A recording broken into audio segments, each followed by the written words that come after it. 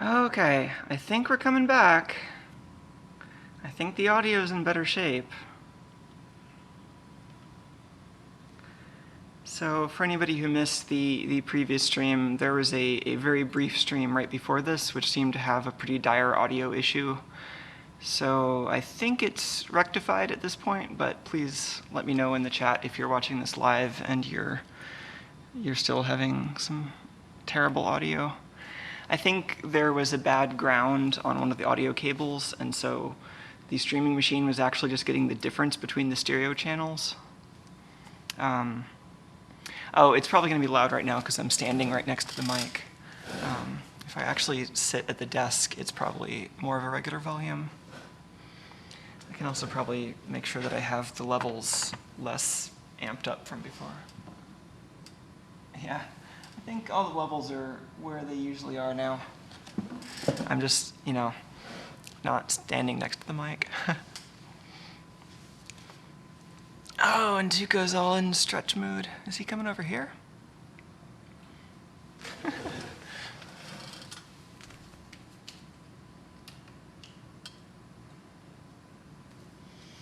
Oh, he's got the best seat in the house. Warmed up by the scope exhaust. All right. Maybe now we can actually get this going. So, whoa, Tuco. That laptop keyboard might be a bad thing to stand on.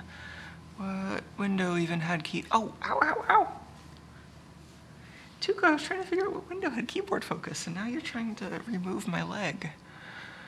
I don't think he damaged anything. That's fine. Anyway, hello again.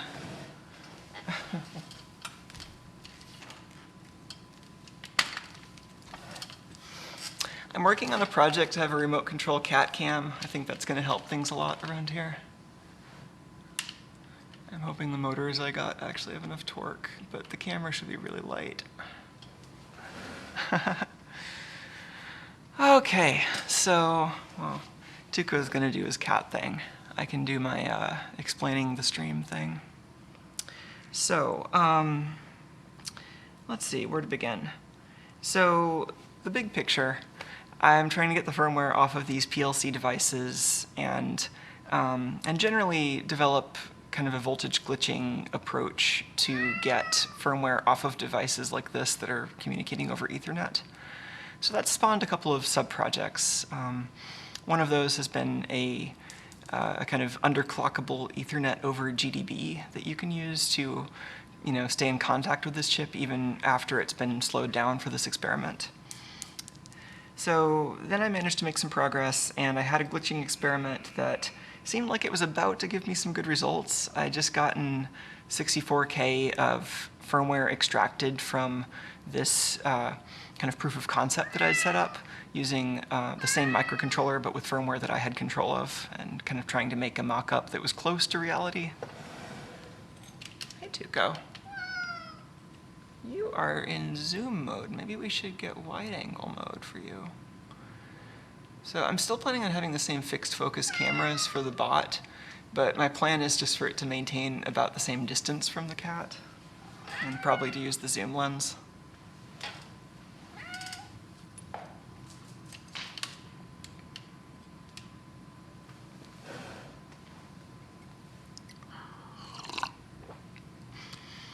So we had gotten a 64K dump out of the kind of proof of concept device. And that was looking pretty good. And I wanted to at least see how far that same technique could get on the real device. So there was a lot of annoying tuning, and a lot of it was going slower than with the proof of concept. And one thing that I had changed to try to speed it up was I had changed the clock generator to step the clock up to a higher frequency during boot up, and then to step it back down once it was getting closer to running the actual experiment where the underclocking helped. I was trying to step it relatively smoothly, but as smoothly as you can using a digital divider. I didn't have like a voltage-controlled oscillator to use, which would have been the solution for actually getting a smooth clock change. So that could have done a number of things. The upshot of that is that I I started running that experiment, and after just running it for a couple hours, I had kind of bricked it into a state where it wouldn't actually boot up, and I ruled out a handful of things. I was hoping at first that it was due to something writing to the external non-volatile memory on the device, and that turned out not to be the case. Or something with the. It turned out to be none of the external peripherals. None of the external peripherals were getting communication at all, except for the SD card. So that's what led me to this current sub-project, which is making an SD card emulator that's kind of scriptable for running experiments, including this sort of glitching experiment. So the idea is it's the system on a chip, something that you burn into an FPGA. So this is a fairly cheap FPGA board, the Papilio Pro. It's also designed to have some kind of an Arduino-inspired or Arduino-based toolchain called, I think it's called Design Lab. And so, it's designed for system on chip, throwing a CPU and a few peripherals on there. It's also compatible with a Python-based system on chip called MISOC, M-I-S-O-C. And that's been really nice. I've been enjoying that because it's based on a fairly high-level hardware description language called MyHDL.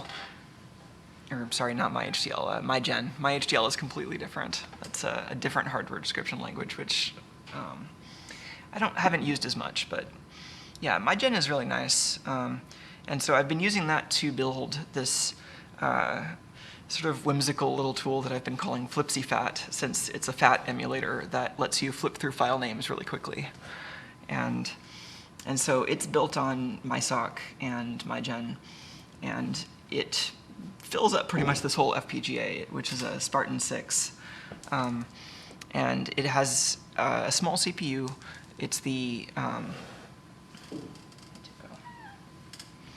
I'm spacing out the name of the CPU. I think it's LX something or other. It's designed by Lattice. Basically, it's it's a little RISC processor that's designed for efficient FPGA synthesis, and there's a there's a decent GCC port for it. Oh yeah, the Lattice Mico 32, LM32 is the name of the processor. So it's got one of those, and it's got this SD card emulator core, which started out as just a verbatim copy of a core that was originally written for Google Project Vault, which was actually an SD card with a built-in CPU that the idea was it would act like a regular memory card, but it would also give you a conduit for talking to this little secure processor that had its own storage. And so they have this open referent platform, ORP, which is implemented on a fairly beefy FPGA board, but it's designed to give people a starting point for implementing this thing. And so it includes an implementation of an SD card emulation in Verilog.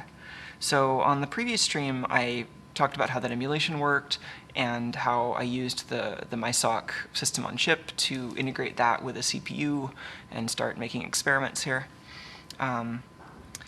And so that was actually pretty nice. I managed to get this system on chip working with only a couple of pages of Python code, really.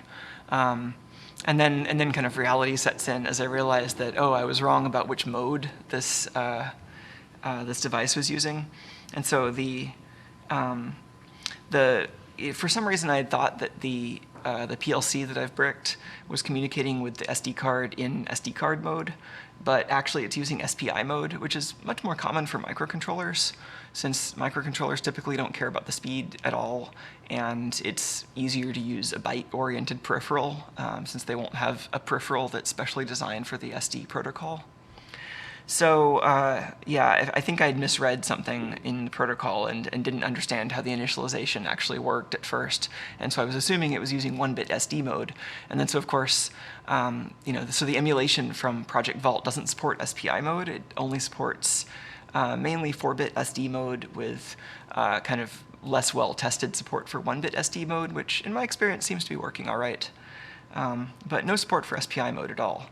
So the next yak to shave was learning enough about the learning enough about the SPI SD protocol to implement it, and learning enough about how the internals of the emulation worked in order to figure out how to add the new protocol to it without making it so giant that it won't fit on this FPGA. So my general approach has been to reuse most of the existing state machines in there and basically kind of bolt on the SPI support in the most minimal way that I can. So that's where this is going to go first, now that I've given you all a torrent of context. Yeah, so what do we got here?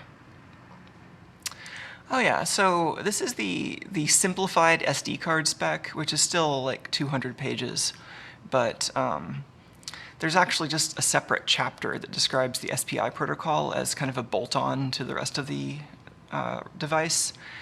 And it's a little bit difficult, at least, for me, I found it difficult to understand this on the first read-through. It took me, kind of playing around with it a bit to really figure out what they were doing. But, it's actually pretty straightforward once you totally wrap your head around all the interfaces that it has to deal with. Basically, this was their attempt to take some existing hardware that was designed for SD, which is a protocol that has two separate serial channels for commands and data, and each channel is bidirectional. The data channel can be 1-bit or 4-bit. And they wanted to take that existing hardware with minimal changes and make it support these off-the-shelf SPI host controllers, which expect, single direction wires for, master in, slave out, master out, slave in. And it uses each of those unidirectional buses for both commands and data. So that requires a little bit of extra protocol in order to, for example, in SD, when you want to start a data packet, there's a start bit, but in SPI, you have to kind of line up with a byte boundary, and then there's a special start byte, kind of a start token that says a data packet's coming. So basically what I ended up having to do was to read this spec, which describes how the protocol operates, and then figure out, kind of reverse engineer what they were thinking in terms of, how do I modify an SD card implementation to also support that spec with sort of minimal changes. The minimal changes partly for just architectural cleanliness and partly because I already have most of this FPGA filled up and I don't want to make something that's ridiculously inefficient because then it just won't fit on this board and I'll have to go buy a bigger one. So, excuse me, it's time for some water.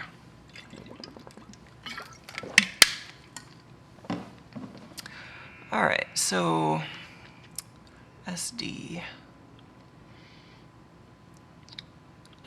So this is the module that we wrote on the last stream. This is just a kind of a glue module that wraps these Verilog modules in Python.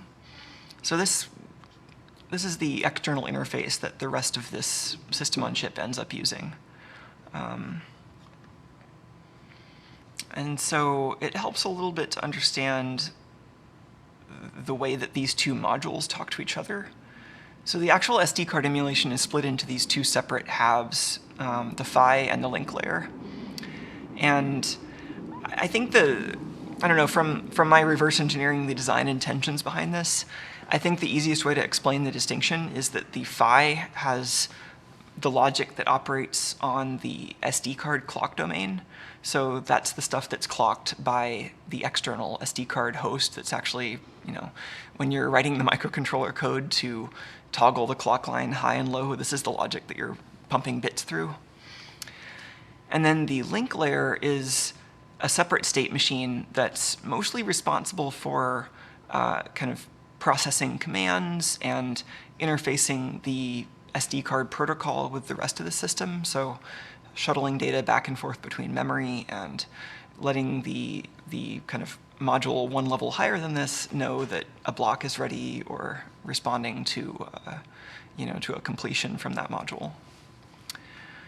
So this stuff, this link layer operates on, whatever the kind of local high-speed clock domain is. So in this case, it's an 80 megahertz clock. Whereas the SD card could be DC to 50 megahertz, depending on the mode that we're in. Hey, Tuco. I didn't see you down there.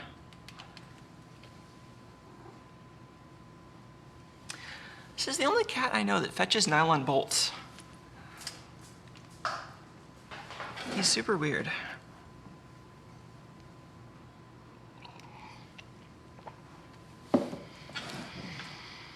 All right, so basically I started in the PHY, and if you look at the PHY, you can see it's made of a couple of different state machines. So we have some just wiring up here, and we have some state declarations, and then so we have one state machine for handling command inputs. We have another state machine for data inputs. And then, symmetrically, we have a command output state machine and data output state machine. And so these are all separate little machines that are running in parallel on the FPGA. And they give you some enforced design boundaries when you're thinking about how to either design something or how to modify an existing design. Because really this state machine, in order to keep the design manageable, you usually want to, if there's a register that stores the results of a state machine's calculation, you want that register to only be written from that one state machine. You don't want this other state machine to be going in and writing to that same register, because now that register's logic that decides where its input comes from now has to connect to both of those state machines. And it just increases the complexity of everything and makes it harder to route and makes it slower and much harder to debug.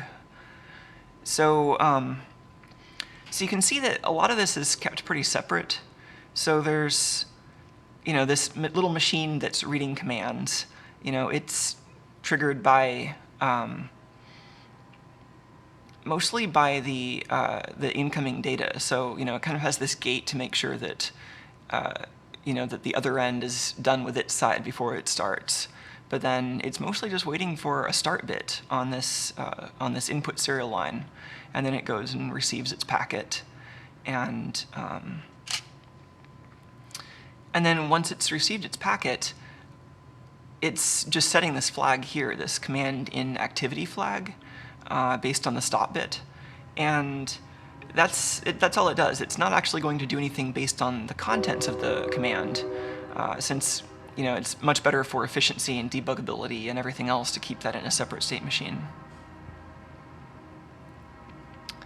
So likewise, data is separate. Let's see, there are some interesting flags here. I think that might have been on the link layer, though. It turns out that the changes to the PHY were actually fairly simple. So the PHY mostly has these shift registers that are responsible for collecting the serial data and turning it into a big parallel register. And you can see that the parallel registers here are actually pretty wide. So we have 513 bits for data, and we have up to 136 bits for the response, 47 bits for the command. And these registers are all fairly big shift registers that collect bits from the external serial bus and output bits. So I didn't want to have to really duplicate any more of that than necessary, because those registers are actually a substantial portion of this thing's footprint on the FPGA and all the wiring associated with such a wide register. So the way I ended up changing the PHY was to mostly... Oh, Tuco, you're really distracting me with that, honey. Do you have a bolt for me? Is that what you want, little cat?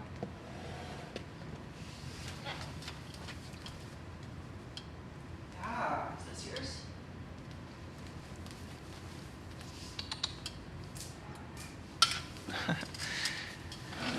Okay, so I ended up adding this this little shim on top of the existing state machines to basically kind of reroute the data that usually would be going to these two separate bidirectional buses and split it out into a single pair of unidirectional buses. So that's what this wiring up here does. I'm not really going to go through this in detail because it's annoying, but basically the upshot of it is that we have this little virtual SPI bus. And so our slave input here is always the SD command wire. That's just what it's used for. But the slave output, it's going to be wired up to the data out. So in SPI mode, the data output bus is always driven with, with the low bit driven to this SPI MISO, and the high 3 bits are tri-stated. And the top bit is used for a chip select input. Whereas in SD mode, we get that from elsewhere, this SD dat out register that's computed by a state machine. So this line then is driven by this little muxer here, which basically just combines the output of the command and data state machine. So either state machine now has the ability to send data out through this single serial bus, and the state machines then synchronize their work so that they don't stomp on each other, which kind of is done implicitly by how the protocol is designed. But oh, that's a great suggestion from Kyle, a little Sparky the Blue Smoke Monster patch as an insignia. That would be really fun. Yeah, I should get some Adafruit patches on here. Because the DDI patch is nice, but it certainly, shouldn't be the only thing on here. And there's plenty of like looking in the mirror, and so there's a nice big spot here. There's spots over here. Oh, I've also got a lab coat that I ironed on. I should just get this because it's awesome.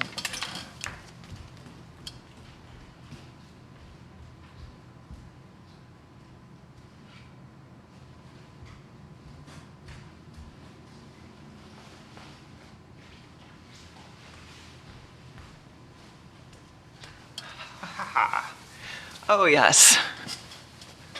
Some of you, I hope you recognize the patch. If you don't, check out Applied Science on YouTube. It's a pretty awesome channel. Yeah, this is like so white now that the camera is adjusting to a totally different white exposure level. Oh yeah, a Tuco badge would be pretty nice too. I have a lot of Tuco line art because I went on kind of a Tuco line art tracing binge a while ago where I took some of my favorite photos and then drew over them on my tablet. So I could probably make some patches if I find some kind of embroidery service or find somebody with the CNC embroidery machine to buy a beer. All right. Let's see. So, some wiring. Added this mode. So, I don't know. The phi changes are honestly not that interesting. Is there anything interesting here? I mean, the phi is responsible for sending out responses. So, it has to know about how SD mode and SPI mode have different responses, but it's not actually generating the content. It just needs to know how long they are and how the state transitions work. I had to add all this. This is like what I spent this afternoon doing. So besides the changes to support, byte-oriented transfers instead of just a continuous vomit of serial bits, there's also kind of a different flow control system for data packets. So whereas in SD mode, you would send a command like read on the command bus, and then when that data is available, it would just send a start bit on the data bus and then send its own packet. But it basically just amounts to the way that you identify the beginning of a packet and a continuation from one block to the next. All of that's different in SPI. So the phi has to handle that. All this is probably honestly pretty boring. The link layer might be more interesting. So we have different kinds of responses here. The response packets are really the biggest difference between the two modes, because in SPI mode, everything gets usually like a little 1-byte response that they call R1 that has some flags in it. Whereas usually SD doesn't send you a response unless something interesting is going on. But yeah, this is Verilog. It's defining state machines. It compiles into hardware. That's pretty much what we got. So anyway, if we go up a level and look at the actual experiment here, this is the code that I'm running on my little system on chip. Well, so actually, let's look at a simple example first. This is like the minimal example for this this project. And actually, this is on GitHub. I should show where that is too. So yeah, the whimsical name Flipsy Fat, because Fade Candy wasn't silly enough. And let's see. So if you go in here, software, simple. Yeah. So this is just designed to show you simplest way that you would maybe use this. This is the main loop, which just prints out some status over the serial port every 1/10 of a second.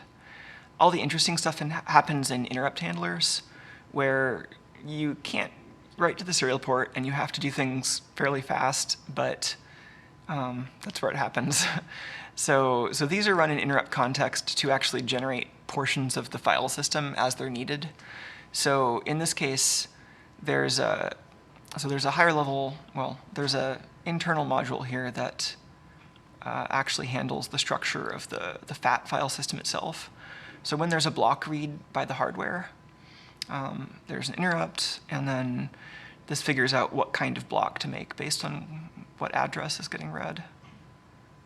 And anyway, so when this reads the file system root directory, we can just fill that root directory with files that we make up on the fly. So here we're making up just file names that are numbers that, like, 1 through 511, and then all the blocks are just strings. And anyway, then the actual experiment is only slightly more complicated than that. So its main loop has a really simple little serial interface. Let me make this a little bigger. So it's just taking characters in over the serial ports, and it lets you change the entire suffix of the file name starting at a particular character, and just prints out the status periodically. And then we're just generating those root directory listing entries dynamically. So let's see this in action. So I want to try it on the actual, pointing to where it is, even though you can't see it. I want to try this on the actual PLC in just a sec, but to debug this, I've been using something that I have a little bit more control over. So that's this victim here, checked in alongside the actual source code. And something convenient that I had with good SPI SD support was this propeller dev board. This is a multi-core microcontroller that I like. This is the SD card library that someone else wrote that I've been using, and it's written mostly in assembly language, but it's pretty easy to see what they're doing. So for example, if I look at where they start to talk to the card is in this mount partition thing. So mount partition. This code is, so this language is Spin. It's a high-level interpreted language that's a little bit kind of halfway between BASIC and Python. But this is kind of their their exterior portion of the driver. So, oh, that's in format. I actually want the implementation of mount partition. Yeah, so implementation of mount partition.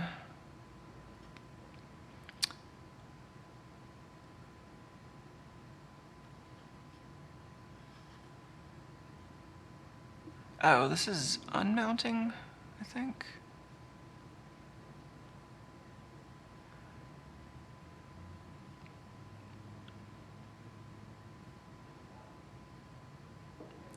I guess I missed the part where the spin code here actually calls into the assembly language driver to do the mount, but it's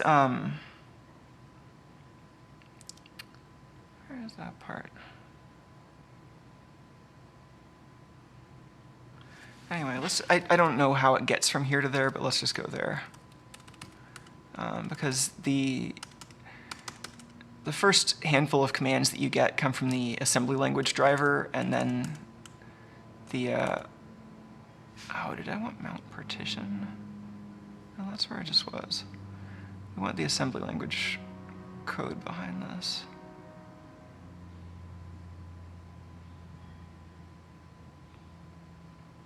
Here we go. So this is basically what our card emulation starts seeing. This is a reset command, and then it's waiting for the kind of SPI mode specific handshaking that says the command is done. Then we've got this command 8, which is the voltage negotiation. So basically I can go through here and, if I run into a snag, it's easy to see what this is trying to do. Make it a little further.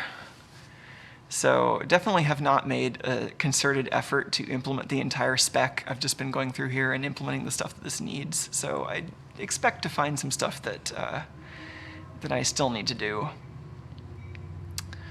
So on the example side, well, let's use the VGA version. So this board is pretty good at video generation. So just to make this a little interesting, I have it outputting VGA instead of serial. So GitHub does not know how to format this code. This is not an error. Let's view this in the IDE.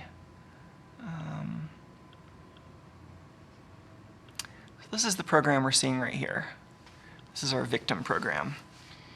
This is like multiple levels removed from the actual victim that we're targeting, but for the purposes of this particular SD card experiment, this is our victim. And I'm trying to remember how to make the font bigger in this program. I think it's a keyboard command.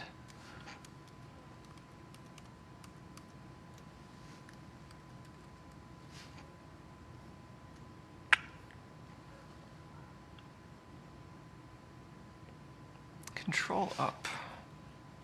Neat. Okay. So this is the source code for the program that you're seeing right over here. Now it's a little too big.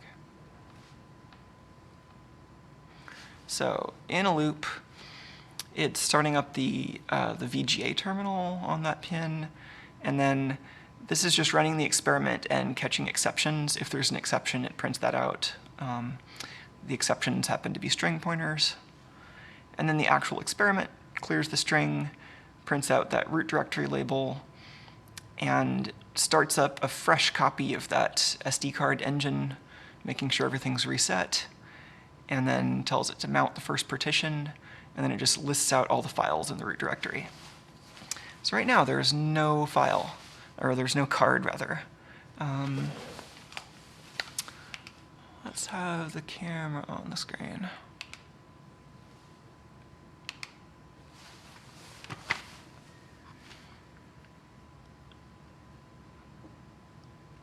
All right, got enough windows here?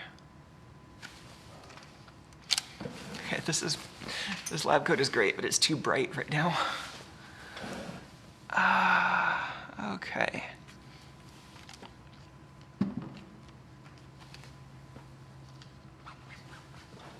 So this is the propeller dev board up here. I have it connected to this little extension just because mechanically it's pretty annoying to get stuff into this little SD card slot, but this is just a little micro SD breakout. And then this is super handy actually. This is an SD extension cord. I think it's designed for people like mounting stuff inside the bowels of their car or something and then wanting to have a SD slot on their dashboard. There's just a flat flex with a circuit board on one side, circuit board on the other side. The circuit board is shaped like a micro SD card. So, just to test this with some real SD cards.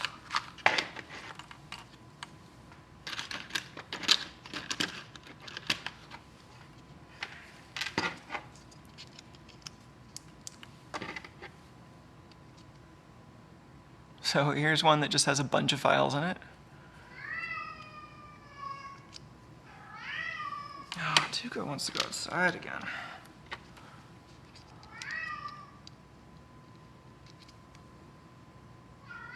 There's one with some junk on it from an Android phone.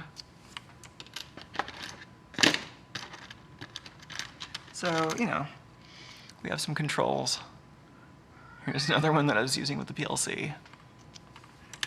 Okay, so let's get our emulator running and try that out.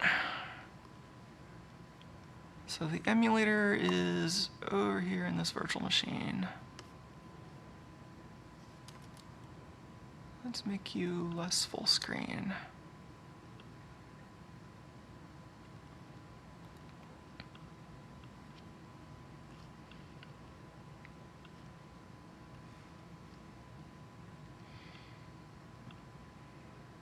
Okay, so I've already got the design compiled and loaded into the FPGA.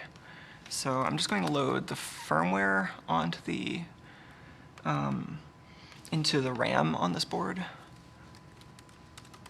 So this is like our experiment. It's like our Arduino sketch, basically. I think this needs to actually be connected to the VM.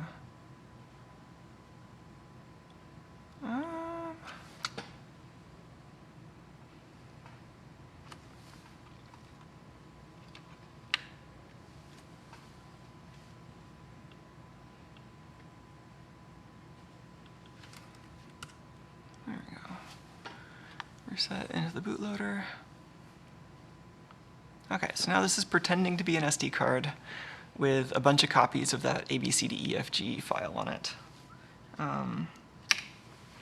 And we can pretty quickly switch between programs if I just switch to this other program and go into the bootloader. Now it's going to be pretending to have that long list of files from 1 to 512. So, plug this in. There we go. We've got files. And now we can actually look at what's going on in the scope, too.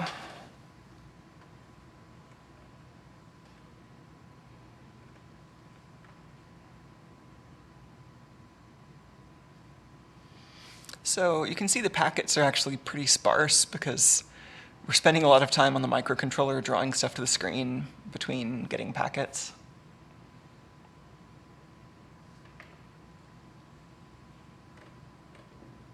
But if we just look at one of these bursts, you can see some kind of arbitrary activity. So chip select goes low, and then we start our 8-bit cycle counter. Whoa. So everything's aligned with these bytes.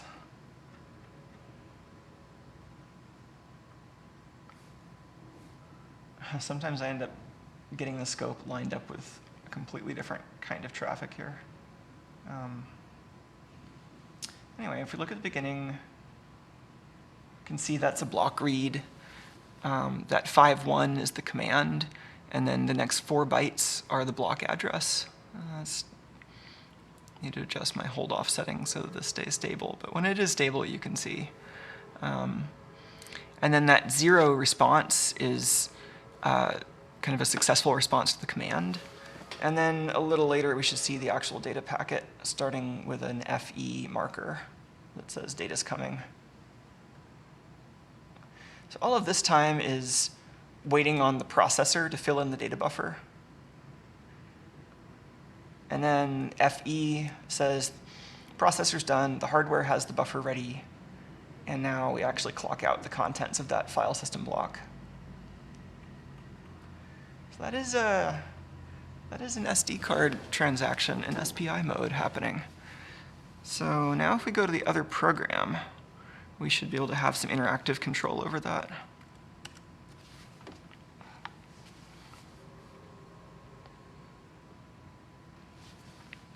So if I use these WASD keys, you can see it change in real time.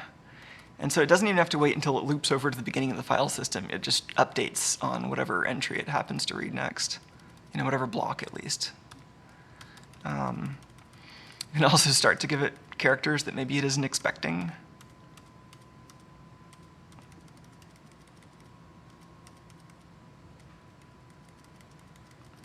So, this doesn't have any limitations here. You can start to see the characters in this chip's font.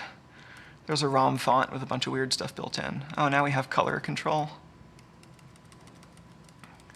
So, this might be fun for fuzzing various devices that might not have robust file system handling.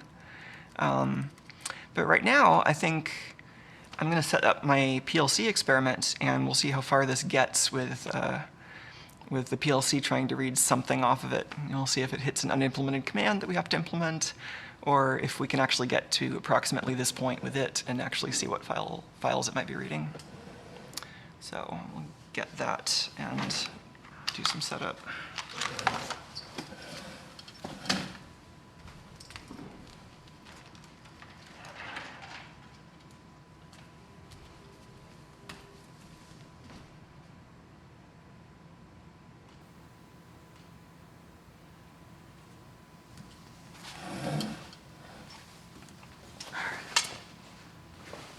Lab code over there.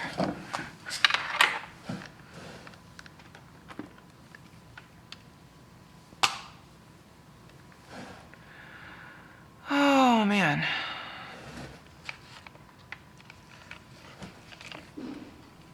Oh, there's a question, is this a real propeller or one loaded on the FPGA?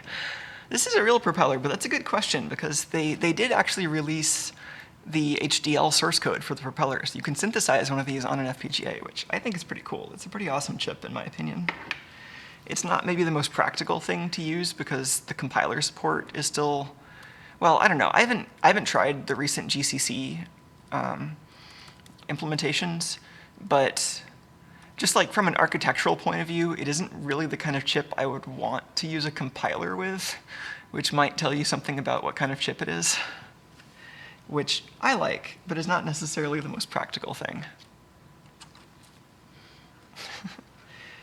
Anyway, I think we can put the propeller away for the moment. Close that. I was originally running, so the propeller outputs VGA, and of course I need HDMI to capture, but the regular HDMI grabber that I usually use for the whatever input I have plugged into the switcher is kind of finicky about modes, and it doesn't like whatever video mode that was using. So hence running it in a window. That actually worked out pretty well. Just make some desk space here.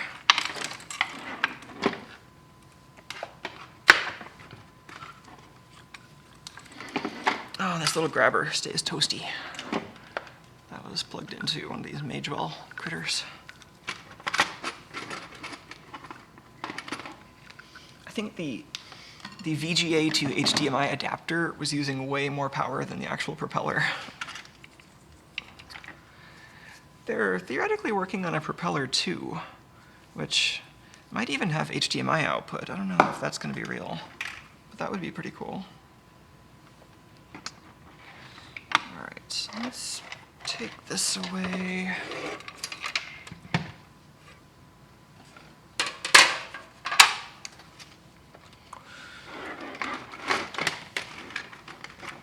Oh man, I'm gonna have to do a non-work related stream soon too, because I think I have all the parts necessary to do my cat-cam gimbal modification.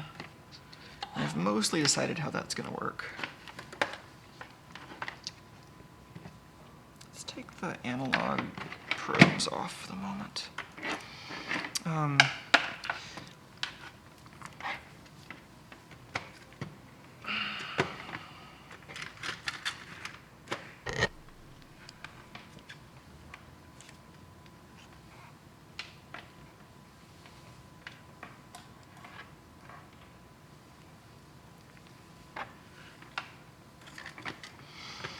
Yeah, this FPGA is pretty much full. I've been cramming more stuff into it and hoping I don't... I mean, it's at the point where it's got like 96% slice utilization or something, but I'm sure the optimizer can cram some more stuff into those slices, so... It's just that the timing gets worse and it takes longer to synthesize and just everything gets more annoying once you start to get the FPGA closer to its limits.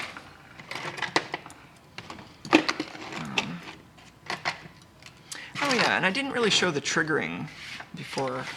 Well, I talked about the triggering system on the last stream, but yeah, I did check it out using this example victim, but I forgot to demo that. Basically, in addition to the SD card emulator proper, there's this other little tiny peripheral, the SD card trigger unit, that is basically just a GPIO that's latched when the SD card emulator finishes a transaction.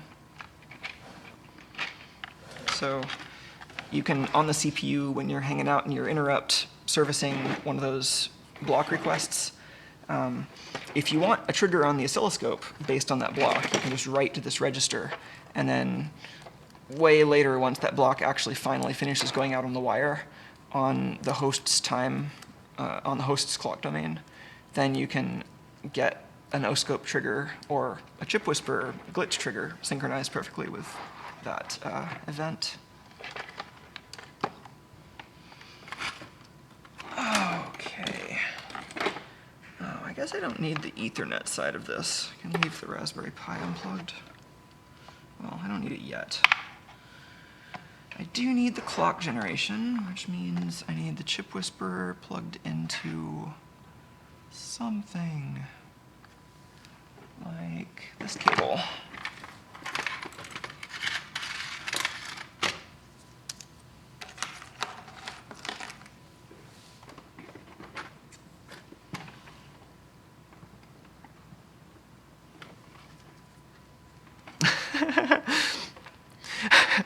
I'm just laughing at C4757 in chat says, wait, he designs chips and he's named Chip? Yeah, so for anyone who doesn't know, Chip Gracie is the mastermind behind the propeller chip, which I was using for that little video generation demo there. And yeah, it's a pretty nice chip, and it was designed by a guy named Chip, go figure. So let's get the clock generator going. I need to switch to the computer that's plugged into. It's been a little convenient to have the chip whisperer plugged into a different machine for some division of labor.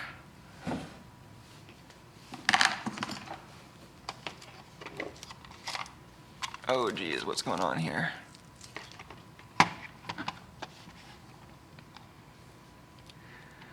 What was I even doing? Okay, fine, go away. I didn't want that VM anyway. Oh, that's what I was running the gimbal software in.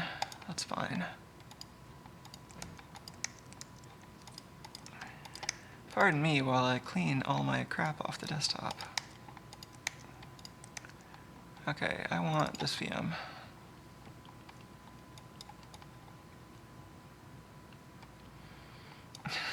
I may use VMs for a lot of things.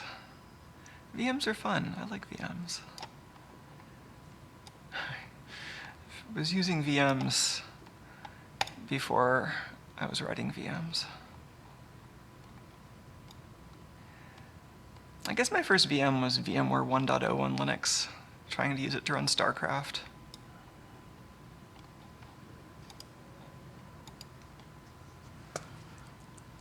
didn't run StarCraft very well. I fixed that later when I worked on the graphics emulation, but by then nobody cared.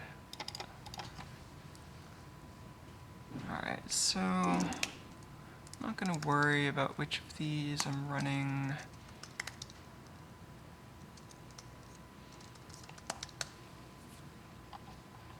She says as she worries about which of those she's running. Anyway, I just want an arbitrary clock for this. I don't think it really matters whether I'm underclocking it for this, but the underclock might be handy. So this is generating the 27 megahertz clock. Then I'm gonna go, go outside the VM and load that other FPGA that I have running the clock generation.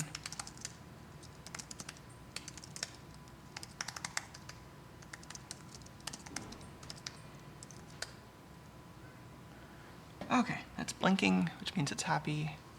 Can you even see that on the camera? That little thing. Happy little FPGA. Unhappy camera mount. I should actually research how people fix this problem for good. I think it's just... No, it's not holding my camera. I think I need the wrench that's on the other side of the room. Let me take the camera off of this since it won't actually hold it, and then get that wrench. Sorry for the interruption.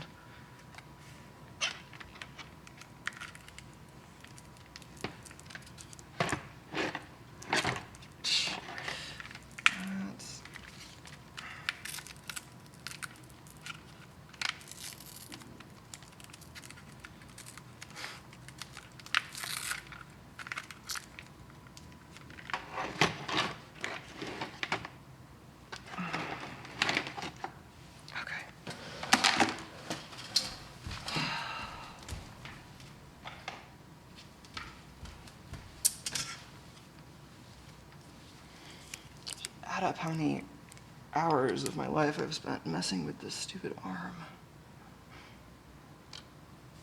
Sure, it's probably not that bad.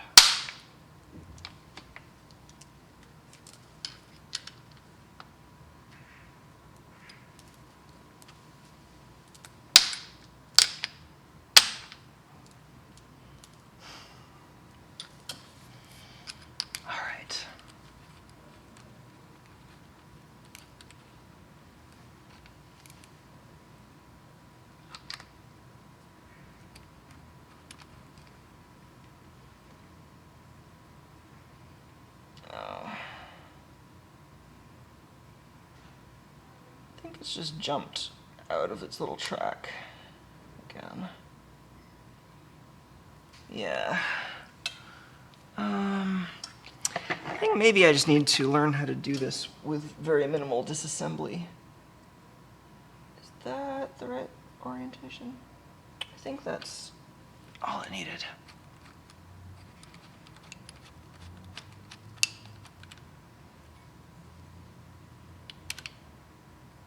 Now there's just the trick of getting the tension right.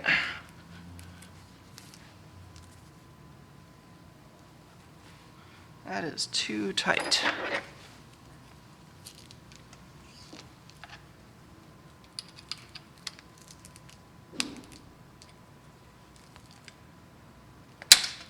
That might be tight enough.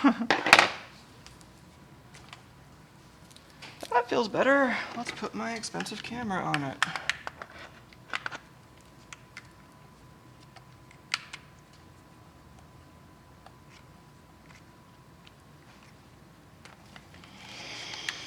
All I wanted was a better camera angle.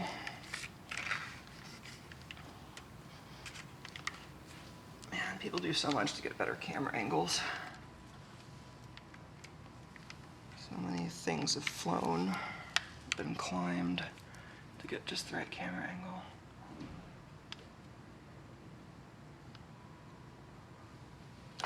Okay, I think it's fine. I'm gonna keep this wrench handy. That's my savior wrench if the camera does not want to lock while I'm holding it. Okay, back to the regularly scheduled hacking here. So, let's get the emulator ready.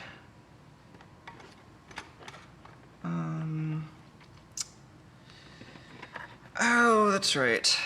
So, I had made a special little breakout for this, but that was before I got the SD card lengthening cables in the mail. So I'm going to see if I can just use those, because that gives me the ability to swap in regular SD cards for testing, which is really nice. It's really annoying to take something that's standardized and then make it no longer compatible with that standard. Makes it difficult to keep things tested. That is really tight. There's a capacitor kind of in the way. Oh man.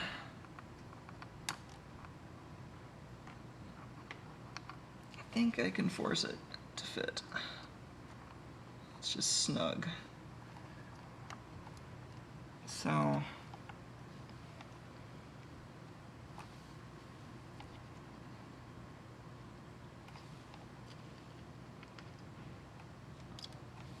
I'm going to just plug that in and see if it looks good on the scope, because unfortunately if I plug a regular card in there, I still can't really tell if it's making much progress unless I also have the scope on, and the scope is on this side of the connection. So I'm going to unplug this because I don't really want to have to deal with this wiring.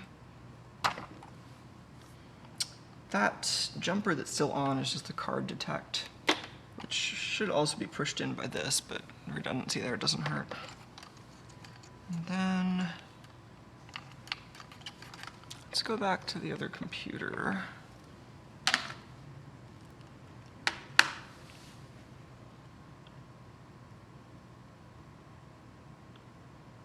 All right, and fresh start for the emulator. Oh, this does need DC power.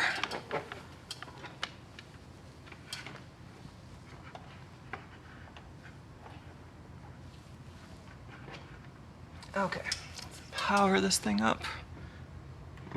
12 volts at like 70 milliamps. And now we can reset this, and we see it initialize the LCD, but not much else, which is what we're expecting. Now, hi there, train. Now let's plug this in, and so the other thing I can do in this crazy data Rube Goldberg machine I've got going, so, oh, focus.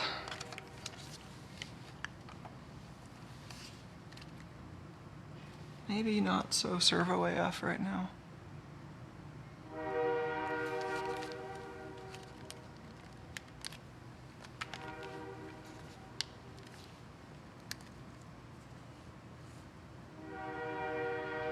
All right, so that little tiny board there is the adapter,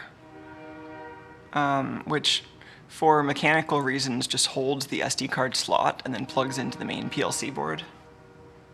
So then the SD card normally goes in that way. Then this little adapter ribbon cable I've got going kind of all the way over there to this socket. And then you can see this is actually got another socket in it on that side, which is empty right now. But one thing I can do for testing is to hold the FPGA in reset, or just unplug this from the FPGA, and then put a card in here, and then I can still see what's going on the oscope, or on the logic analyzer there, since it's plugged in to that little carrier board that I can remove. So that is one of our first recourses if things don't work out just right, which they probably won't. But let's just see how far it gets if we run this emulator. Well, it's plugged in right now, so let's reset it and see how far it gets.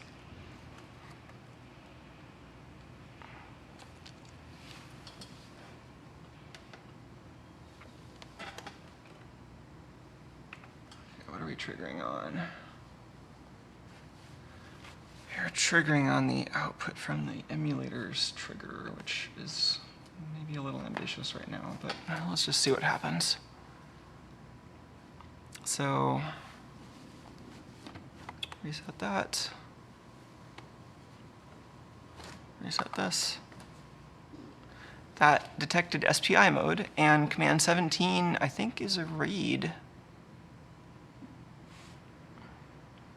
But it doesn't look like it was successful because we would have seen the read count increase. So let's see if we can catch that on the oscope.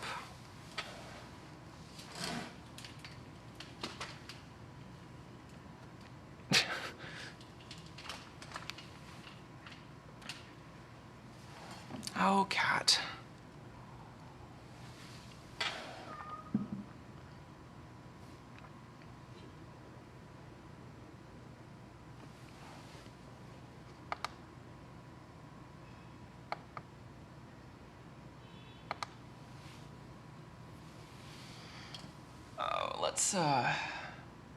Let's do a slow roll just so we can see what's going on at a really broad scale so we know what to trigger on.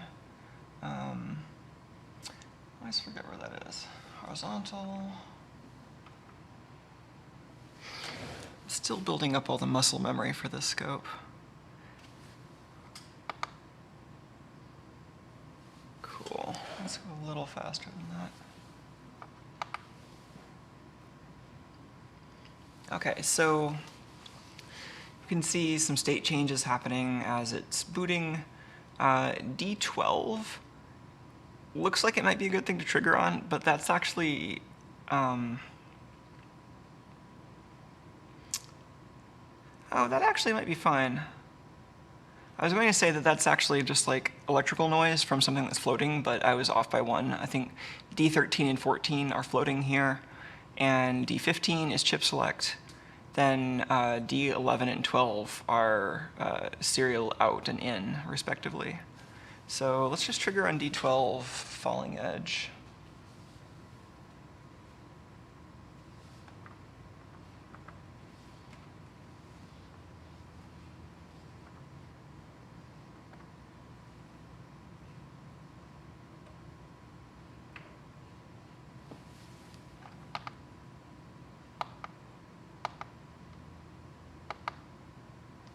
Oh, and no auto. Okay, so I think we want to get the repeating trigger back. So I was doing that with the function generator on the scope, driving my little reset transistor here.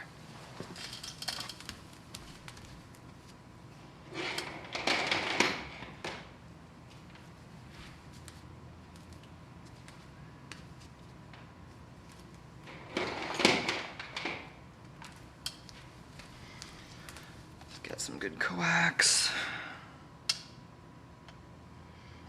Man, I've become so paranoid about checking my coax because, you know, a while ago I had this one cable that was really bad and had like a bent center pin, and it managed to just like fuck up the BNC jack on my signal generator, which I then had to kind of, I don't think I ever actually replaced it. I just kind of tried to bend it back in enough that it worked, but probably should replace it. I really don't want to do that with my nice scope, so these should all be just some pretty nice,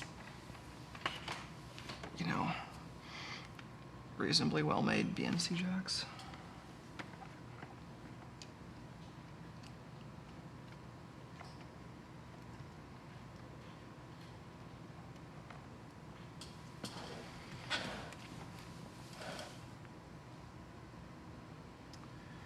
Okay, and this time,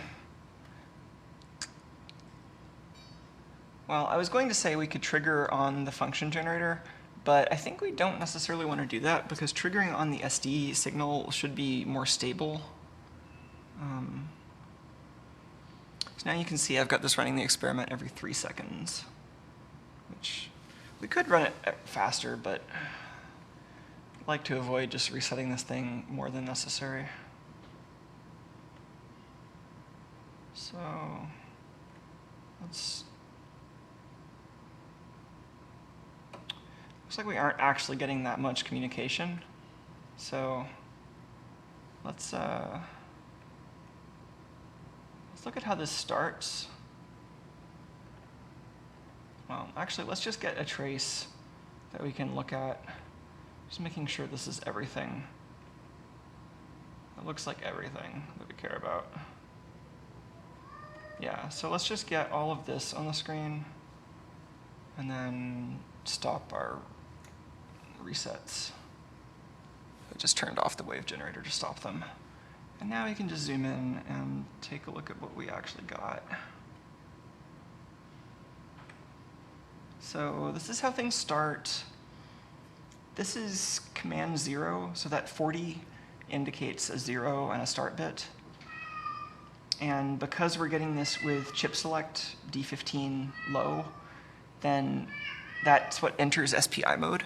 So we're seeing that here, this info 2, that bit 2 that's set, that tells us that the emulator is in SPI mode instead of SD mode.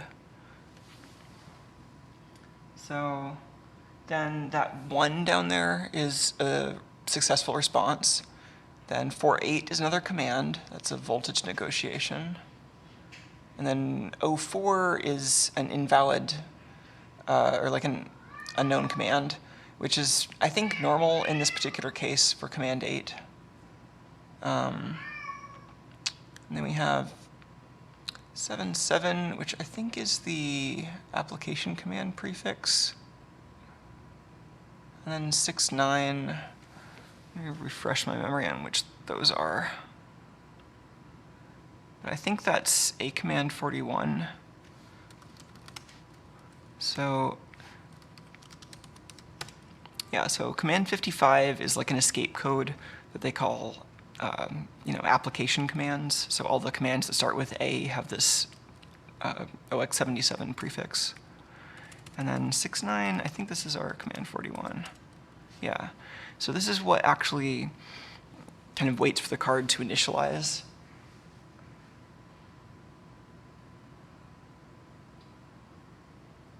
And it sends it a couple times. It looks like it's giving up.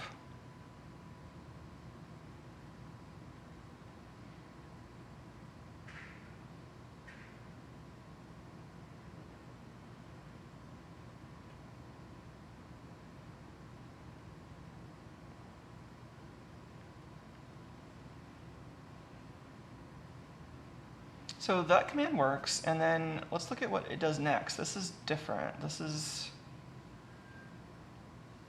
command 16, which I think is what we were seeing in the terminal. Yeah. So is this just not implemented? That's returning 04, which is what it would do if that's just not implemented. So I think this might just be something we need to implement, because it looks like it gives up right after that. So that was a pretty standard SD card initialization, and then tucked away right here at the end is our failure. So let's see what that's supposed to do.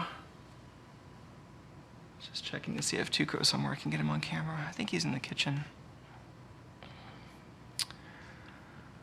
All right, I had the SD card spec down here.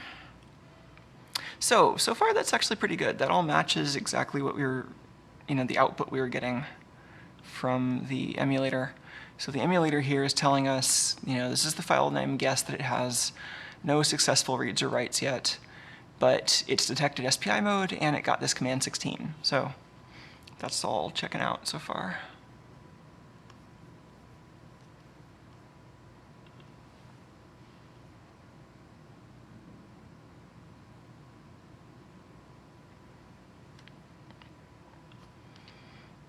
Oh, so Dr. Toon asks why I'm supporting SPI SD mode.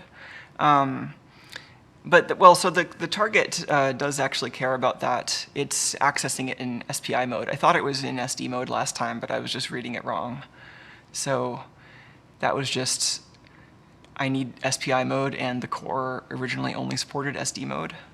So I don't know if my implementation is going to be super usable for everyone else, but hopefully at least it's a good starting point.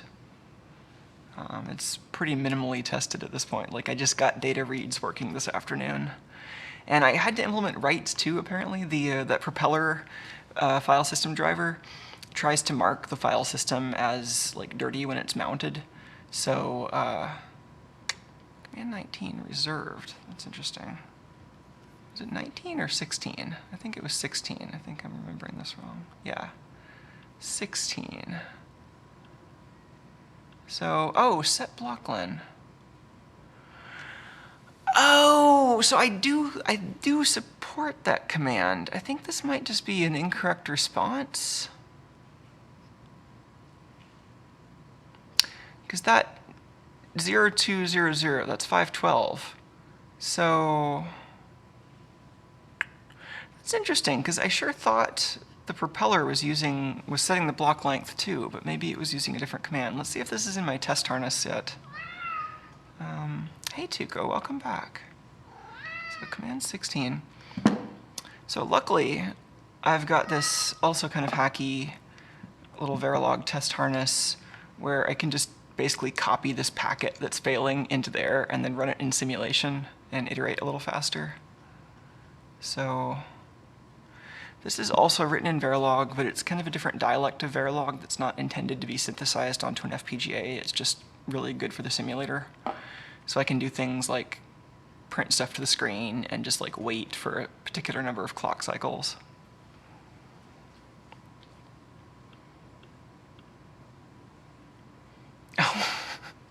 And Dr. Toon's also asking, so if it's just SPI, couldn't I have just used a CPU? Well, probably. It depends on how much I need the synchronization to be accurate, but yeah, I mean, I probably could have gotten the CPU clock to synchronize with the SPI clock, but at this point, like, I already had this thing mostly implemented with the FPGA, so it seemed to make sense just to add the SPI mode. It would have required a similar amount of understanding to do it on the CPU. So yeah, so in this case, mostly what I care about is actually the part up here that's just spitting out commands. I don't already have this, do I?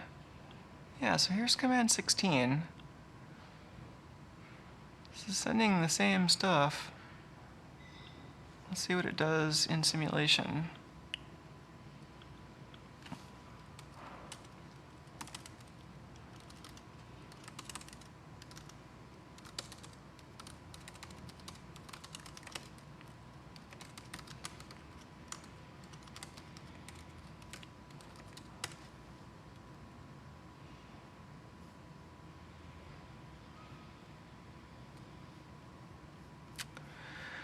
Alright, so there's a bunch of stuff in here that I was testing. So at the end, here's a block write with its acknowledge. That's kind of long. Here's a read, which is also kind of long. And then there's some smaller stuff up here. So I'm looking for 50. I should really pare down this test case. Okay, so this worked when I did it in simulation. So that might mean that this has something to do with the state the card was in, which is something that, so the states matter a lot less for SPI mode. I don't know that I understand the spec well enough to actually know that I'm modifying the kind of state applicability of the commands correctly, but I think in the SPI mode, the deal is you can pretty much always send a command, whereas in SD mode, the card has to be in the right state first. So I might have just not updated that correctly. Anyway, let's find command 16.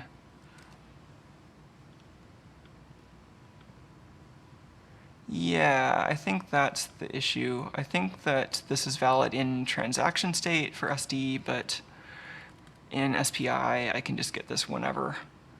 So I don't have a really clean way of doing this. What I've been doing so far is, in cases like this, I've been, in SD mode, I've got a case up here which has like what it does in all of its states, and then I've got kind of another override for here's what happens in SPI mode, which involves a little bit of code duplication, which is not great. But I don't really want to have to, I I mean, the other thing to do maybe would be to kind of force this case into a particular state artificially based on the phi mode SPI flag, but that seems even messier. So in this case, I want this to do exactly the same thing. It'll be sending R1 response, and that same error flag is applicable. So same logic there, just not with the state dependency. So I could recreate this particular problem and test it in simulation, which I might do if I have time, but I might also just start this synthesizing.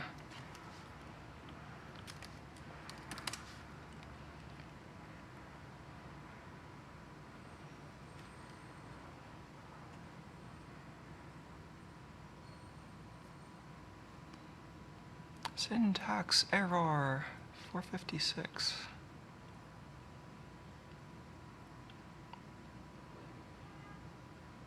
Oh, this, that's right, this needs another, sorry, that's off the screen.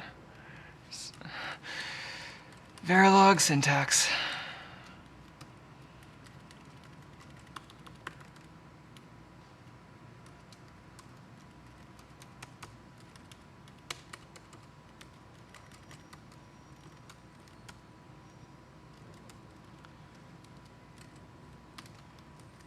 So I think that's what I want. Let's maybe also try this in simulation while that's compiling.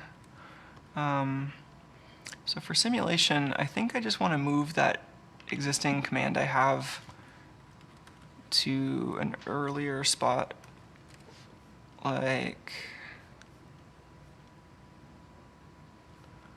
yeah, after the A command 41 is where I saw it on the PLC. Now I can just run this again. So this is giving me a few different outputs. The SPI bus bytes here, those are actually just coming from code that I wrote in Verilog to specifically dump out the SPI output. So I could make that arbitrarily high level. This is just what I chose for convenience.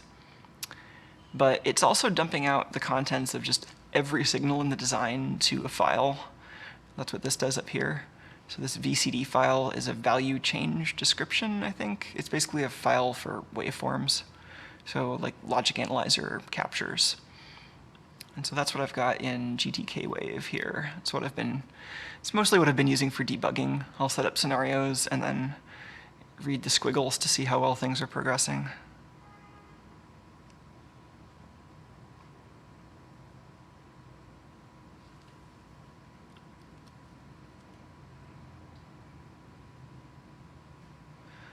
Oh, a suggestion from Kyle in chat. Have I looked at CocoaTB for test benches? I have not. I have not done much with Verilog test benches.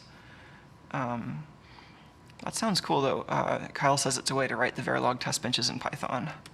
I'm also hoping to do testing in MyGen when I can, because it's also got a really nice simulation system, but I don't think they have a way to test external modules written in Verilog yet. So far, I've been using MyGen for the actual synthesis, but the simulation here is just using the Verilog code. So it's just in the make file here, you can see I'm just pulling in these particular Verilog files and my test bench, and that's everything. So very, very straightforward and not really much going on here. So anyway, let's see what this is doing. Let me just load this in less. 50. So that is giving me a successful output, even when it's right after that A command 41. We didn't reproduce the bug, so I don't know if that's actually correct, but I think it's a pretty good indication that this change is going to get us farther into having the PLC make some progress. So I'm just going to wait for this to synthesize. It's getting close. Where is my cat? Oh, there he is.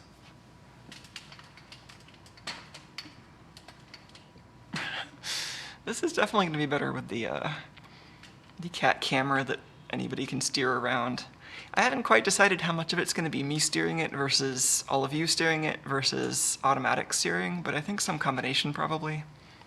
The way I'm imagining the cat detection algorithm working is via an OBS plugin. So I think the camera has an SDI output, so serial digital video, and I think it'll be sending that over a really long wire to the computer that's doing the streaming, which I think has enough extra CPU and GPU power to also run some cat recognition on some images in real time.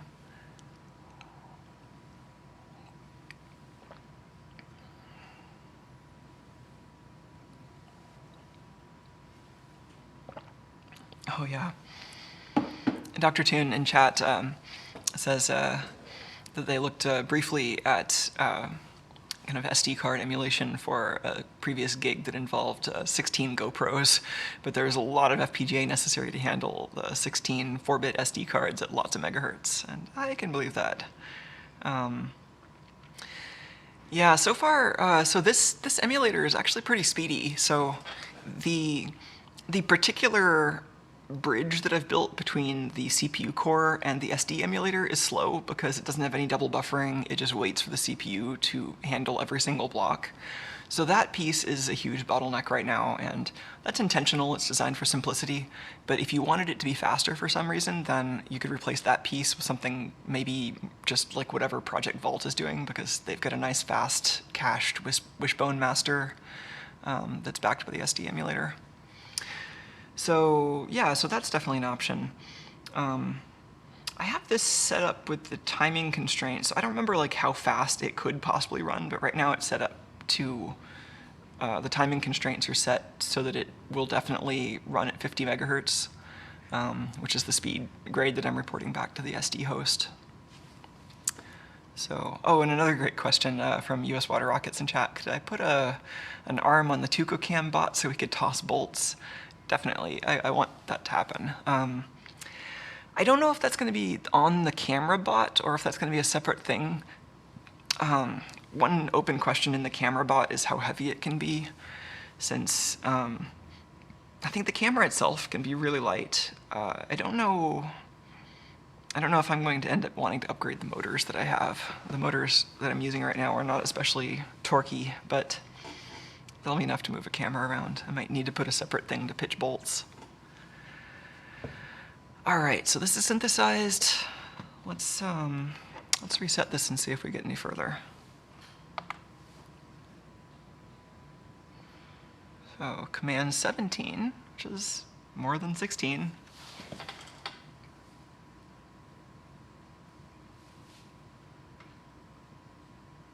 So where's our 50? There's our 40, our 48, our 77, our 69, so that's a command 41. That's command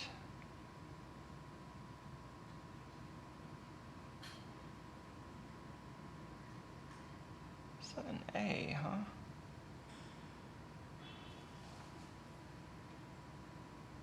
This is... Where was that 50 we were getting before? This seems different. Let's run that on repeat. Did I get a different part of the initialization, or is it actually doing something different now?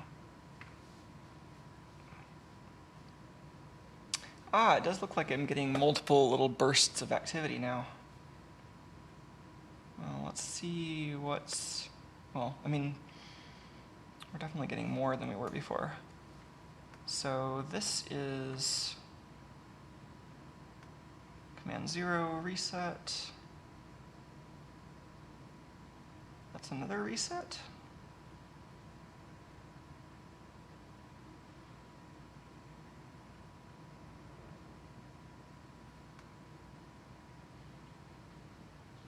Oh, I think I'm just not zooming in enough to actually see the packets there. I'm not quite used to how this logic analyzer shows the packets, because so when you're zoomed out like this, my intuition is that those bytes are lined up with approximately where they are, and it drops bytes that are in between what it can display. But it's actually just showing you the first, X number of bytes that it can display, and then it truncates it. I haven't gotten used to that one yet.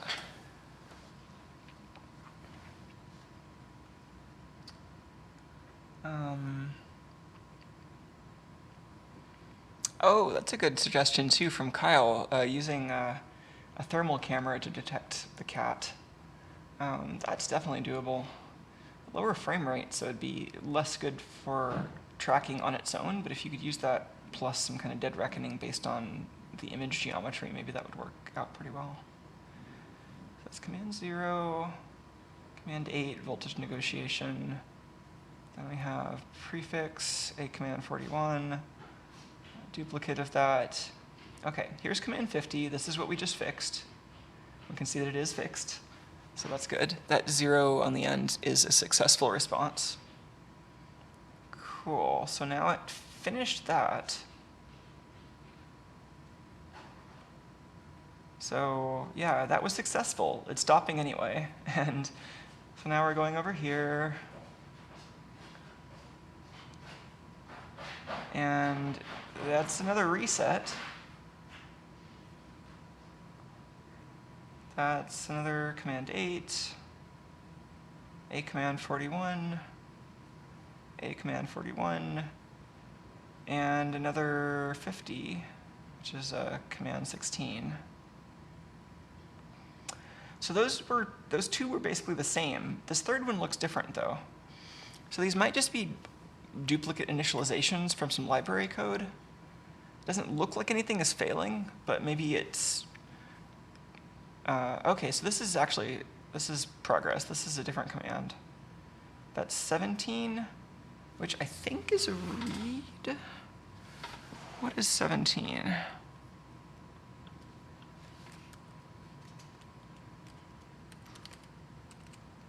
Oh yeah, read single. Why is that reporting an unsupported command? Okay, that's definitely a problem. That might be another state machine issue.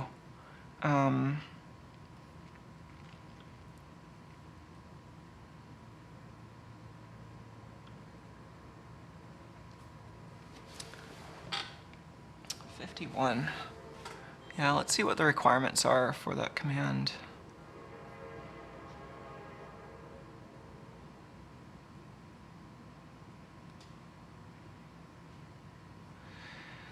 Oh, well, how does it get into this transaction state? I mean, maybe we're just missing something there. I mean, it's like there are two separate threads. It's like, I think we shouldn't care about the states in SPI mode, but I'm also wondering why we're not in transaction mode now, but we were on the other host device. So I'm just kind of curious, like, what actually puts it into that mode.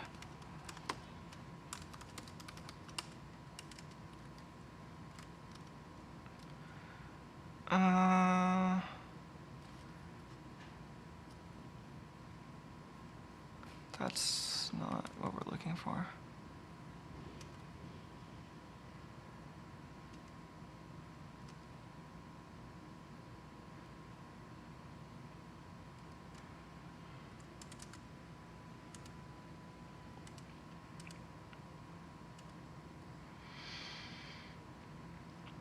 Yeah, I don't quite get what's going on here. I think, because I think there's a way to select the card based on its address in SD that, but I don't know why we aren't seeing this in. Like, it might just be that because the data state machine ends up setting this back to transaction state, kind of as a side effect of some other stuff, we might be seeing that anyway.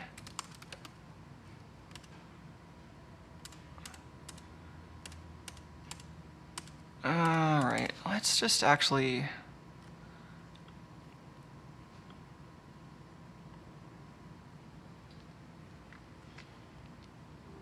I think I just need to change a bunch of these so that instead of checking for only the transaction state, they're also allowing SPI.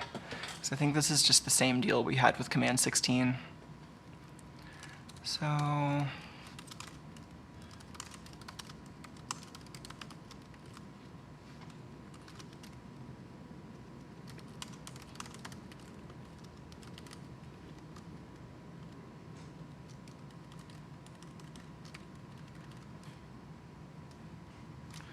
think I just want something like that.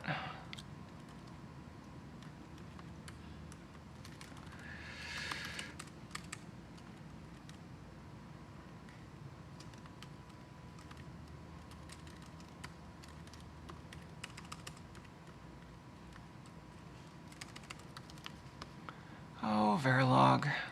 It was getting so nice just writing Python code to define my hardware, and then I had to dive back into this module.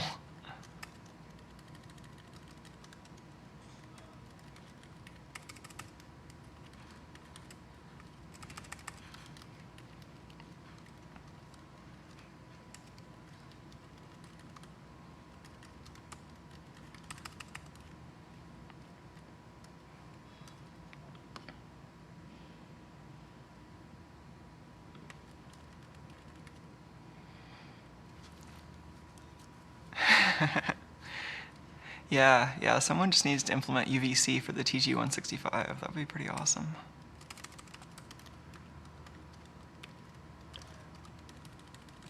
Yeah, I've been thinking about how to do the sensing for this cat tracking apparatus, because I can think of a couple different levels where I'm going to need control loops. I mean, obviously there's the gimbal already, which is going to be doing a good job of keeping the camera just pointed, since I'm not going to have that much control over the angle of the platform the camera's on.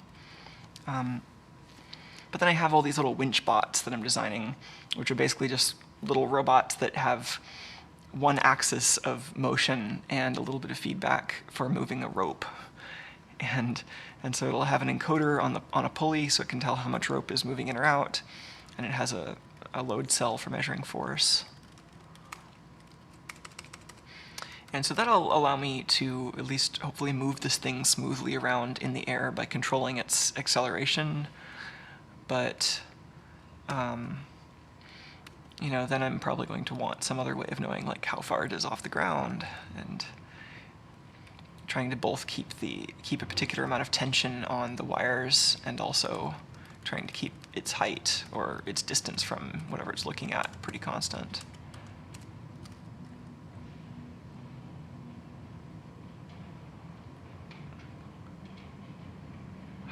What is this?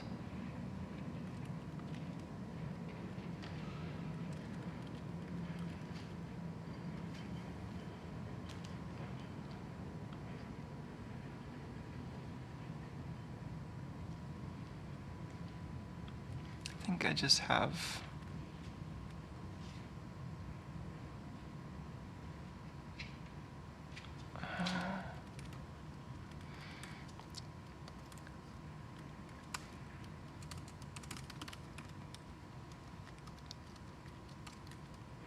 some extra syntax in here.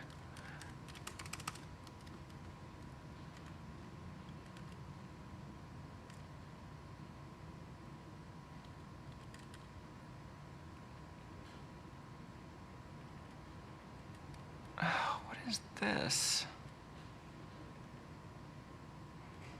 I just don't know what this extra end is for. I'm gonna diff that because I feel like I might have messed something up.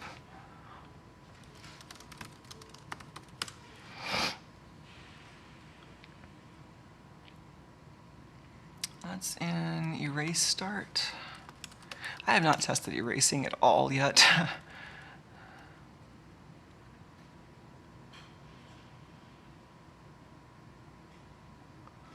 Okay, yeah, that was just originally in a case. I have an extra end.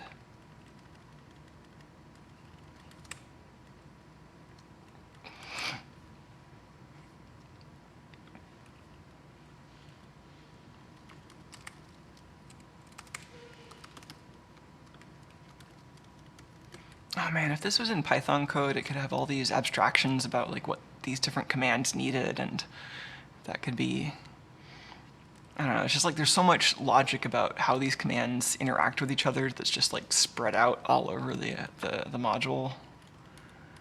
And some of that could just be designed better maybe, but some of it is limitations of the language.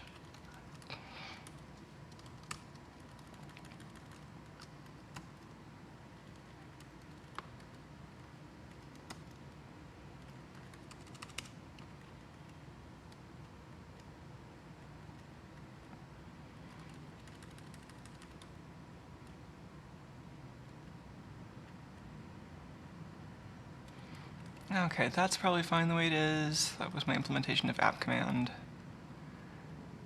Okay.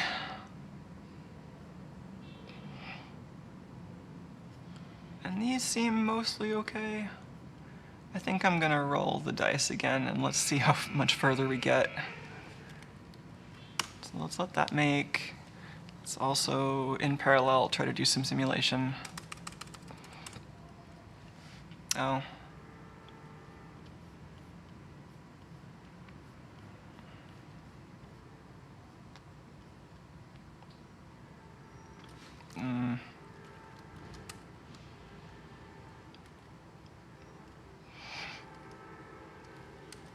Is that all? 532.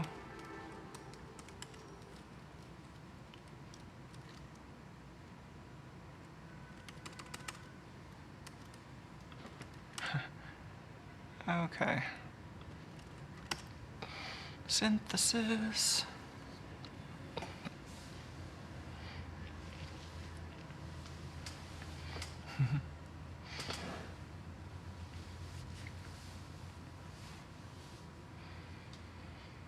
Oh yeah, there's also a suggestion from Dr. Toon to put an LED on Tuco's collar. That would also totally work. Tuco sometimes, so Tuco doesn't always wear a collar. I usually have him wear a collar when I have the warehouse door open and he can hang out in the hallway, which is mostly so that in case he is off somewhere that I have trouble finding him, I can locate him with Bluetooth. He's got one of those little tile transceivers on his collar. But I could imagine giving him like a lighter weight collar that just has like retroreflective material or something. Yeah, I guess I can imagine a couple of different locator modes, since if he's already in the camera, then it seems like some kind of computer vision algorithm trained to recognize cats could probably frame him better and kind of incrementally improve that. But just getting to the point where he's in the picture, you'd probably need to have the camera go into another mode where it goes really high up and then like scans for him. And that would definitely benefit from having like an IR LED that is modulated, or having like a thermal camera for sure. Oh, and iFlyByWireless suggests microphones to detect Tuco's vocalizations. That's also a good idea. I've thought about doing that for detecting both Tuco and the bolts, since I think that's how Tuco tends to locate the bolts. And I bet if I had contact microphones on the floor in the corners, I could probably triangulate the sound of the bolts hitting the floor. And so I wonder if I could do something similar with Tuco's meows. Ah, yes. Synthesis.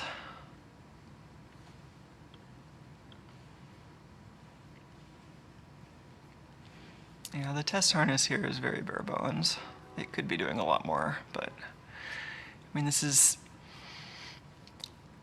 already pretty far removed from the project that I set out to work on, which isn't to say it's not a useful diversion, but I have to have some way of limiting the depth of these tangents. So I'll make an SD emulator thing work, but I'm not necessarily going to put a whole lot of time into polishing it. But yeah, I definitely want to use this in other projects. This seems like it'll have some overlap with other things that I want to experiment with. I've certainly wanted to emulate SD cards before and just haven't had an easy way to do it. And then I forget how I found out about this core. I think I was just Googling for SD card emulations and somebody had pointed this out in a forum, and then I kind of started pulling on that thread.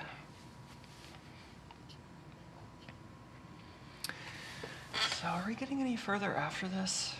5.1. And then it's just resetting again.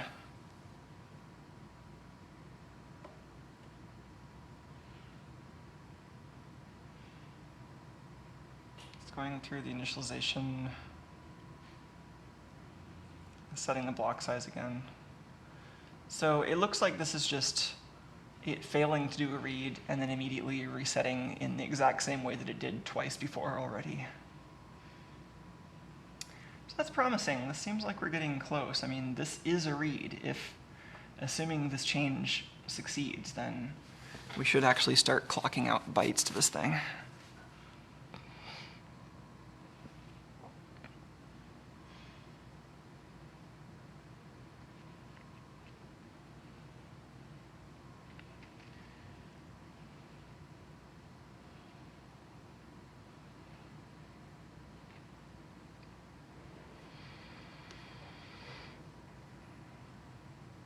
Oh, US Water Rockets asks, aren't there some real low-budget thermal sensors with low resolution that you could cover the room with a few of them, and then use them to get an approximate location for Tuco?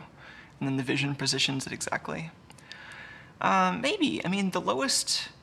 So there are two kind of low-cost thermal sensors I know of. There's... I think it's called the Panasonic Grid Eye. It's like a 16 by 16 pixel sensor. And I think it's designed for like digital signage where you just want to kind of creepily advertise at people when they walk by. And so you just need to know, is this kind of vaguely person-shaped and what direction are they moving? So those might work, but they're even kind of low res to cover a space this big. You'd need a bunch of them, and they're not that cheap. They're, I think, like 20 bucks each or something. And then there's the sensor that's in, I mean, so I've got this thing. This is the TG165 that we mentioned earlier. And this uses the FLIR lepton sensor. So it's, I think, 80 by 60 pixels or something pretty low like that. But you could definitely track Tuco with maybe a handful of these, but they're also not that cheap. Like even the bare sensor is a few $100s, I think. So like you'd probably need several of these, and that would be expensive. So I'm trying not to make a super expensive project here. All right, let's see if we can get any further with a reset. Command 17. We have a read address 7E00, and it looks like we read 4 sectors. That's promising. What's at 7E00? I think that might be, well, I don't remember off the top of my head, but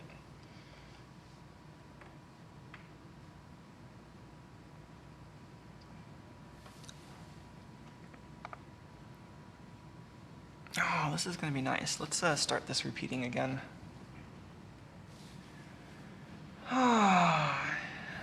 And zooming out.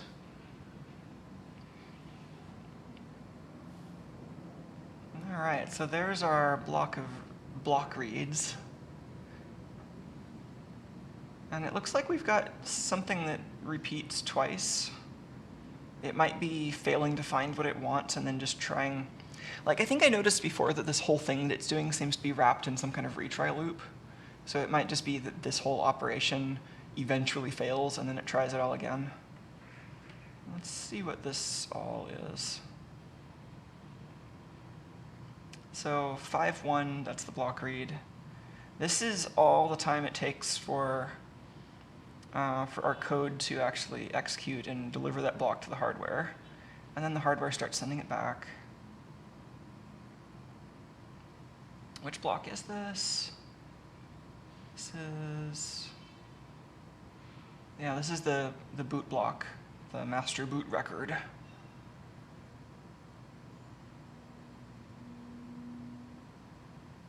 Let's use our zooming capabilities here.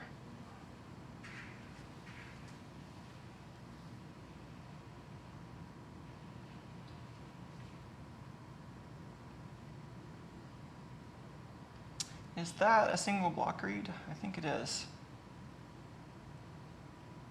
So I guess it's retrying twice, and each retry has 2 block reads. So I guess that would be 0 and 7E00, which is probably the file allocation table or something. I'm not gonna, I don't know exactly, but let's see what this is. 7E00.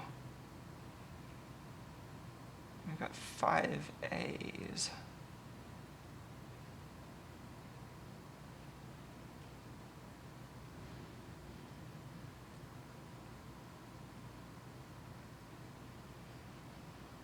Well, so this is just a successful read, I think. So it might be that we've we've done everything this needs at the SD card layer, and now it's off to figuring out what it wants at the file system layer. And what is this? This is just a... Oh.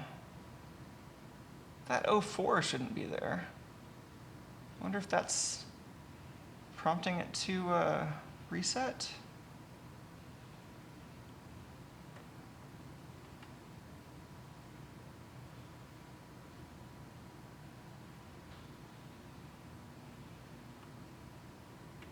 So I think the 5A's are my packet, or my block, and then those last 2 bytes are the CRC16. And then there's nothing else there. That's just the end of the packet. But yeah, that 04 is not good. We should try to maybe reproduce that in simulation.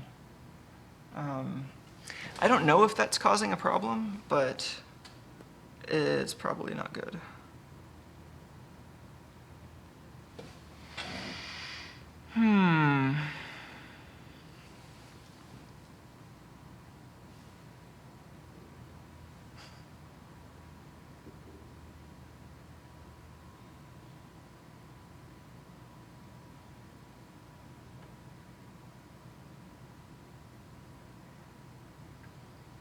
Where that would be coming from.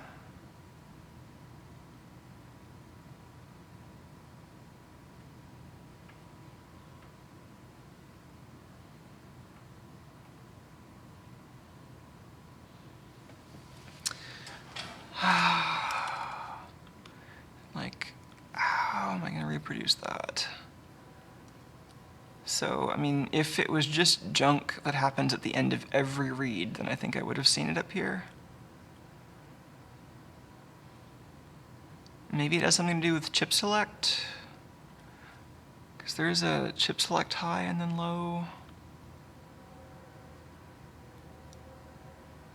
But, oh man.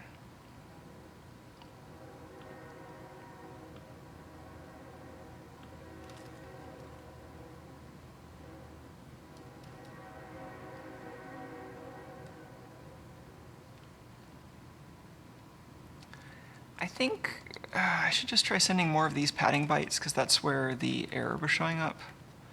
I might have just not been sending enough of these padding bytes to see it. These are just like extra bytes before the next command starts, where the state machine should be idle.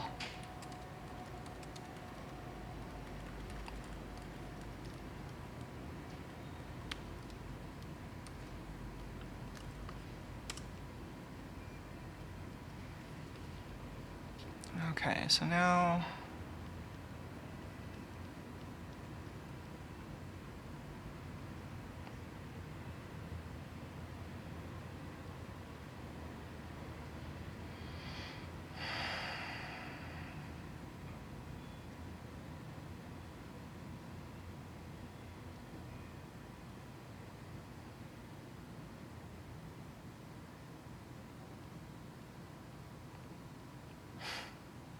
yeah, no, that's where the problem would be showing up, but I don't see it here.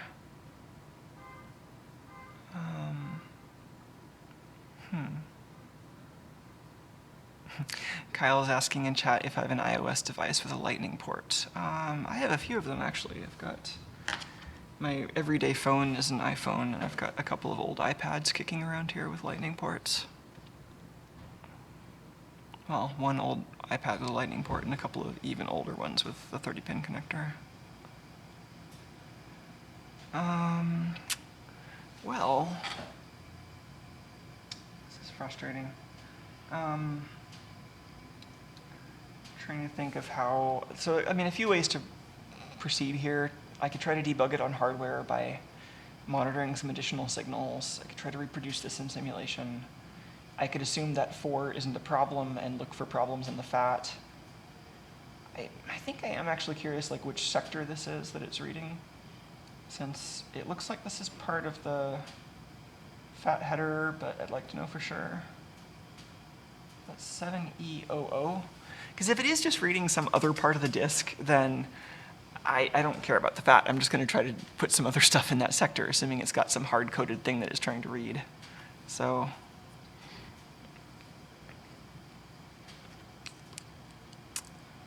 oh, neat. Kyle is offering me free hardware.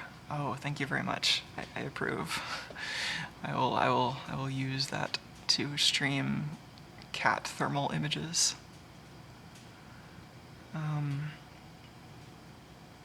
Okay, so sector 7000.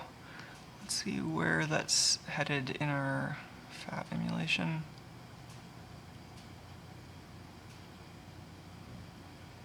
I think the easiest way to do this might actually just be to plug our emulator into, because all of these offsets are calculated in like preprocessor macros, and it might be easier to just remind myself where things are by actually just reading this emulated partition. I could also just calculate this. So it's 7000. Partition start is 3F.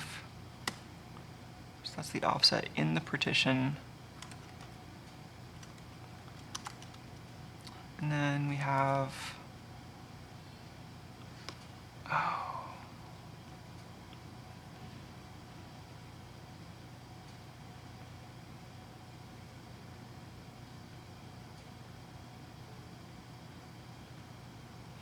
partition.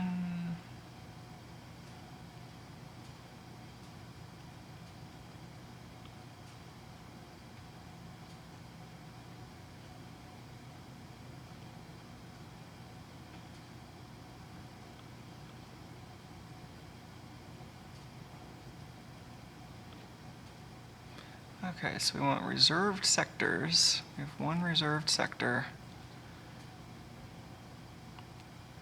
And then the size of the file allocation table. Oh man, this is so annoying. Why is that -1? Oh, because that's the end. Yes. So, sectors per table, number of tables. And I think we just want to divide that by the number of clusters.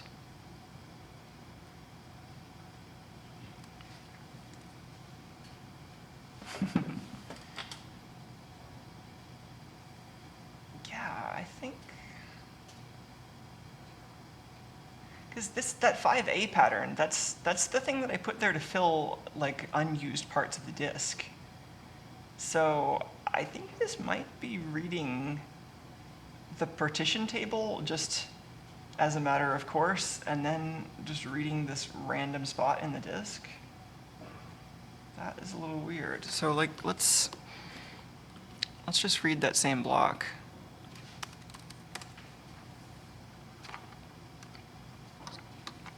So let's turn the resets off for the moment. And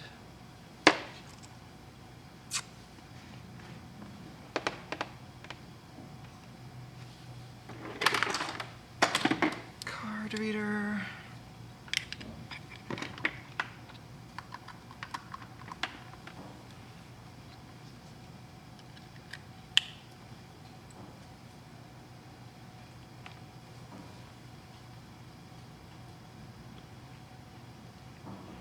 It's going to take a while to show up on macOS. I think there might still be something that I'm not implementing correctly.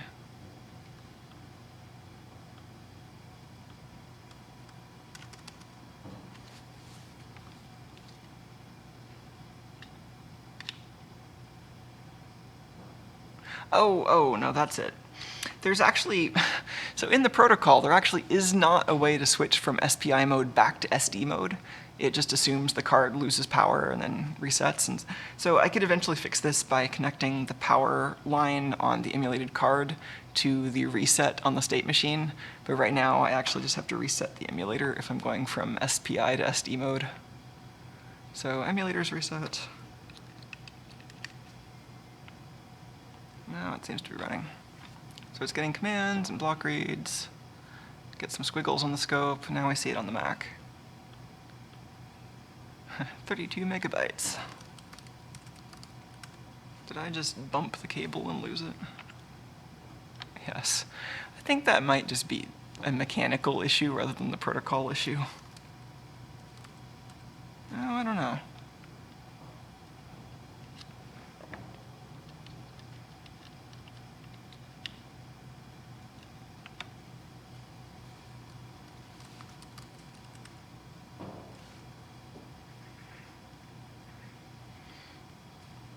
Okay, this is disk 3.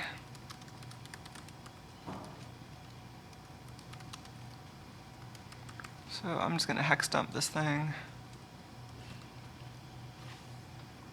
Let's not record this. Then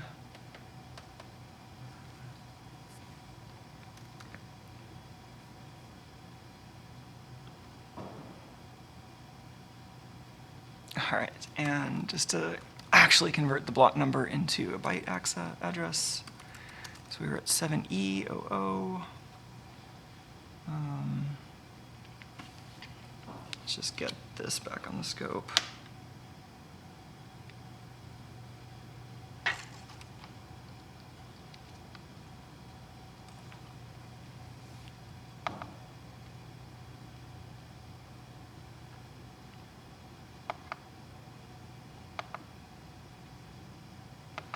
That is not what I wanted to zoom in on. Is this it?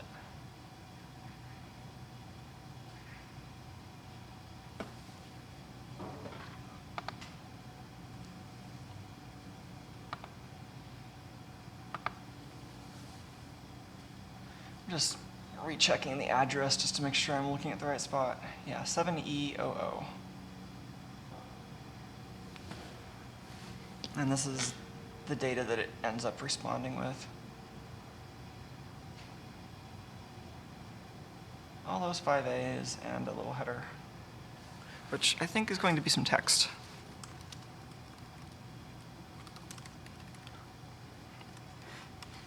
So that's FC 0000.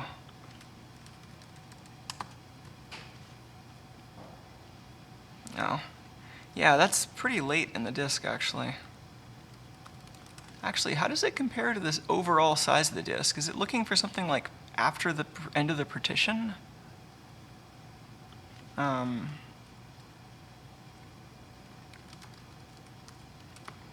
many megabytes is this? No, it's like in the middle of the disk.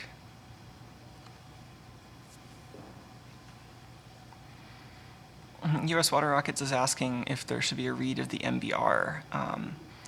And yeah, no, it's reading the MBR. I'm past that. The MBR was this block. Should even be able to see it end in the signature. Zoom in even more. Yeah, 55AA. So it's reading the MBR, but, and like, yeah, it should be respecting that partition table. So like everything, all the addresses that we're looking at are calculated with respect to that partition beginning. But that said, this doesn't look like it was calculated with respect to anything. It looks like it's just a hard-coded address in the middle of the disk. So,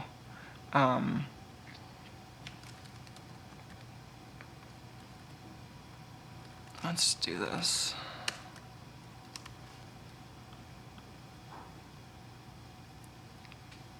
Well, yeah, I mean, I could keep going, but you can see the pattern here. So the disk starts with, this is the MBR. So it starts with not much, bunch of zeros. That's the partition record. That's the signature at the end of the MBR. Then I think, I forget whether the fat begins right away or whether there is some empty space, but yeah, I think this 3F is the beginning of the fat partition. So then there are some unused sectors. And then that's the fat volume header, which is generated by the library here. Yeah, so I mean, the U.S. Water Rockets is saying that the expected address next is, yes, from the MBR, you'd expect it to read like the first sector of the file system. But what I'm saying is it's not doing that. It's not acting like it's mounting a file system. It's acting like it's reading something from a specific place on the disk. So this is all just, so these FFs are the actual FAT. These indicate most of the disk is full. And then here's the file table for the root directory. And then everything else in the disk, if you just read a cluster or read a sector that doesn't have special meaning, then it returns something like this. So these Z's are just a test pattern that looks interesting in 4-bit SD. It's alternating ones and zeros. And then it has some text here. Oops. So we should see that here in the scope view. 7E00.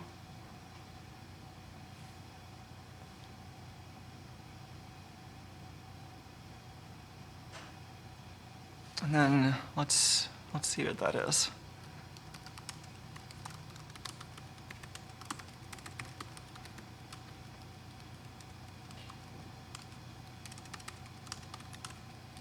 So then we want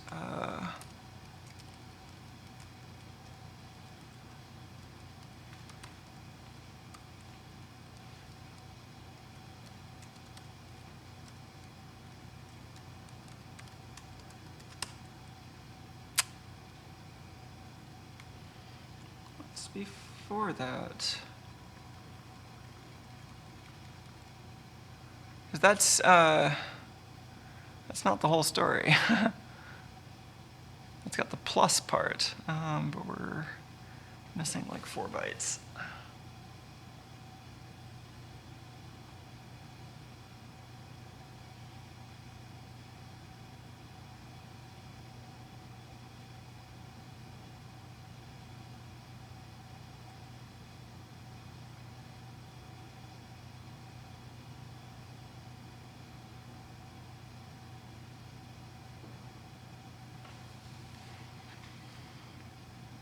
Yeah, that starts with 4 zeros. I think that's a bug, actually. I think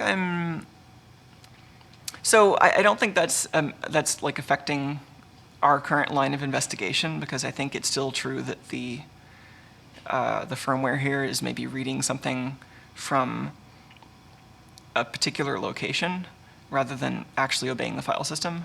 But then I think separately, I think there's a bug in the hardware that's causing the first 32 bits of the data to be zeroed, because this is supposed to be something like, you know, these 4 hex digits, then plus, and then a number from 0 to 3, and then cluster, and then a bunch of Z's.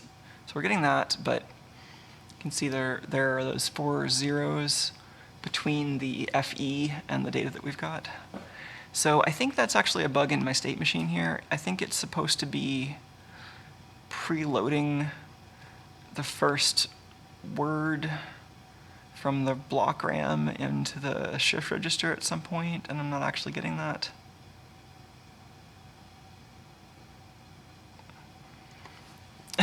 Yeah, so U.S. Water Rockets is like blowing their mind. So they say, I guess I'm expecting it to do something that makes sense. I can't think of a reason the thing would look at a specific sector unless it's looking for a specific disk image.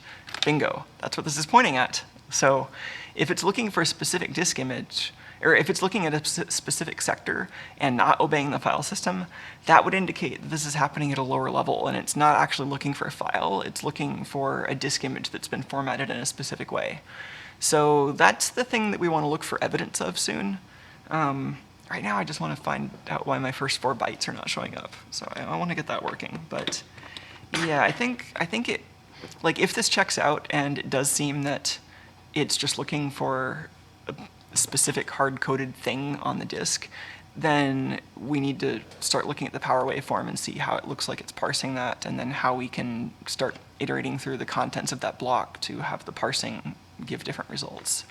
So that might point to a slightly different experiment, which we can run you know, just by modifying the RAM contents of this instead of having to regenerate the FPGA.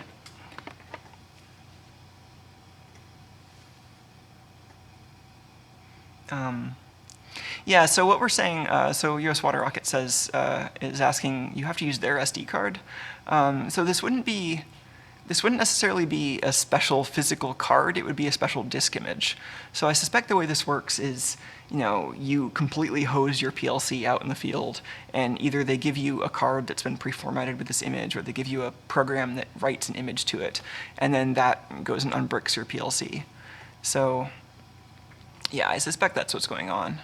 And yeah, I guess, and Kyle also mentions that this smells like a sort of FPGA version of an off-by-one error where the data arrives too late. And yeah, I think it's something like that. I remember seeing some code in the state machine to specifically preload these 32 bits, so I think there might be something that's just missing there.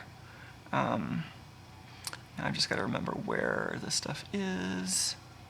So we're dealing with the phi. The phi is responsible for doing this part of the data output pretty much entirely on its own. In fact, let's see if we can reproduce this in simulation.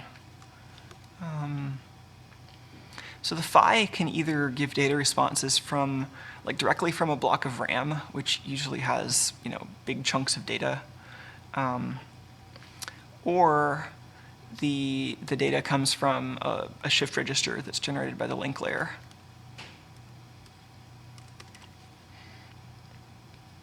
Oh yeah, and Kyle's pointing out that the docs mention a special SD card. I don't know how special it is. Is this... Do you mean something that is physically different, or something that's their representative gives you the magic SD card? 'Cause I wouldn't expect the docs to really tell you actually what's on it.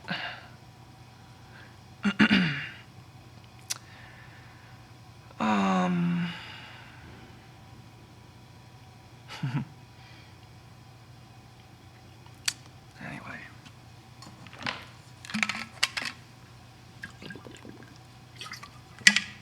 Let's see if this test harness will reproduce the problem. So in my reads here, I was just returning... So as I was mentioning, the data can come from either block RAM or a separate response shift register. And I've been looking more closely at the code for dealing with that response shift register, since that's been actually getting the card to a state where it can start reading data blocks. But this is going to be in that other path that brings data in directly from block RAM. So that's this. This is the beginning of a block read, stalling, waiting for it to start. Here's the start marker, and then... So here, it's kind of hard to tell because I've got the block RAM just full of a repeating 32-bit pattern. We aren't seeing the same issue where that was just all zeros, though. Let's see how that data actually gets there.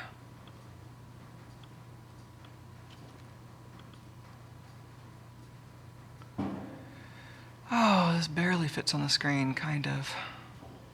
So many squiggles. Let's get a fresh copy of this. I have all this stuff open for debugging, and it's way too much for the screen.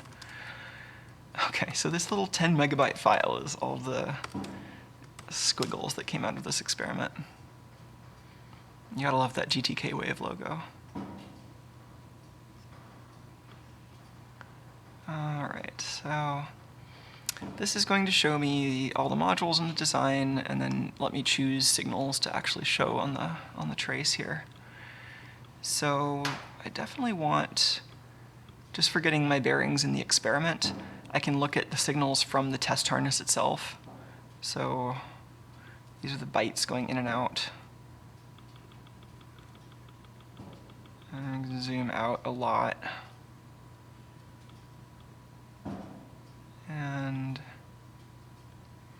you can see these big packets, which is what we're going to be interested in. So we want to look at the very beginning of a read and see how that data actually gets prepared and look for something wrong. So that would be around here.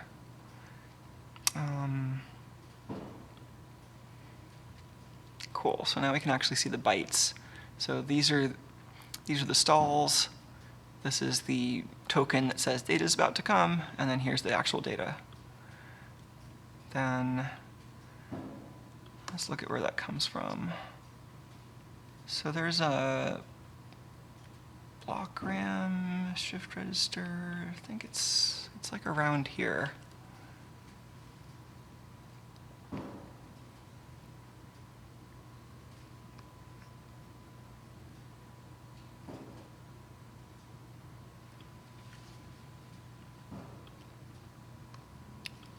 This BRAM read SDQ is the signal we're looking for. Oops, not typing.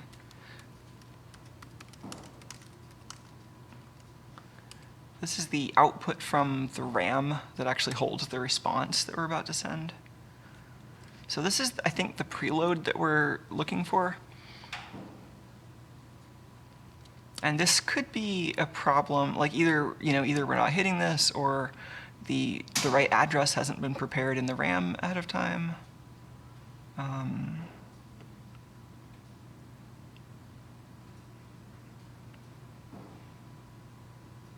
Oh yeah, I skipped over that, didn't I?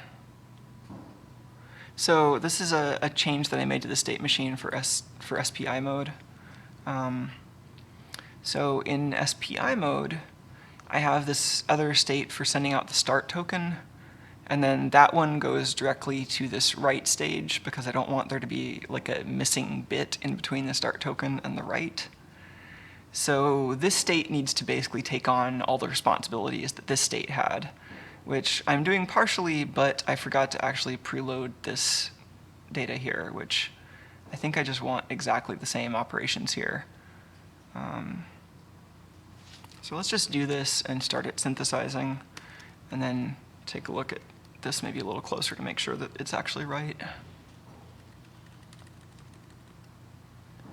And I think I just actually want to copy this. I wish there was a better way, but I mean, I'm sure there is, but this will be my solution for the moment, is to copy and paste into that state. And it only needs to happen when I'm actually about to do this transition, but it doesn't need to not happen when I'm not about to do the transition, so it might as well go here and save the logic.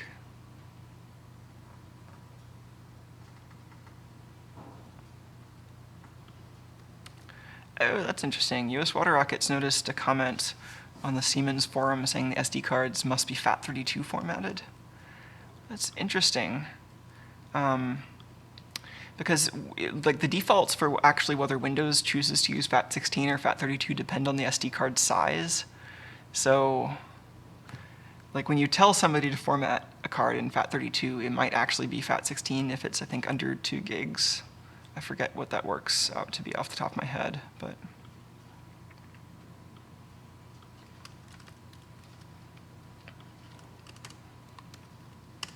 yeah, we can try changing the file system type in the MBR and see if it cares.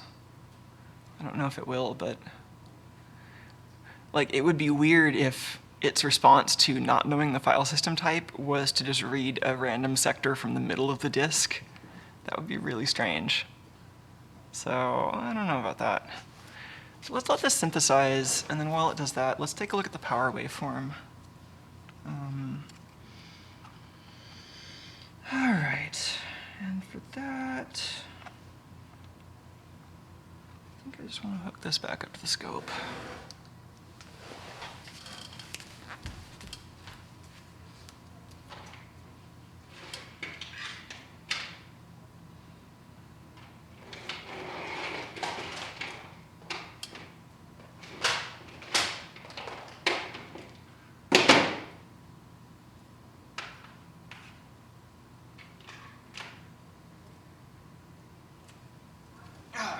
I already had a cable with the right connectors on it.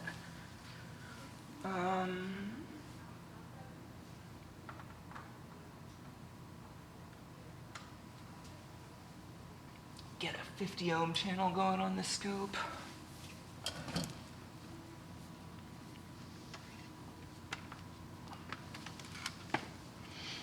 And so this board here is a low noise amplifier that's just attached to the core voltage rail in this processor.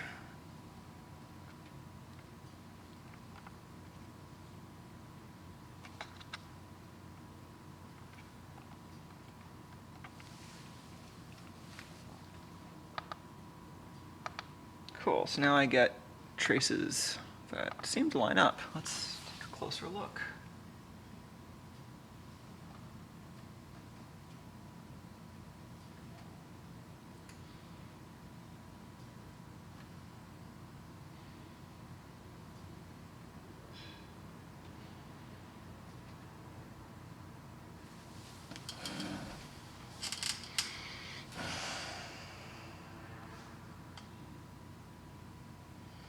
Let's get the broad view here first.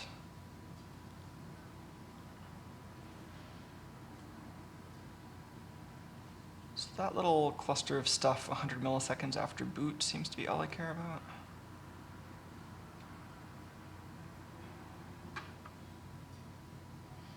That has our 2 tries.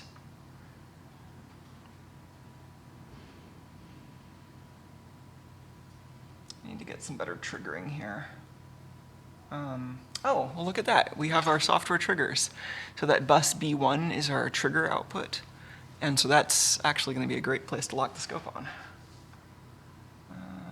Let's do pattern trigger.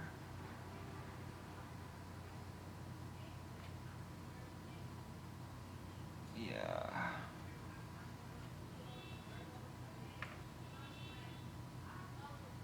Great. That is our end of read trigger. So that'll, if we set the hold off time such that we only trigger once per experiment, then we should be able to use the offset to look at the whole thing.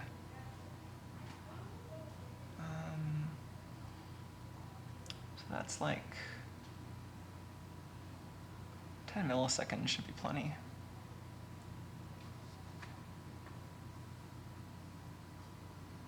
All right.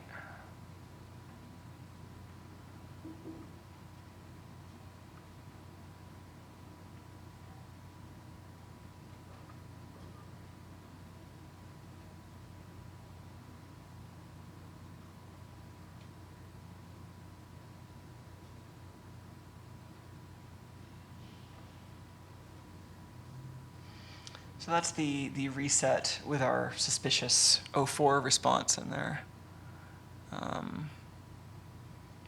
which is also kind of a problem that we should look into.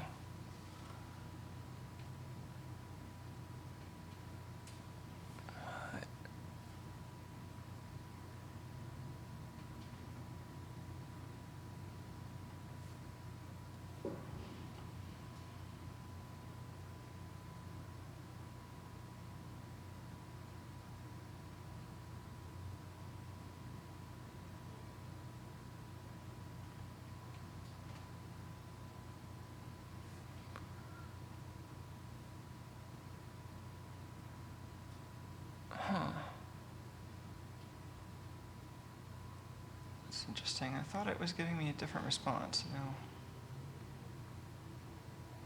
Now I've got this big old loop here. That's interesting. What's going on there?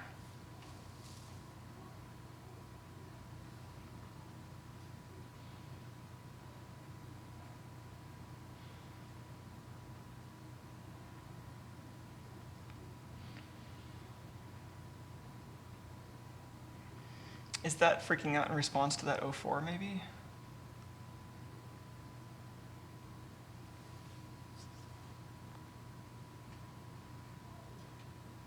So this is 51 successful response. Oh, is that a read?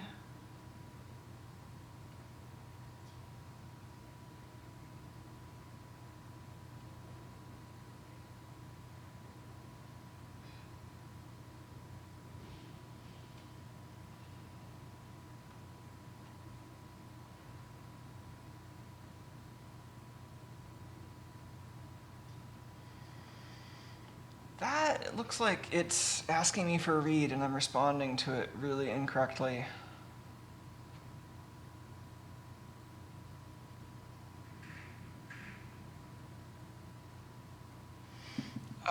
Let's get my bearings here. I feel like this is just a giant mess and I need to zoom out, and then let's take the power trace away for now.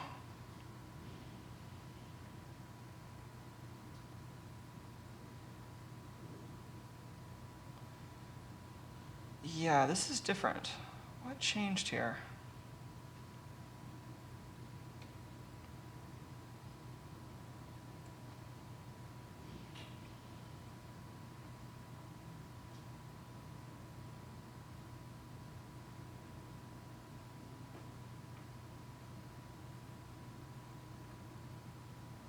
Okay, so what was this thing?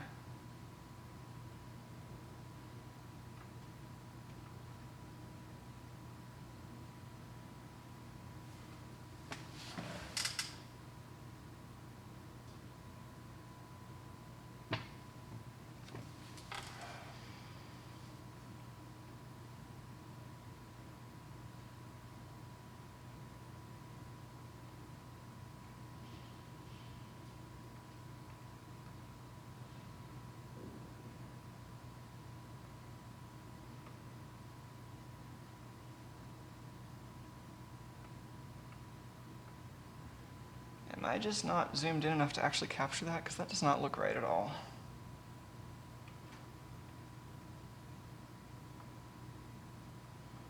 Is that enough? Can I see what I'm doing with this? No, this does not look right.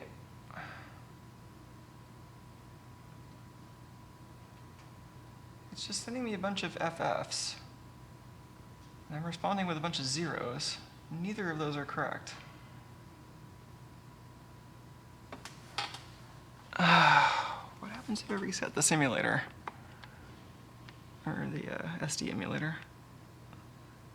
Why is everything breaking?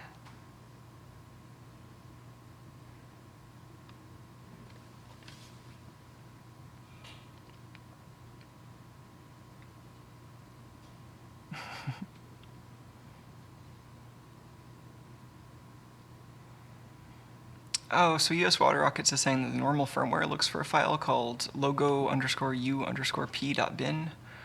I think, isn't that for the regular, like the documented functionality of storing a program though? I don't think, like that's the PLC program, which is not the firmware. And I don't think it's actually, like I still haven't determined whether it's running the regular application now or if it's in a separate bootloader thing. So that's also kind of weird.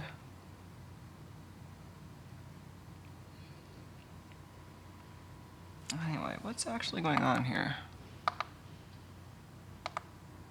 This seems to have a couple of different modes.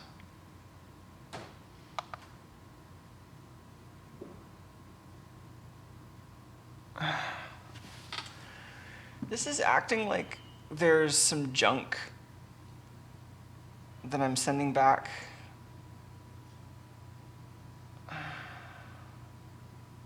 I mean, I shouldn't be sending zeros at all. Like that would explain why it's not initializing correctly if my emulator is just starting out and coming out of reset and sending zeros right away. Because it's supposed to be sending FFs when it's otherwise idle. If I reset this, so this is probably getting stuck somehow, and I need to catch it in that state where it's getting stuck.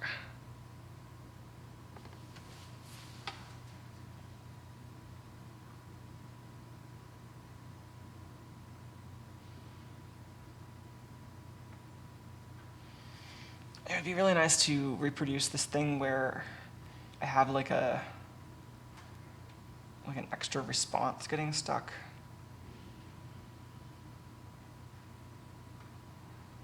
This is definitely like a state machine getting stuck somewhere it shouldn't, because it's like this 0 over here, or the 0.4 might be it attempting to send back an error response, but then all the zeros are just like, it shouldn't be sending those. It shouldn't be driving the output then, probably.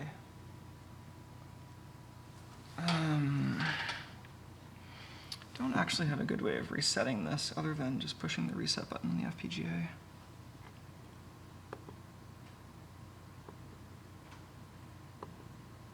And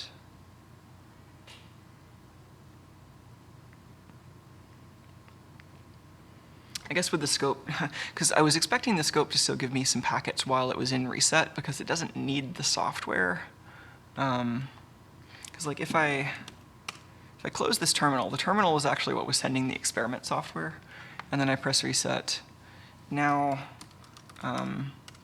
like this is just in the board's BIOS prompt, so it won't be actually handling any block reads, but the actual emulator core is still running. Won't be getting triggers though.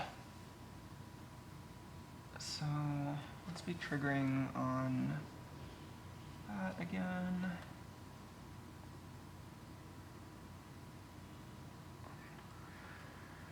Let's go back to triggering on the reset cycle, maybe.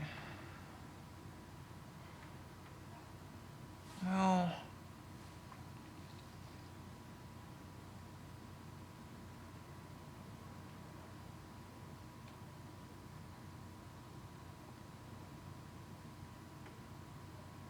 that's like a different version of that same failure.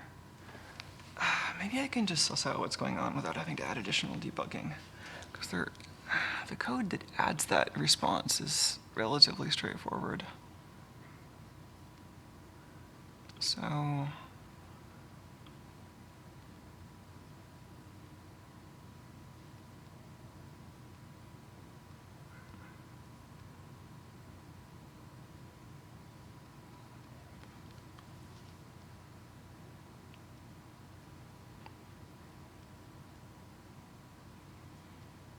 yeah, that's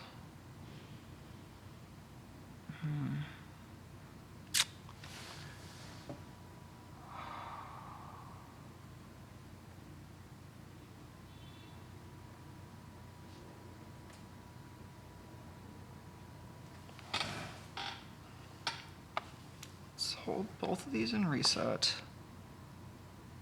Then take this one out of reset. This one out of reset. And next time do that with single shot mode on the scope.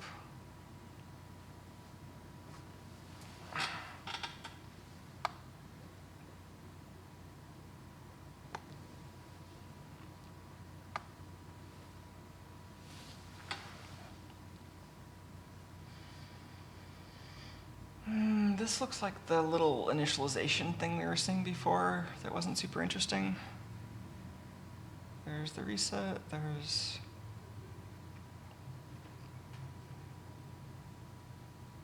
Oh, it'd be really nice, actually, for this particular experiment to reset the FPGA every time this thing resets. I don't know if it's worth setting that up, though. So we need to do that again further out so we can find the relevant portion of this. Another single capture.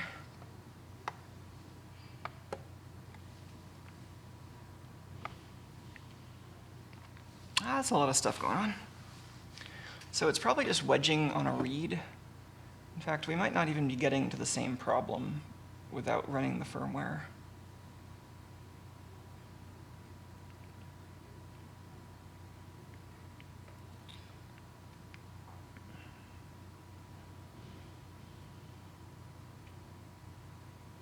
Okay, that's the regular initialization.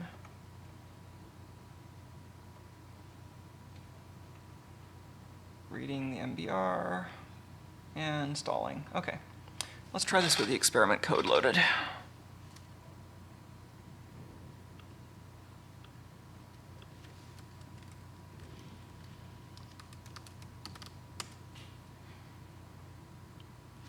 So,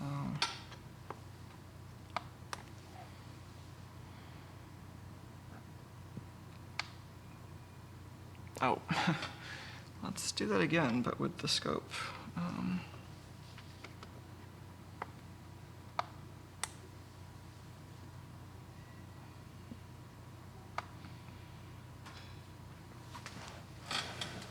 Where is the cat? Oh, he's in a great spot.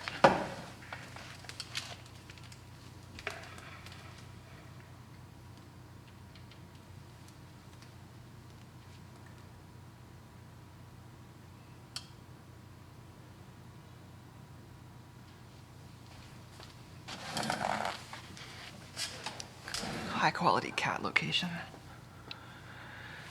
All right, so we had our little, is this the same? Okay, this little thing was that first initialization. This one, a reset, and then, so that's the same initialization, so then our third one is the read. So we should see the MBR. Cool, so that was the,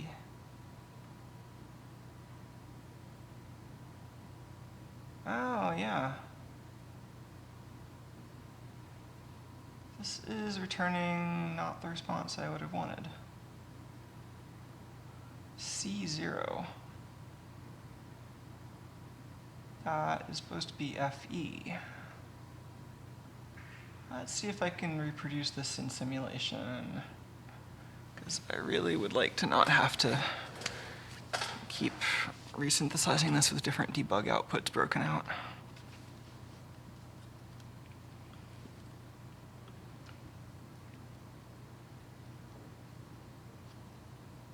Okay, let's maybe just add some stuff at the beginning here.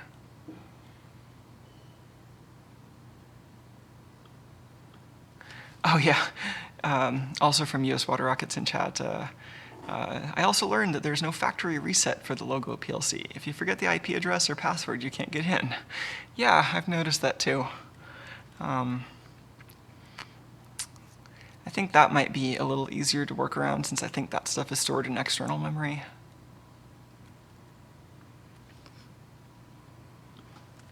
Okay, I'm just going to hack this up a little bit to match what I'm seeing here, because it might just be a side effect of this duplicated initialization here. Like maybe something is getting stuck in a state it shouldn't. So I'm going to basically just make this match what I'm seeing the PLC do. So chip select down, we get a couple of padding bytes. Then we get a reset command. It's all pretty normal.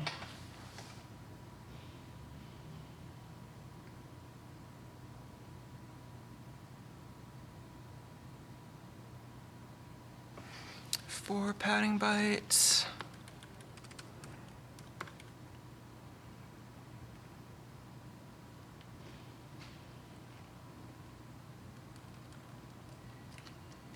I'm just going to delete these for the moment. I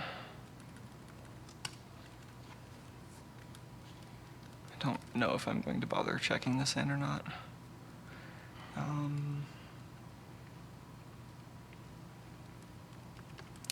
All right, 4 padding bytes, then another command, which is our command 8.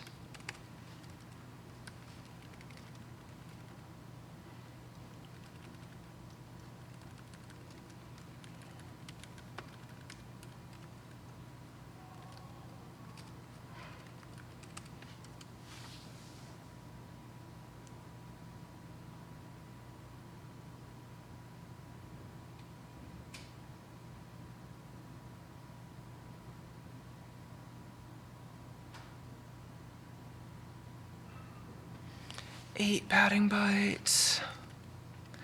I'm just trying to keep the timing consistent as much as it matters, because that might expose this bug.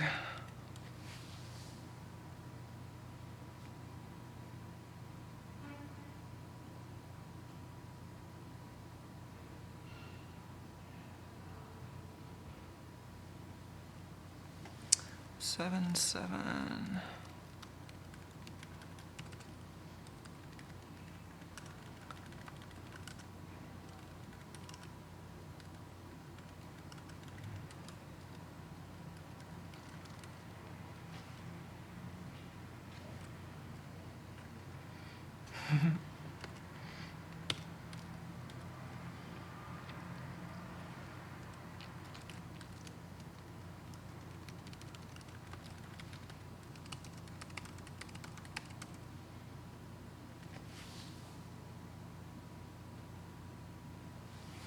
Five padding bytes.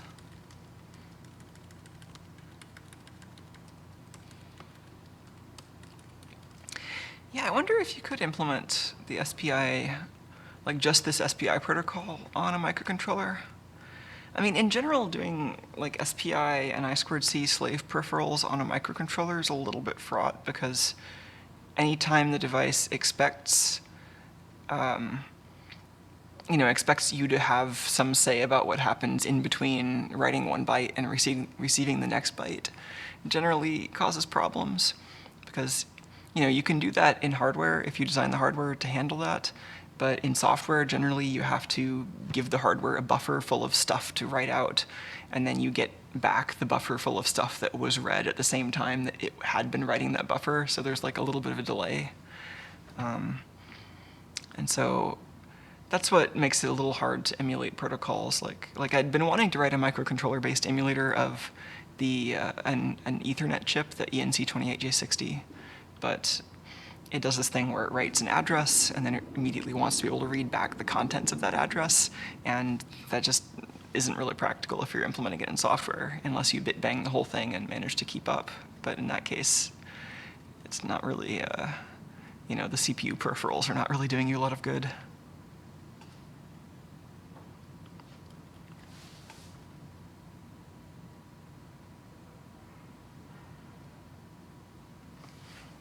Five.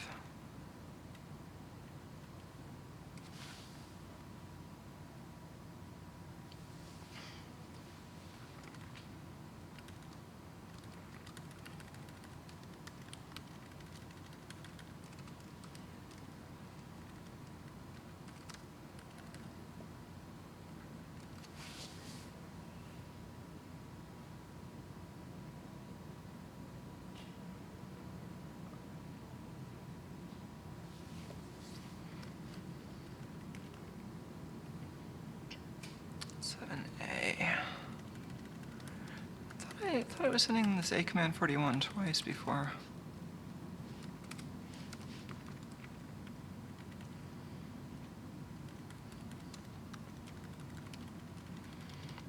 This is command 16. No. This is command 26.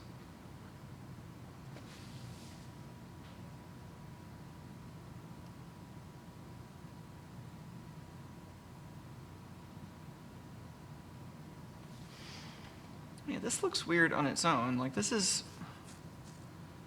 only like right after booting, and this is, what command is this? Maybe this is the problem.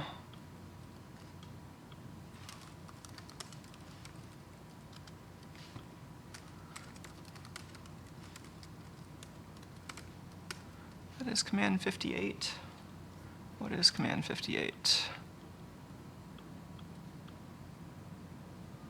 Read OCR, which is, I forget what OCR stands for. It's like a big register that has information about the card.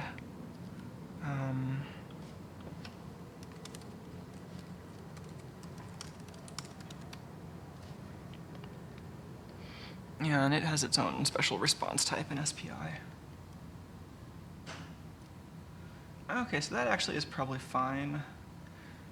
That is formatted totally different than the data mode responses, but I think in this context that looks fine.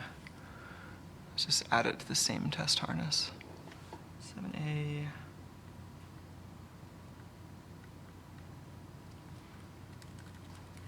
That's 7 padding bytes.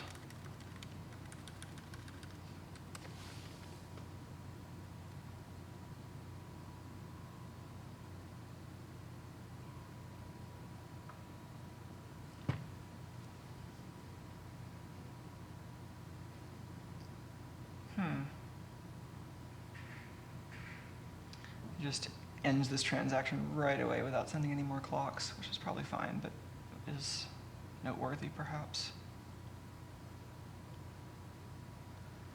And then we have, okay, so that CS goes up, no clocks, just 7 padding bytes, then CS. Now we have some more padding with CS high.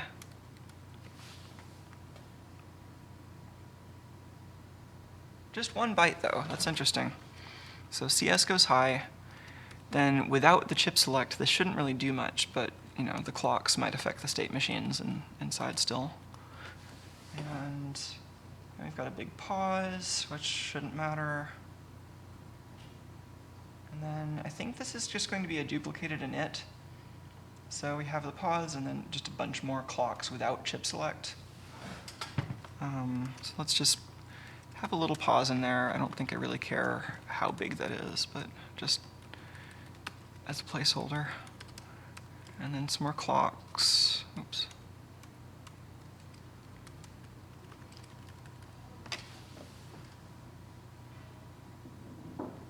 And then chip select goes low.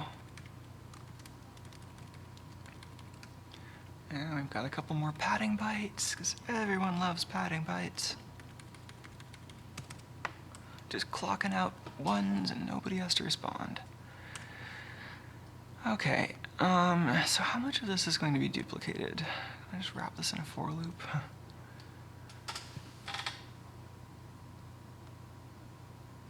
Yeah, 40, 48, 77, 69,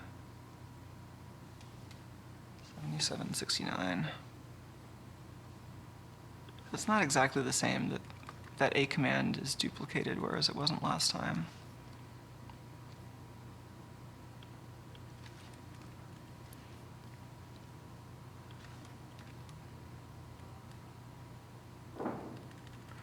So we want to copy these. And then yet another copy of just the A command 41 part.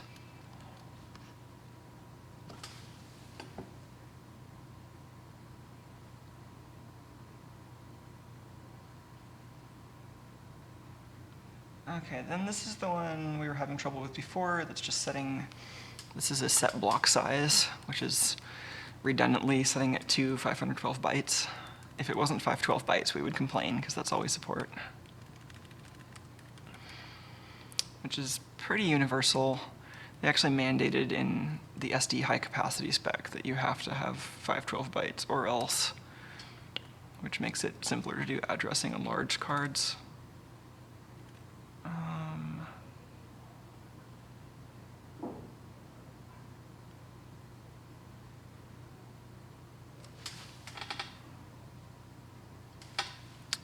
Just counting bytes again, that's still 5 spaces.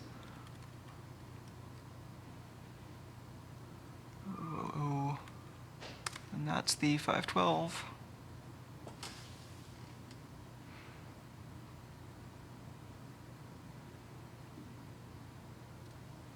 And then a scant 3 padding bytes before we raise chip select yet again. Let's maybe have to copy some of that too. So chip select up. Another padding byte right after the chip select goes high.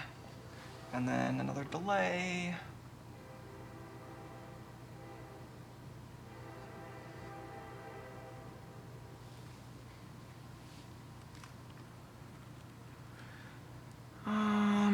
We don't have that this time, just chip select going down, then a couple more padding bytes.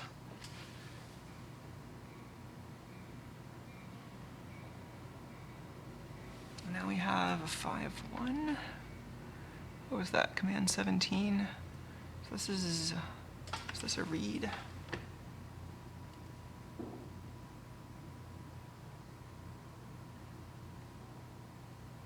Ooh, this is a failing read, I think.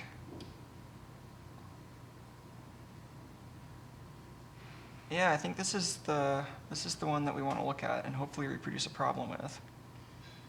So 51, reading, this is a single block read of the MBR. After 2 padding bytes.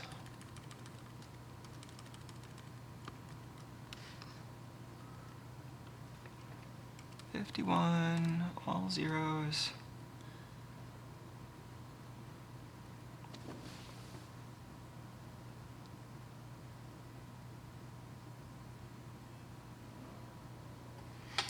So then I'm just going to have it send a bunch of padding bytes. So what we're seeing on the scope is that 0 is a successful response to the command itself, but then C0, is that right? Yeah, C0, we shouldn't be seeing that. That's supposed to just be FE. There's another kind of data token I was thinking of that has some don't care bits. So I was momentarily wondering if that could be it, but that's only used for responding to a write.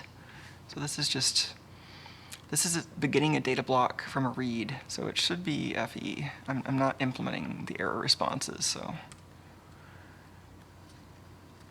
I'm just going to send a bunch of these and see if any of that repros in simulation.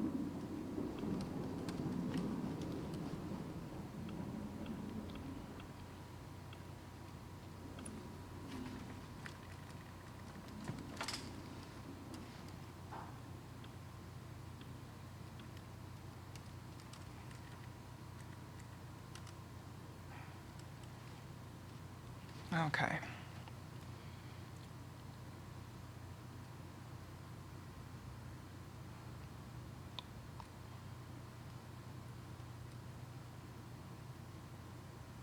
Huh.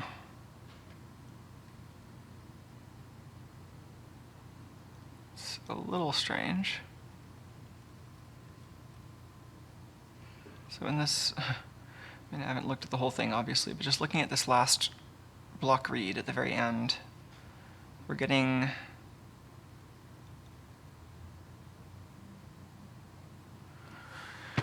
oh, maybe we're getting the response and the data sending back at the same time. I mean, we're definitely seeing the response separately. That's the 0. But here in the simulation, we're seeing this FE, which is normally beginning a data response, that shows up before the actual response proper goes out, which is not right. And then here we've got some invalid bits, which are definitely not right. This is part of the data block. So this would indicate that maybe it's not reading from the RAM correctly. This is looking very wrong. Let's maybe take a look at this in the waveform viewer.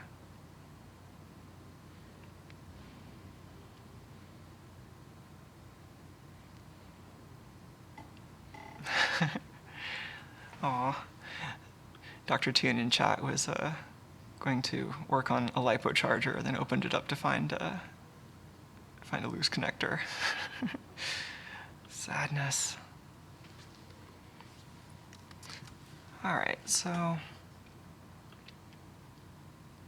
where to start?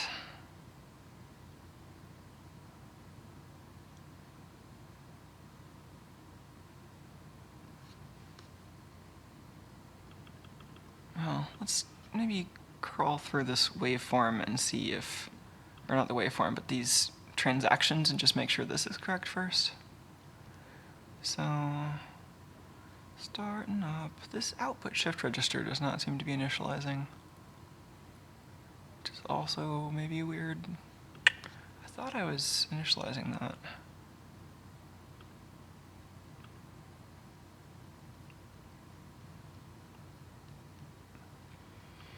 I mean, I think that was, oh, this is from before we detect SPI mode. This is, it's still SD mode, and so the bus is high impedance, so whatever.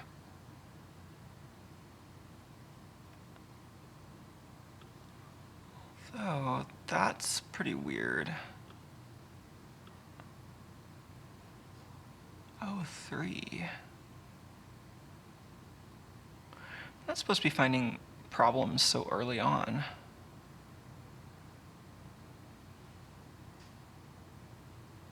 This looks like it's off by a bit or something. How did we get that?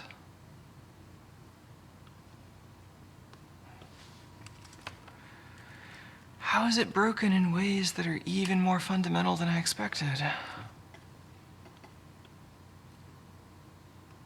Let's make some more screen space. We don't need the DSLR right now.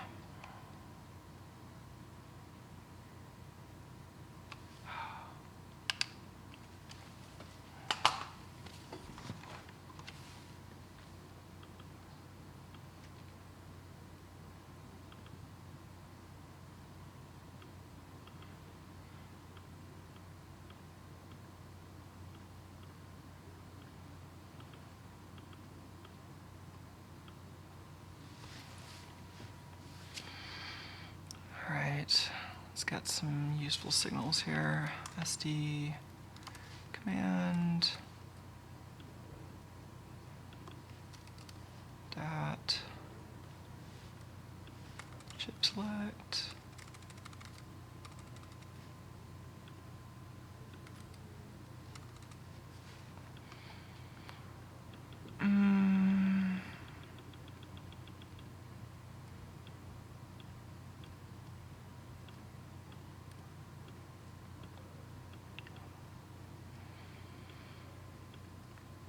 Yeah, what is this thing?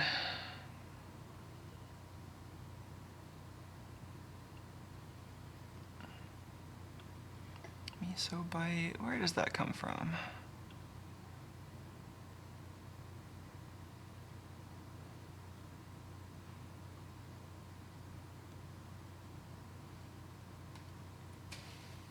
By response.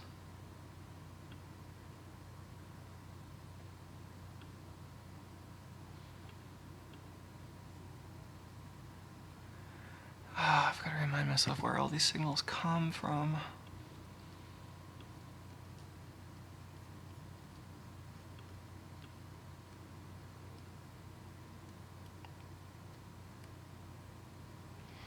Right, so I need to know whether that's coming from the command or the data state machine. There's a command output enable and a data output enable.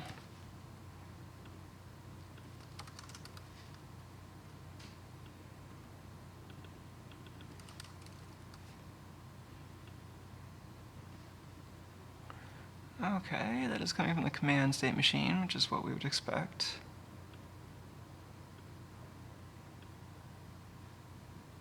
And this should be lined up with a byte, but I don't think it is. So let's take a look at the SPI counter.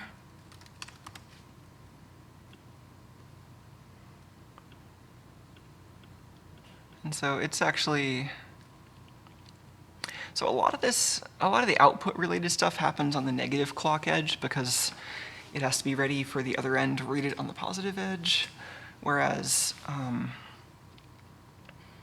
and that, I mean, that design decision was made in the original SD emulator. And so, I don't know, that's just why this is offset like this, because the counter is always counting positive edges because that's what is relevant as far as the protocol is concerned. But then a lot of this other logic is happening on the other edge of the clock.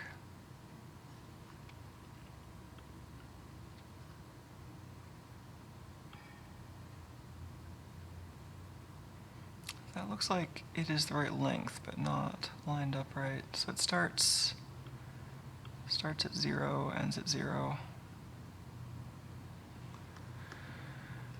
And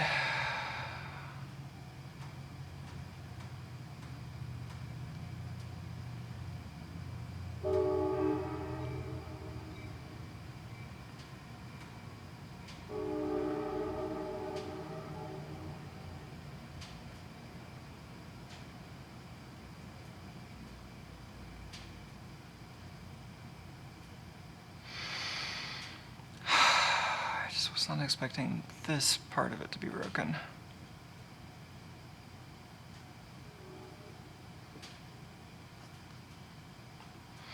I'm also always, like when I get to this part of the project, I always want to go to the largest monitor I have access to because the waveform viewer I always want more horizontal space. Especially with how coarse the scrolling is. It's like really easy to lose your place in this thing.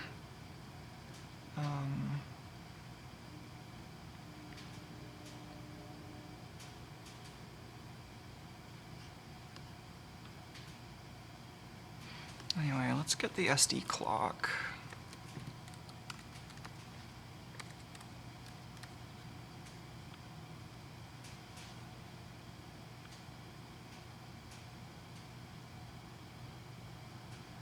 And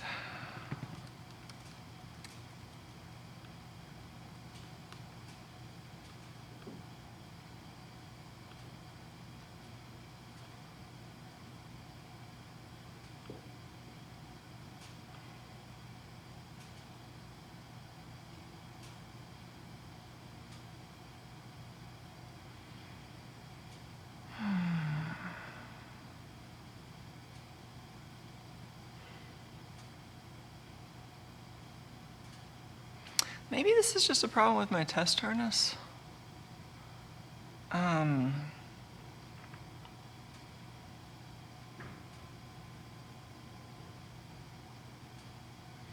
it might just be that the clock edge I'm generating this chip select at. Like it could be that I was generating this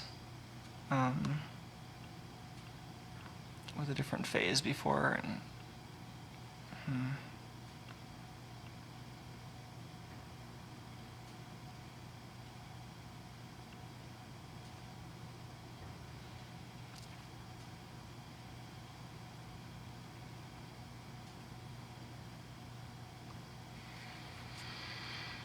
So that's our first bit.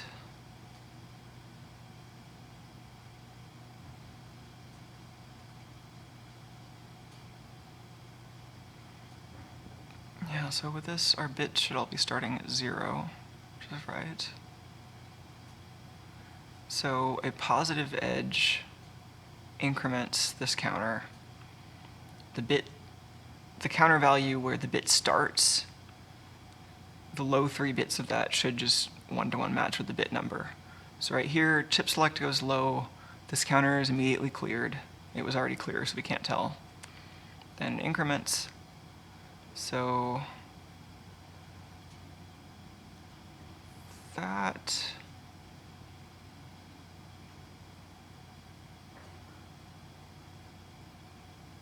that's the first bit, or first byte.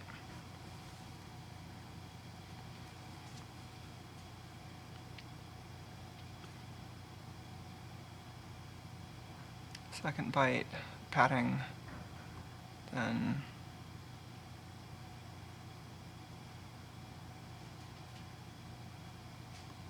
so that looks like it's off by 1 bit in the test harness. So that high bit should be low.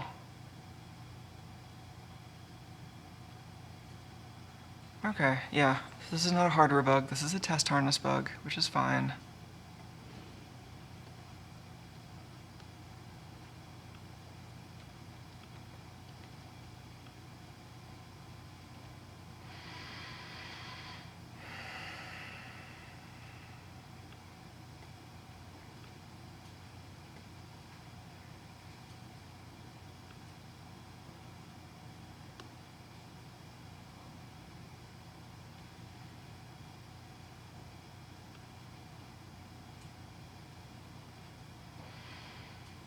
Let's have the CS transition just line up to a clock edge.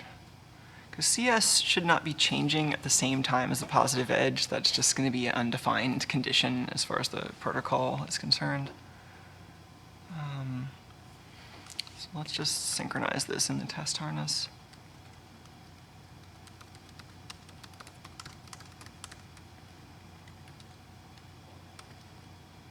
So I just added a negative edge synchronization before this.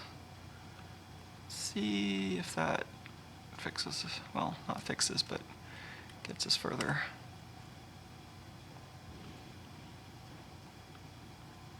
So that should change this clock, or this phase relative to the clock. So now that's happening at a negative edge.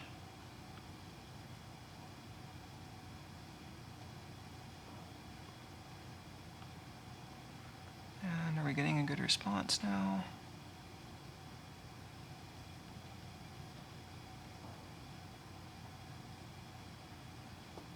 No, that didn't actually fix the problem, I think.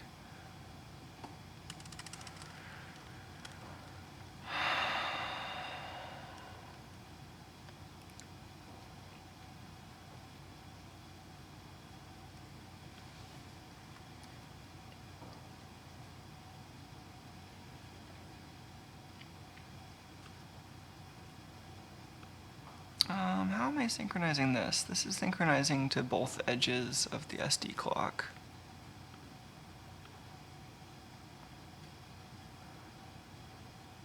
Oh, maybe...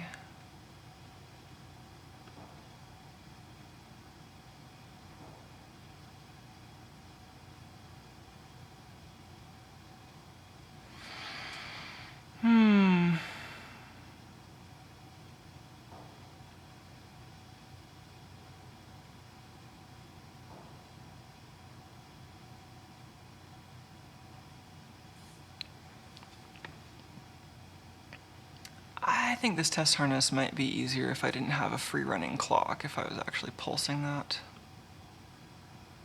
So let's keep this system clock free running, and then this SD clock will actually have that under control of this process.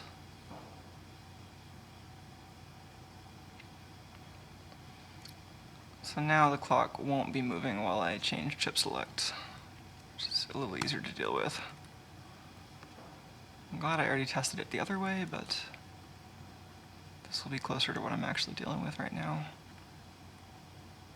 So then now, instead of waiting for a negative edge, yeah,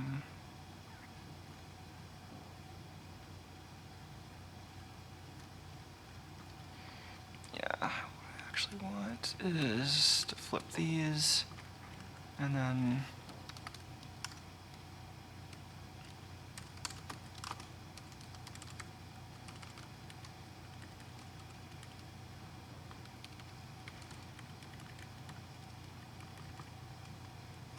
why did I have the clock read speed set to?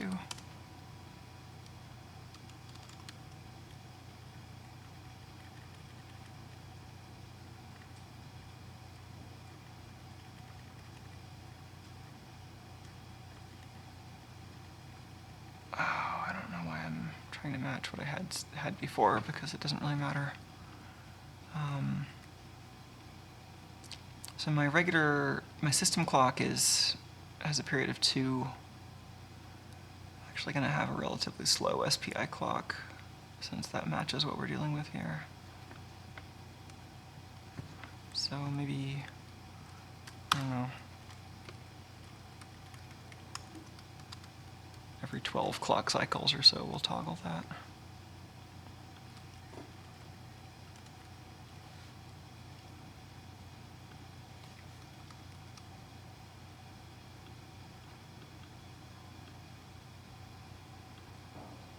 And maybe we'll even, just like our little friend here, let's have delays between every byte to make the bytes stand out a little more.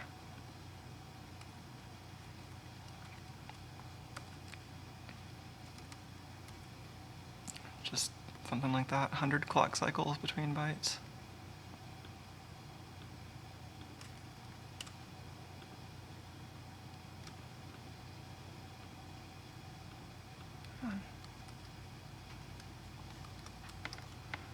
Regex unhighlight. No, that's not what I wanted. There we go. Now we have bytes, which look a little more like what we're actually seeing on the scope. So we have all these dummy clocks, and then we have some padding bytes. Now our SPI counter is keeping pace pretty well. So that looks right now. So this is the end of the undefined portion, then we're pulling up, then we have our 1 byte, and then it goes back to idle. So that's more like it. A little easier to read and a little closer to reality. So now where are we getting? Clear this.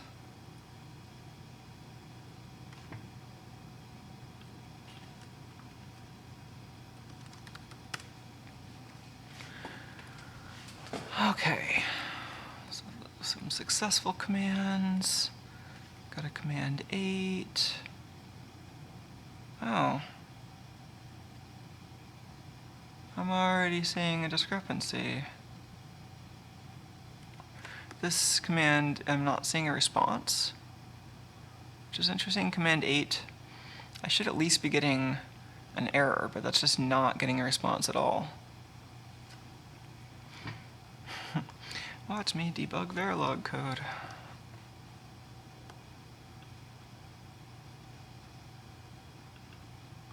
So let's find that.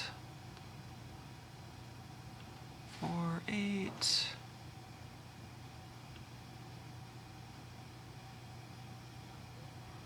So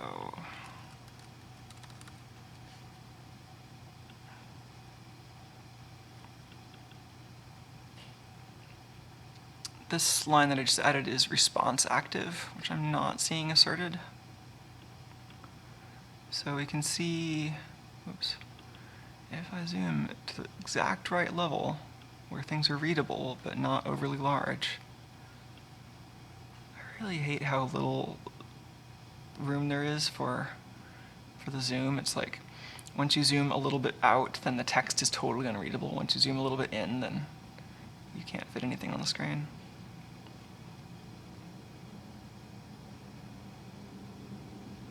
So anyway, there's a success, there's 4, 8, and then nothing.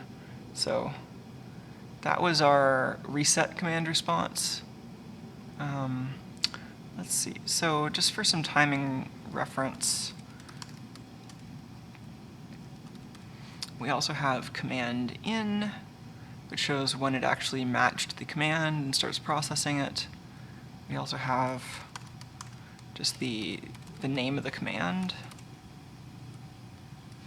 which I think we can get from here a little more conveniently.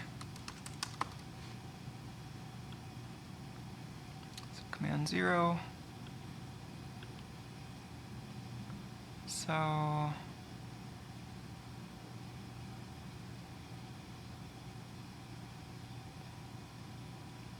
then we're getting the command 8, but just no response is active. So this might be another state issue, or like a command state machine problem. That would be in the link layer. Command 58 or command 8, sorry. Yeah.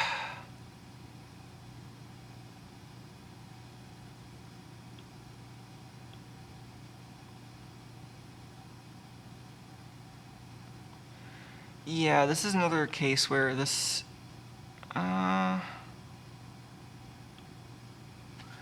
actually, did I just never implement this correctly for SPI? I might have just not done command 8. Okay, let's look at how this is supposed to work in SPI mode. Maybe we were just coasting on a buggy command 8 implementation before. There's a question from Jaime on chat, wondering what shell I use.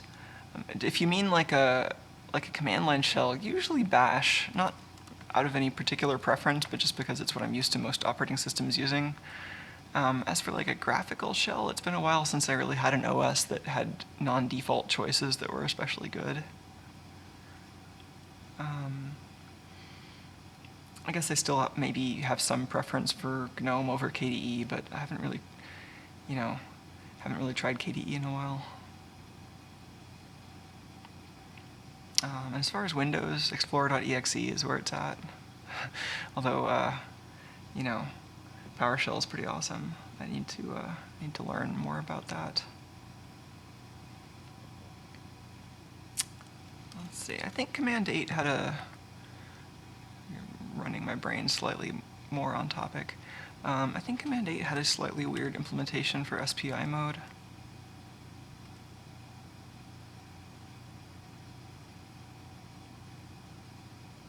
So, how the same was that?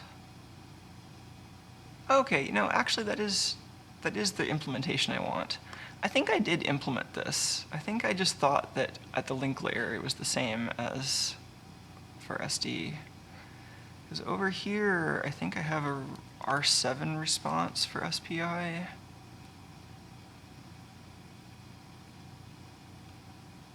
Oh, that would still be up here.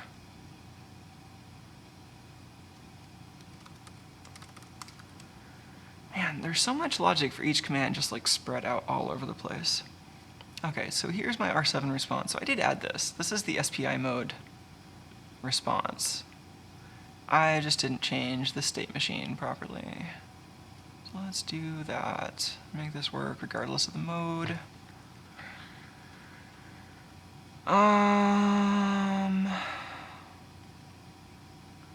So this one, in SPI mode, I don't want to... Yeah, actually this is the same as the other ones. I don't want to be checking the card state, but the rest of this is the same. This is like a voltage support, so I should leave that. That's I think, still important. And copy something like this. So this will be if it's idle state or we're in SPI mode.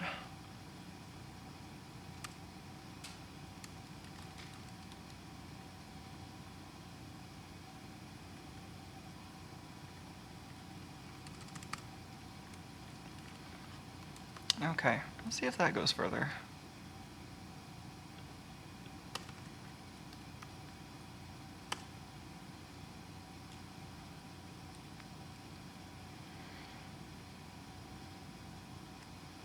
Alright, command 8, still nothing.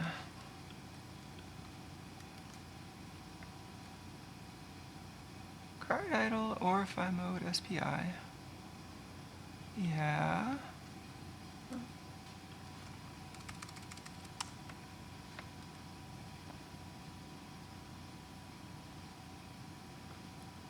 Yeah, okay. Let's look at that in the wave viewer. So we should be expecting, so this state machine should be, yeah. So we want to see, we know the command is active. We should be seeing that command in command be set to 8, and then we can check to see what the response type is doing.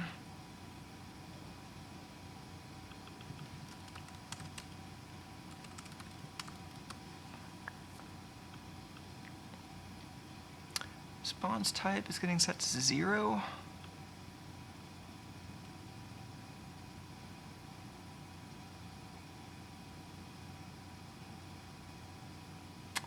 Oh, that's right. This no response is not allowed for SPI mode.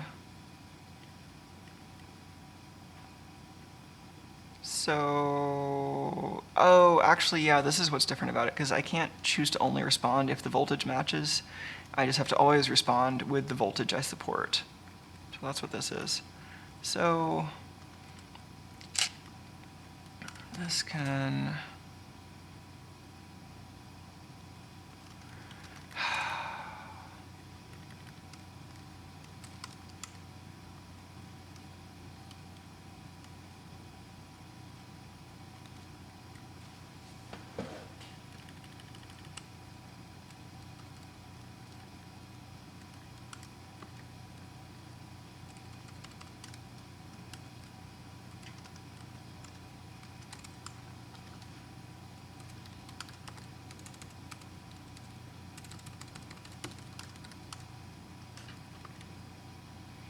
Okay. There's probably a cleaner way to do that, but...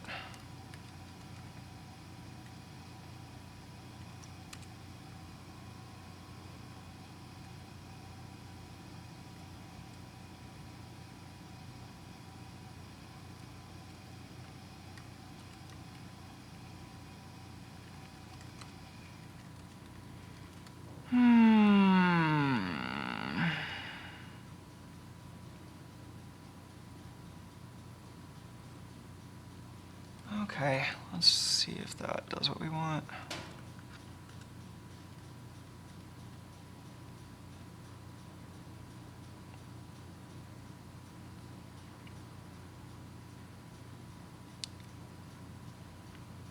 That looks right.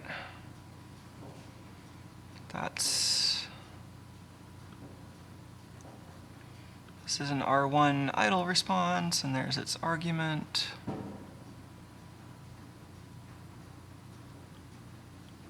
Okay, so next command, 77, that's fine. 69, that's fine. 7A, I think that's fine too.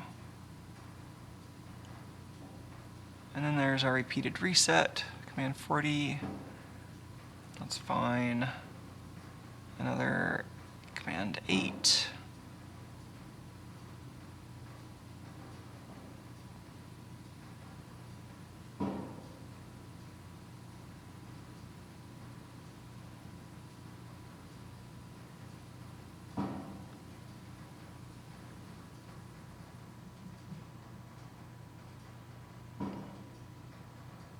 Okay, this is our block read, 51. Was this the last thing we were doing? Yeah, this is where we were seeing our weirdness. Oh, XX. That is an undefined value. We definitely want to know where that's coming from.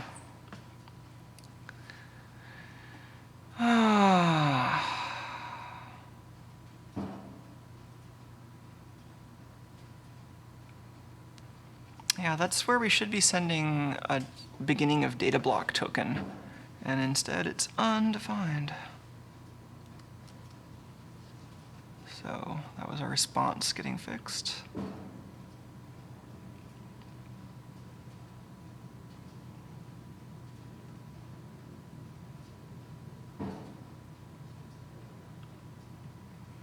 Okay, so this is coming from where?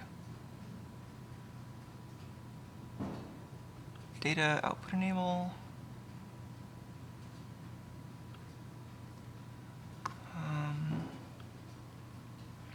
Remind myself where that immediately comes from. So that's the little multiplexer in the phi is in data mode. SD.out.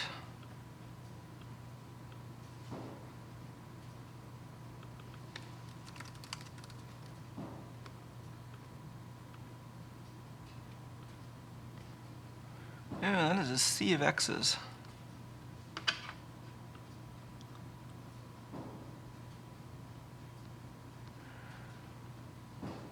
Which might not be a problem, but we should be initializing that.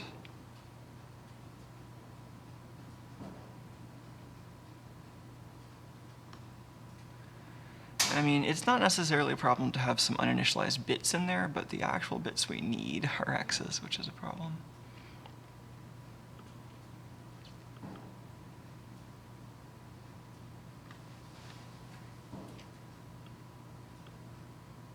Interesting.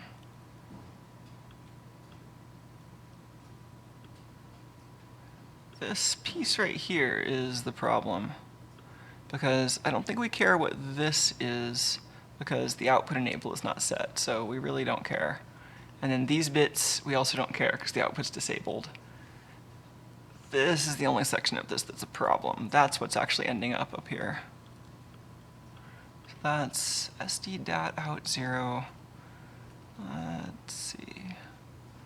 And let's go ahead and get the data out state machine state up here so we can see what it's doing. That is state 29. Oh, that is like partway through state 29. What is it doing over there? I think all my states are in decimal, and I can't tell GTK wave to display in decimal. 41. So there's the data output state machine in the phi. This is in one of the new states I added. So this is the SPI token state, which is where you'd expect it to be. I'm just like losing my SPI token somewhere. So that comes from data out register latch.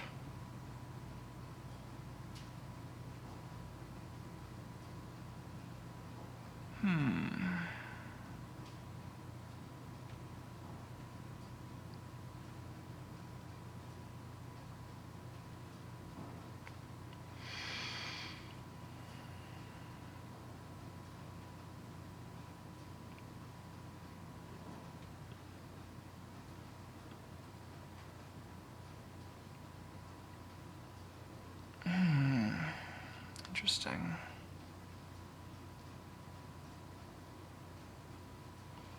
Well, let's get that data out register latch. That's going to be huge.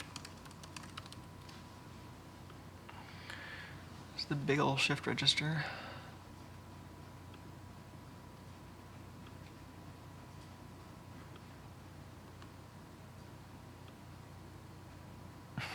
So I only really... excuse me. only really care about the top byte or so. XFC. Oh, and that first X, so it's actually 513 bits. I don't know why they made it 513 bits. As far as I can tell, they're only using the low 512. But that top bit is an X, and I don't think we care.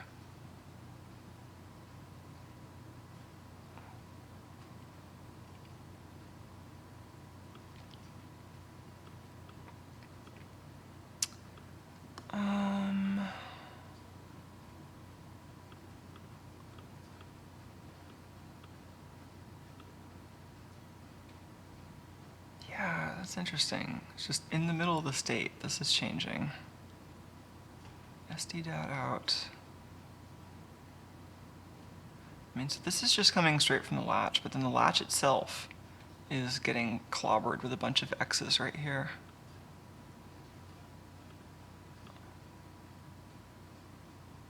So who's writing to this latch, and where are they getting their data? Like, is anybody writing that isn't supposed to?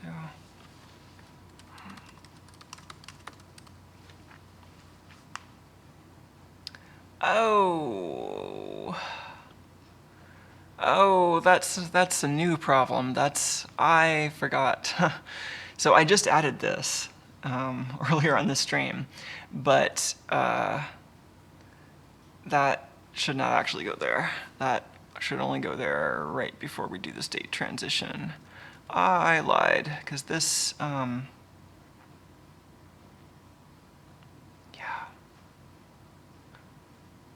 Data outreg latch.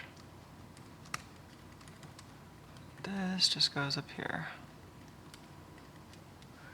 Okay, because we're using this shift register to shift out the token, and I was jumping the gun a little bit and preloading it with data from RAM, but we don't want to do that yet. We want to do that on like the clock cycle right before we're about to output that data. So that should be more our speed. And I would have discovered that if I had regression tests, which I don't, because I'm a bad programmer. All right. That is looking happier. If I just open this back up, we should see those X's go away. Yep, FE, that's much better. That might have been the problem. A, B, C, D, 4, 5, 6, 7, and that's the repeating pattern we have. So that's the extent of my current test harness. Let's see what changes we have here. So we changed this condition for command 8. Well, a bunch of the state machines, states changed here.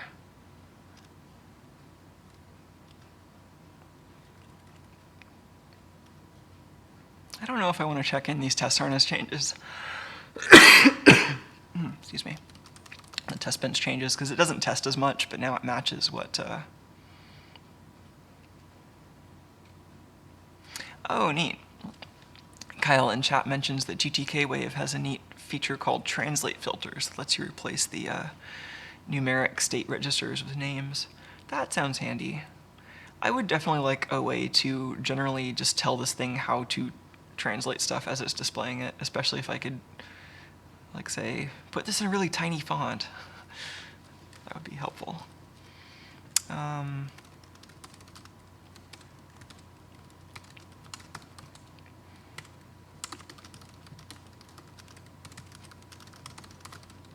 just going to check in some of these things that I do want to keep, since I've got other stuff in my tree that I don't want to keep.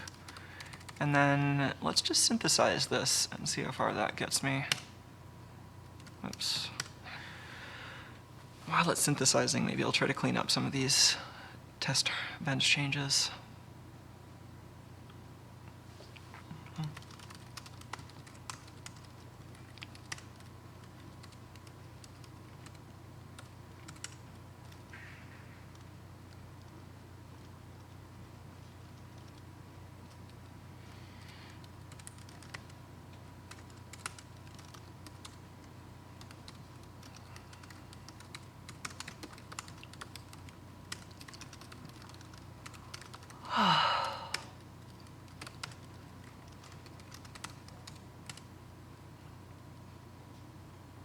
Alright, back to the larger test harness.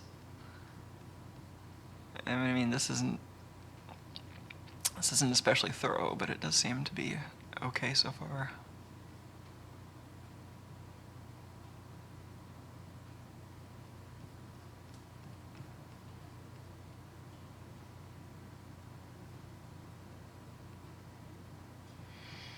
Oh, that's cool. Kyle says that those filters in GTK-Wave can either have a text file for simple replacements or pipe things to an external process. That sounds fun.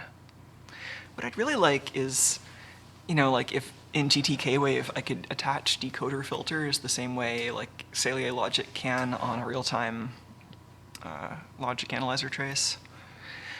Since, I mean, sure, I could have the test bench do more decoding, but for quick and dirty stuff, it would be really handy to have the ability to decode VCD files the same way you could decode, something you're getting externally. I suspect there might be some tools that do that already. Quite a while ago, before I had like a real logic analyzer, and also before I knew about any open source community to make kind of DIY logic analyzers, I was doing something where I had, it was just like a USB FIFO interface, and I had like a little C program and some firmware that could give me data from that FIFO at full USB 2 rate, and then I had some other programs I could pipe that into that would do different kinds of decoding, and then eventually you could pipe it into a program that would take that binary data and convert it to a VCD file so I could display it in GTK-Wave.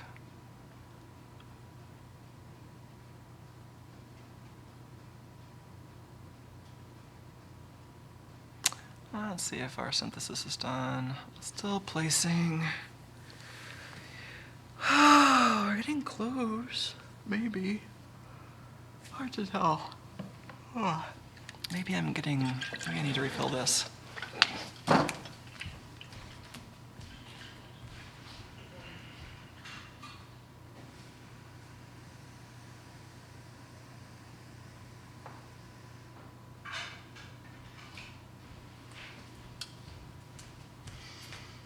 Oh, I've also got a 3D print to keep an eye on. Seems fine. I'm having trouble with this one warping a little bit.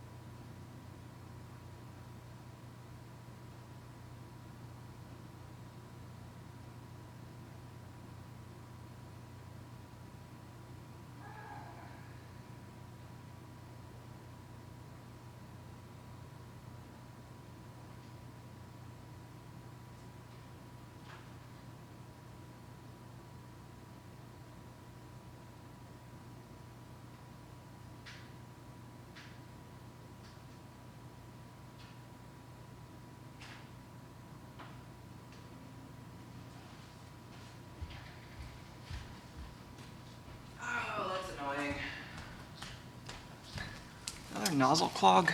I think the nozzle on my printer is potentially due for replacement.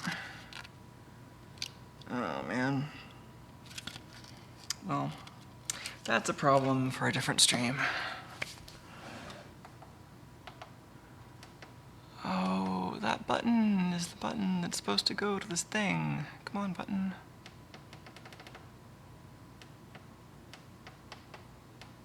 There we go. It's still almost done.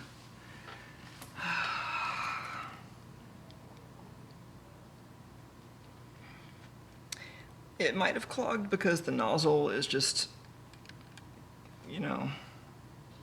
got some residue in it still.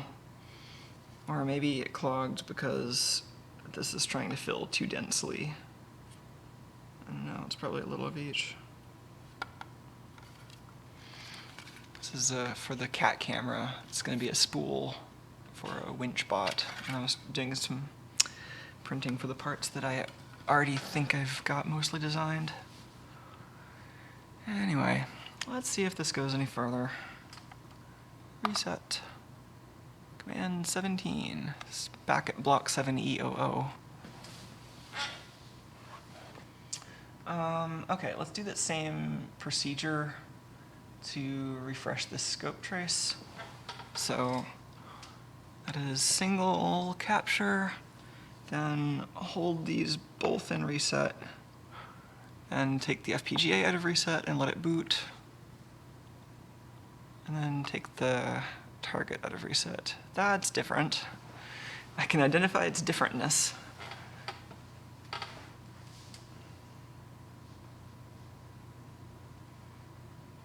And this looks like our two identical reads again.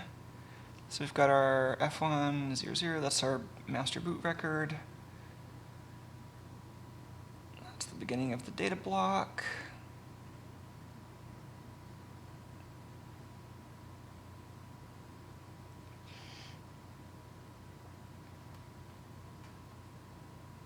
And then that's 7E00. So this might be an interesting place to try fussing with the partition table in an experiment and see if it responds differently. That would tell us whether maybe it's looking for a different type of fat. But it also seems to be, yeah, I don't know. Like, it doesn't seem to be failing. Like, this seems to be in a loop where it does a bunch of things in order, and if any of them fails, it breaks out and then retries. And it seems to be making it to the next step. So here's the 7EE whatever, or 7E00 block, which is 5A's mostly. And then here's the end.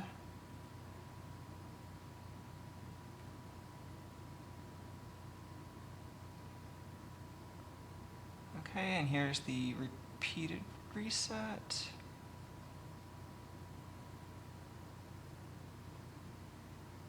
For 8.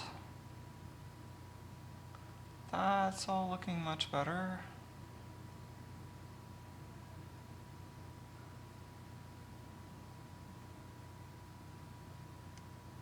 All of that's successful. So that's also interesting.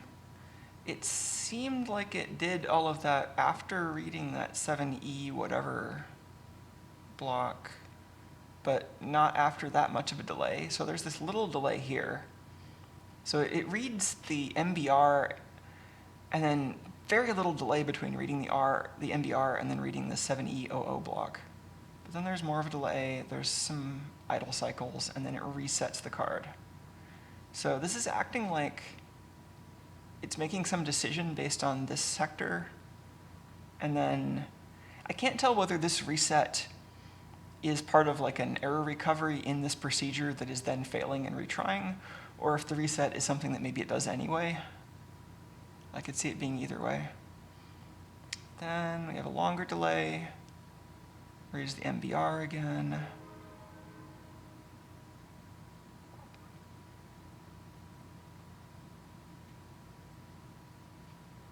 That's the partition table and the end of the MBR.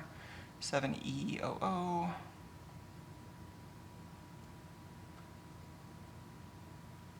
And that time, okay, so actually that reset was part of the retry. So if I can illustrate with the cursors, I think what's happening is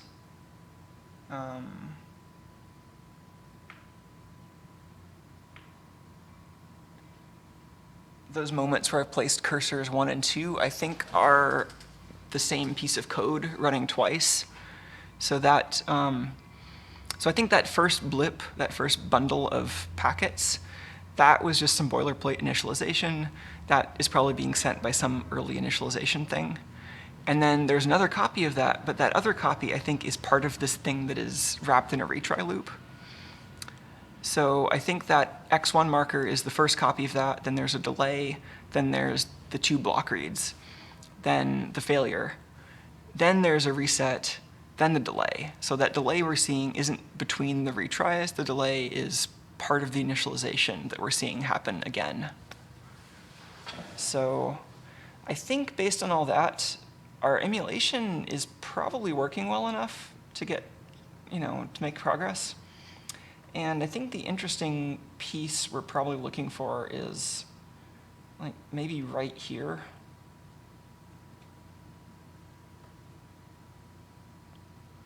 So I think the next thing to do actually is to update the experiment so that we can start modifying some of these values. So there's maybe two questions to answer. One is, what, if anything, in the MBR does it care about? So maybe something kind of like this file name experiment where we can just like twiddle bits in the MBR and see if it cares. And then basically just looking really closely at how it's processing this particular block, which would maybe mean similarly having a thing that lets us change the contents, but then also triggering just specifically on this 7E00 block. So I think for each of those, we might want an experiment that lets us do something similar to this file name thing, but at perhaps a lower level.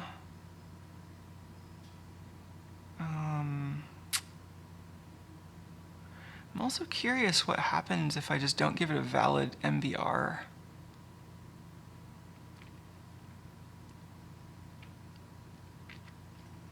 Well, let's make an experiment.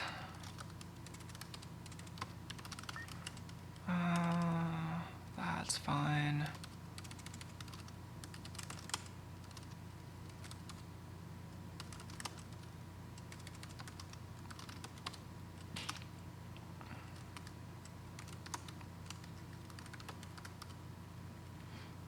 I'm just going to call this block frob since it needs a name.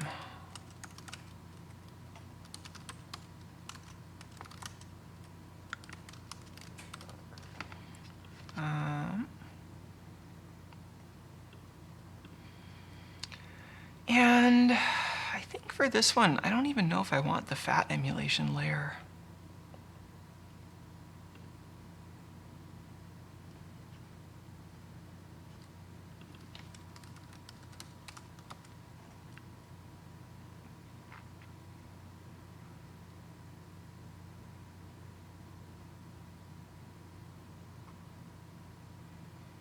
US Water Rockets in chat asks, what if I put a valid partition entry at that 7E00 address? What do you mean by a valid partition entry? Because like the partition table is in the MBR, but do you mean like a fat header? That would be weird though, that it would read the MBR and then go look for something that isn't even in the MBR. I mean, we might get there, but right now I'm interested in having a somewhat generic way to make changes to that data because I want to be able to try a bunch of things. Let's change.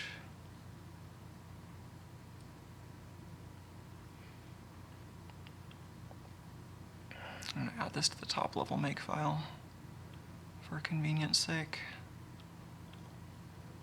because there's all these variables that I still have to define for each makefile target.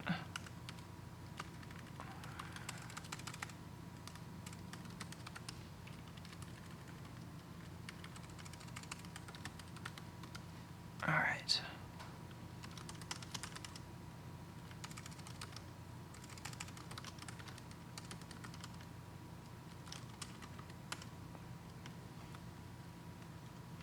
All right, so we've got kind of a basic experiment here. So I'm going to start with that file name guessing thing, but now I'm going to rip out the fat layer. So I'm actually going to like not link in this fat.o anymore. And I'm not going to have these fat callbacks. And I don't think I want that either.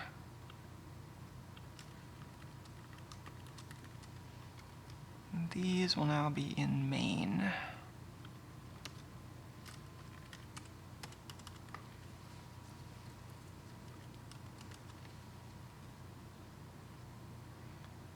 Chris in chat says, I may be late to the party, but 7E00 is the address of the fat. In what universe is that true? Because 7E00 in this case is a block address, which is fairly far into the disk. It's like way past all the data structures that it should be reading. Because that's a logical block address. That isn't a byte offset. And the partition doesn't even start anywhere around there. The partition starts at block, I think, 3F. So let's have this do nothing. Ignore write.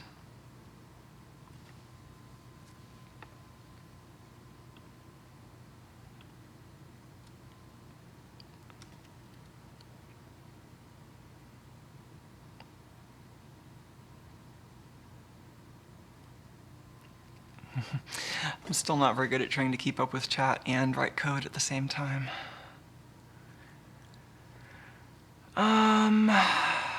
Okay, so I think I'm going to have a buffer here.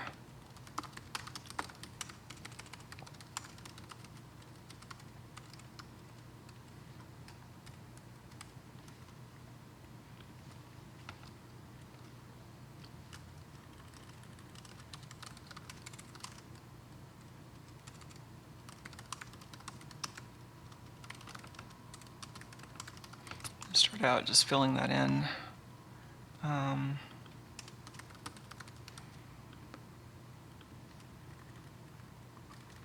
Oh, that's right. This can just go in main. This doesn't need to be global. Oh man, it's so weird writing code for a CPU.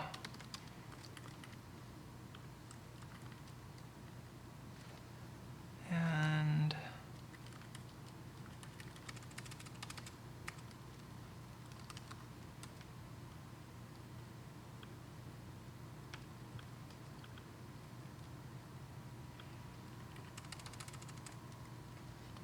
just going to change that to be more generic. None of this deals with file names anymore.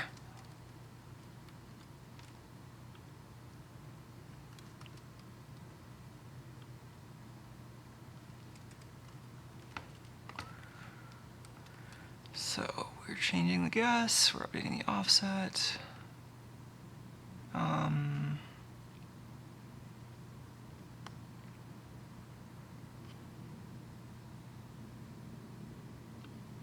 Yeah, I guess fine.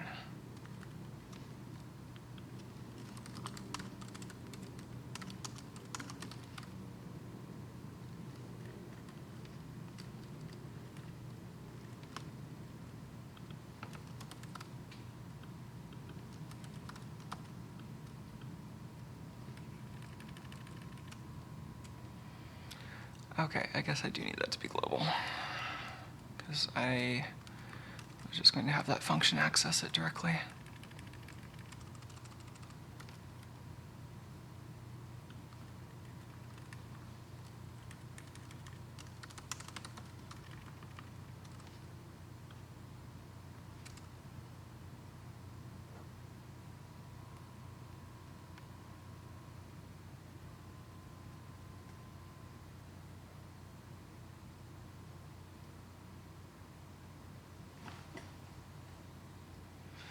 Trying to parse the suggestion in chat. We're still talking about that block offset being the fat.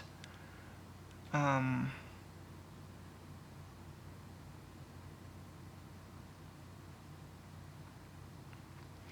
mean, it's possible that the firmware is doing something really weird and it's making a mistake in the calculation. It's also possible it's making assumptions about how things are formatted. It seems more likely that this is something hard-coded where it's expecting a very particular file system image. But yeah, I think either way, I just want to like make some changes and see how it responds.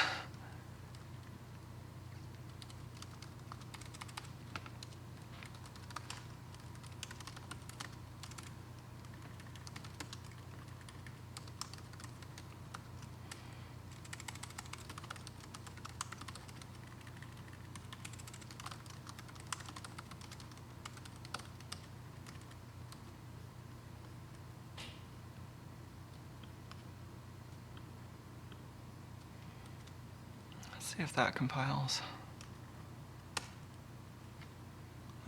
Almost. I don't actually want to print out that buffer.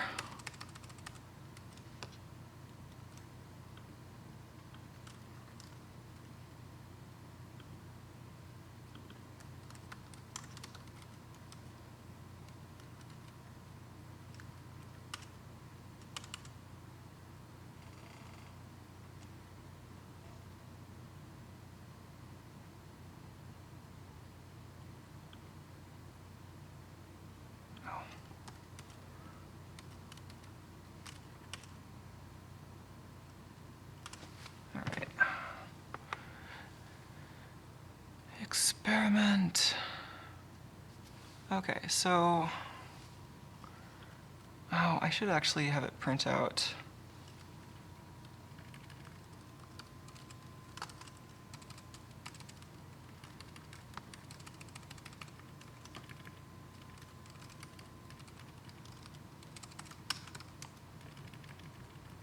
Have it show me the current byte that I'm working on. And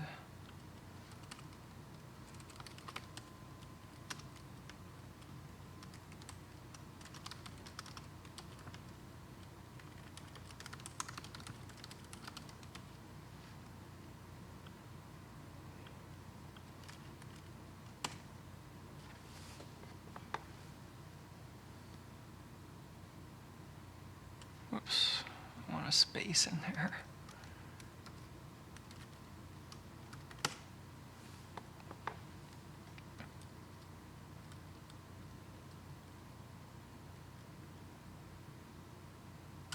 Okay, so now I can move forward and backwards in the block, and I can make changes, and just like with the file name guess thing, this changes all bytes ahead of the one that I'm pointed at.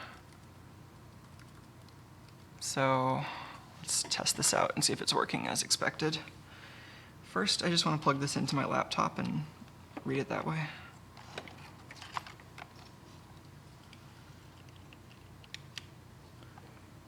All right, so it's connected, and connect this to Linux so that I can do this without having to cross VM boundaries.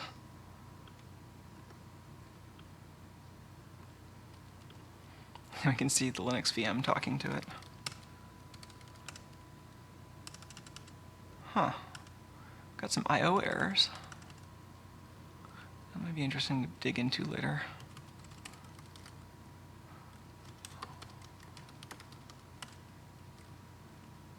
No medium, or maybe this is just a bad connection.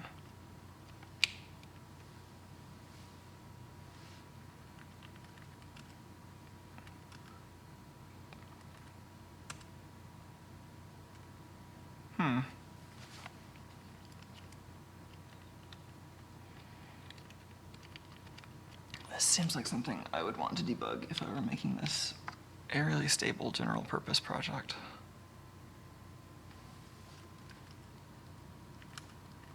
No medium.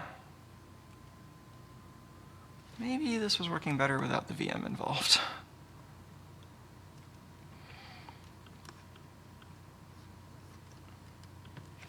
Ah, the joys of flaky implementations. I did not want to search Wikipedia, I wanted to open disk utility.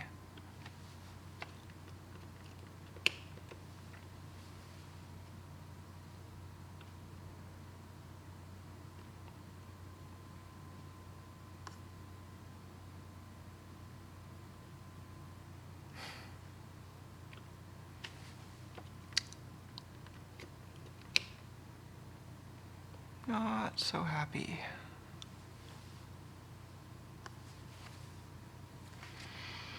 I mean, this could be failing for a number of reasons.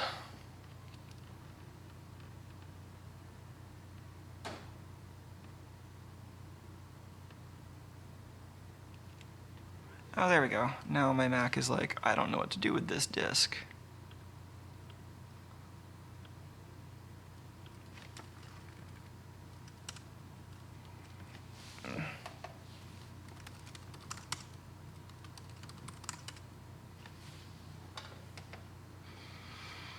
Okay, that looks better.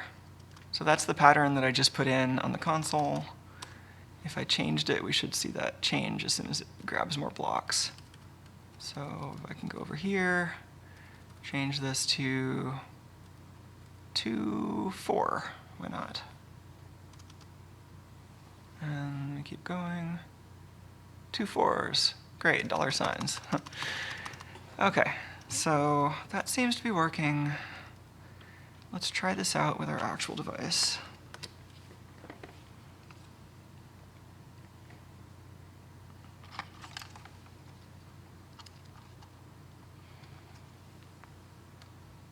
Oh, we also wanted triggers, right? what is the trigger setup right now? Because I thought that was in the fat layer. Yeah.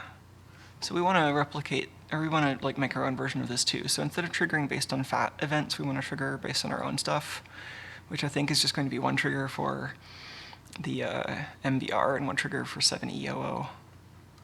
So let's just have something like this in our block frob. And so I think we always want bit 1 set, and then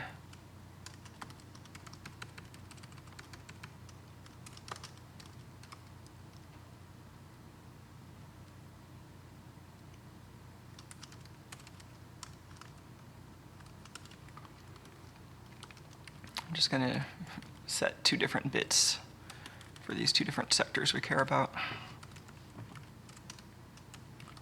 So now we have 1 trigger bit that's just always set anytime a block is being read, and then 2 different bits for these specific blocks.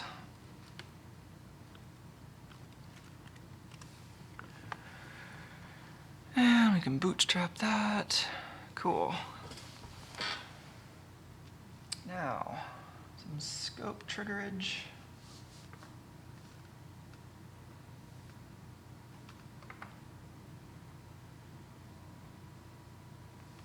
Let's make that not a bus anymore.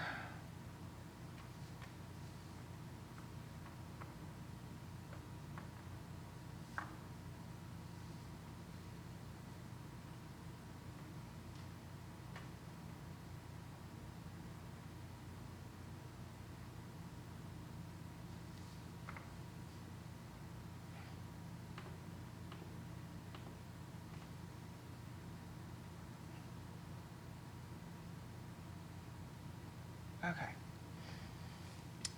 So now we should be triggering on any block read.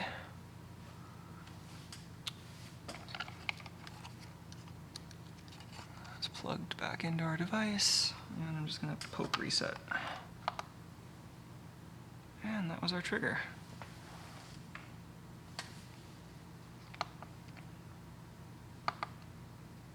Cool. Why are we not getting a trigger? Oh, nice. So now it's only reading the MBR. That's good. So it does mean that it cares somewhat about what's in the MBR. So I think the next step here is to try to minimally put the MBR back to normal and see if it likes that. But I think I need to take a quick restroom and tea refill break, so I will be right back.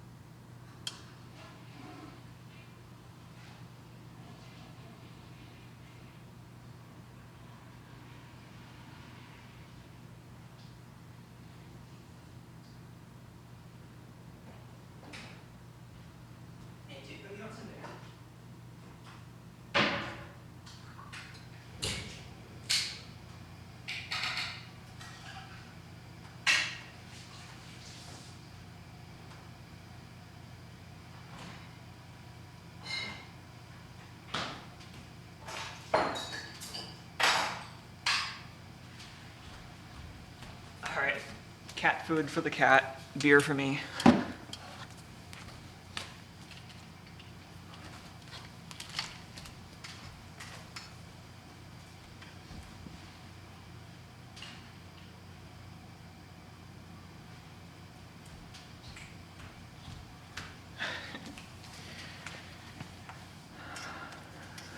Little tiger.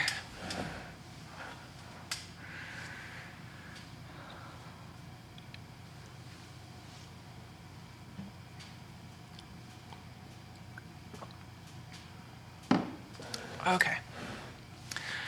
So I think I'm going to add a couple more keyboard commands so that I can change single bytes, and then just try putting in the basics of a MBR byte by byte and see if that works, or see if that gives me the information I want.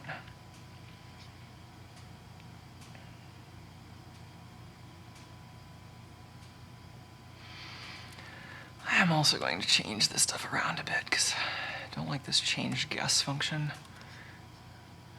I'm going to have the guess buffer be a local static variable, and this character right here is going to be a pointer.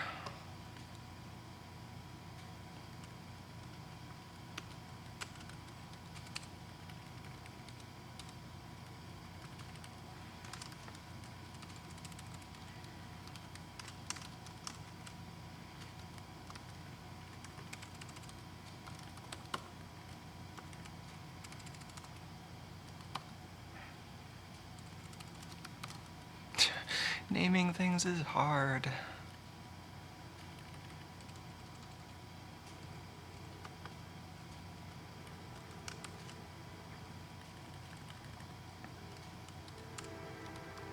What? No.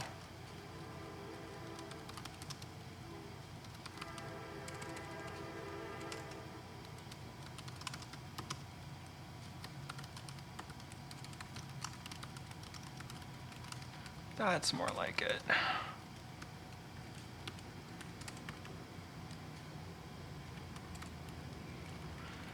And now what I'm actually going to do is make it so that the capital, like if you push like Shift W and S, it changes the whole buffer after where you're at, whereas the lowercase versions change just one character.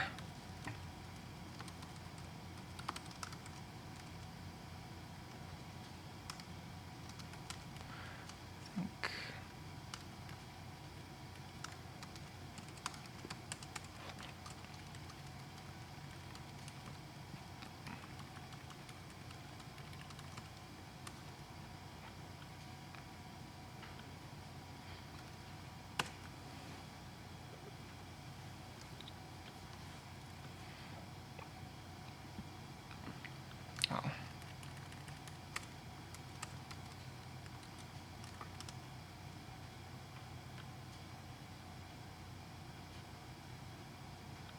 Oh. That's right, this does have to be global so that read callback can access it. That's fine.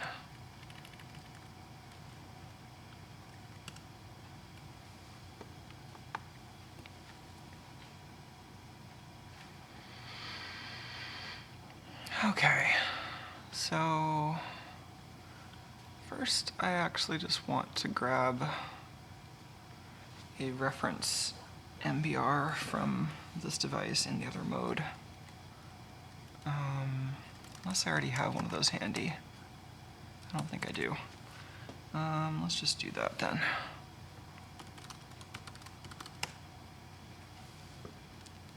Let's put this back on. Can I get it to talk under Linux? I know I've had this work before, but I don't think it's something I need to worry too much about right this moment.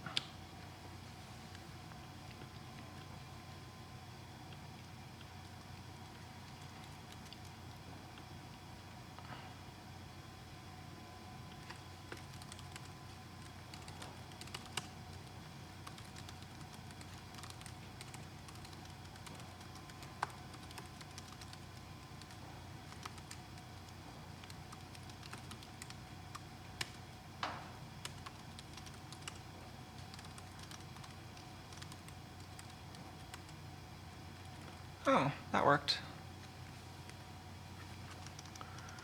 That's the contents of my little emulated device. So now I'll put the other firmware back on. Block frob.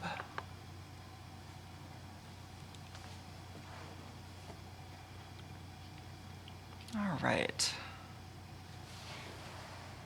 WaveGen.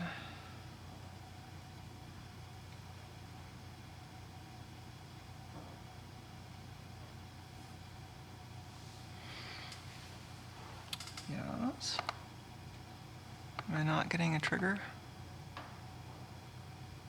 Oh, it would help if I plugged this into the right connector.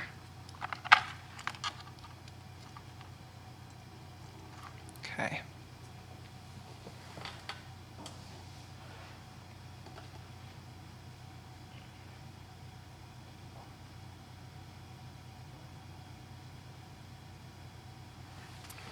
Okay, so first let's just set the signature bytes, that F or 55AA at the very end.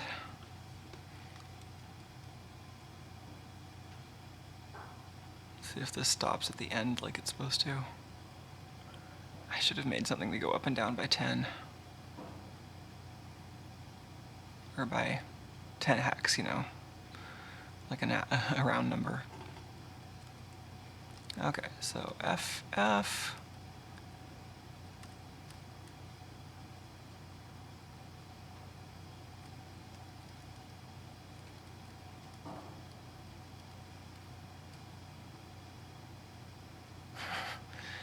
This is like the iPod with one wheel. Okay, so that's the signature, 55AA. This is not changing. Yeah.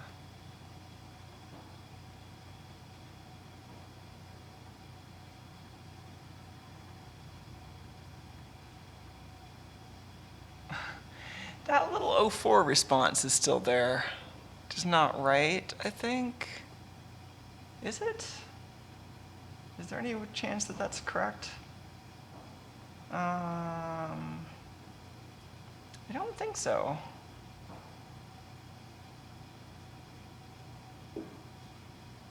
I don't think that matters for this particular problem, but that's definitely, that 04 is not supposed to be there. Oh well. Let's try putting this whole block in there and then change it bit by bit and see what breaks it. So I'm just going to copy this and use it as initializer data.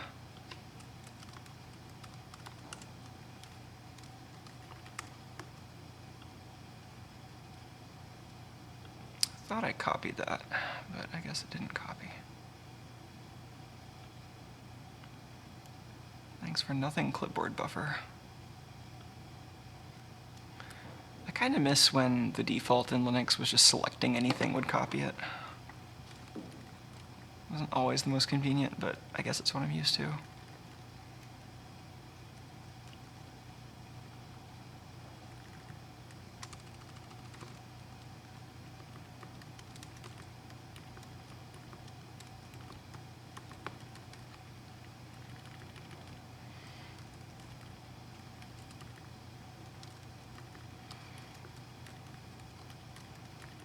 It's another moment where I could write a little special purpose one-liner program where I could just type a whole bunch.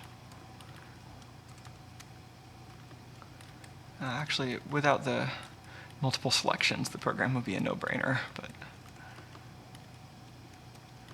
reducing an n-squared problem to order of n changes a lot of things. All right, so that's our MBR. So we should just see this immediately give us the second block as soon as I reload this.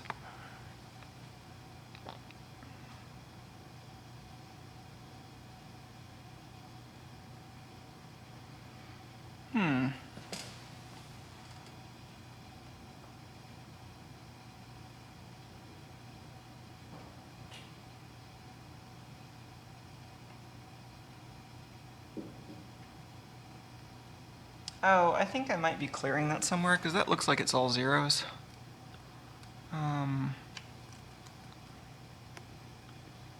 Oh, yeah.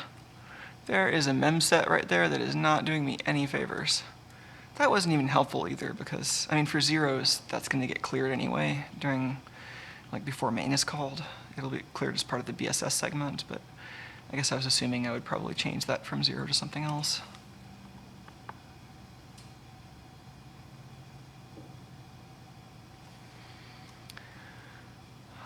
Okay, well, cool. Now it's getting 70 EOO.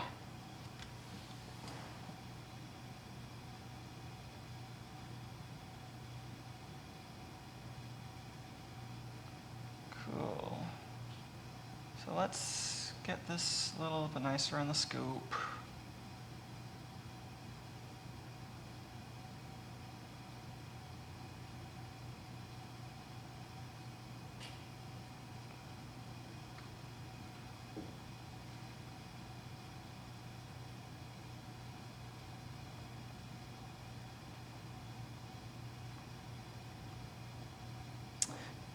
Because I'm not triggering on the...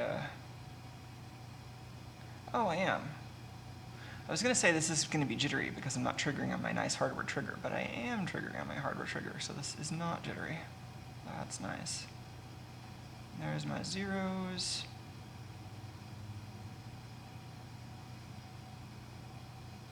I'm still not actually zoomed in enough. There we go. So if I don't zoom in enough, like those zeros are just coming from a different part of the waveform. That's what has been confusing me with the way this UI works. But then I zoom in enough, and now they're actually lined up. But anyway, I mean, just as an obvious test, let's try changing the signature. That I would expect to break it pretty quickly, but that'll just make sure that we're testing something properly. So if we change these last 2 bytes, then we should expect it to just not read the next block after this. I'm going to add those other key combinations, though. I'm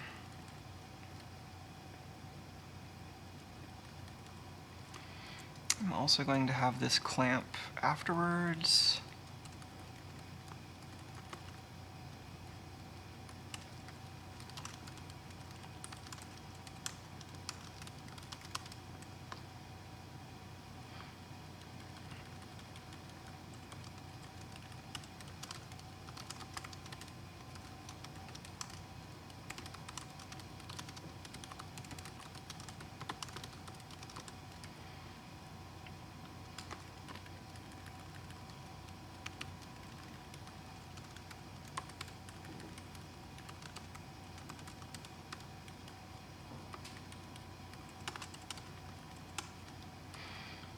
All right, that will be slightly less inconvenient.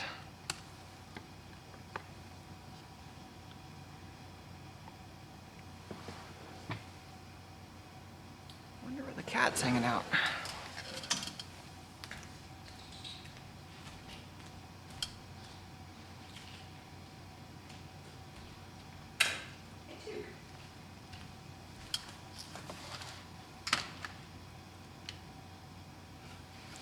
He was kind of picking at the food still. Okay.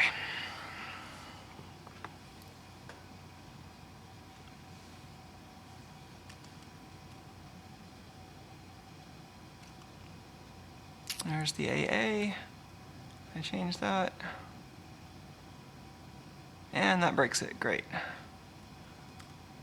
Back to AA. And there it is again. Cool. So now let's try the partition type, maybe.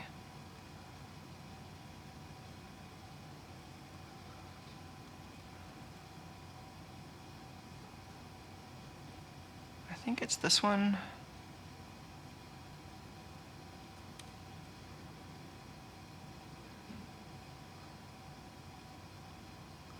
I don't think it cared. Set that one to 0 still. Oh, it cares if that's 0. If it's 1. Okay, maybe it just cares that there's any partition there.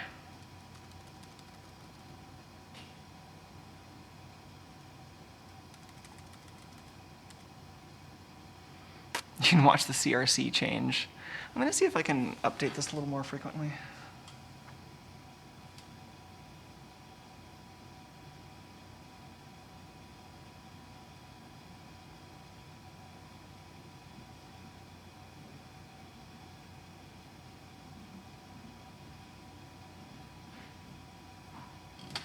Okay, it should be updating about every second and a half now.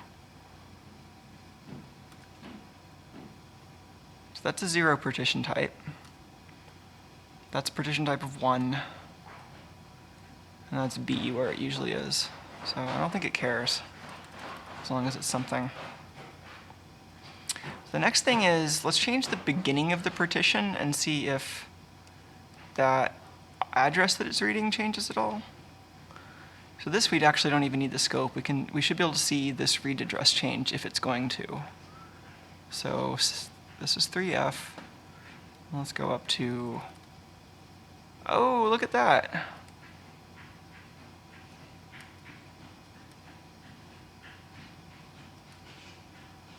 Well, it is reading relative to the partition.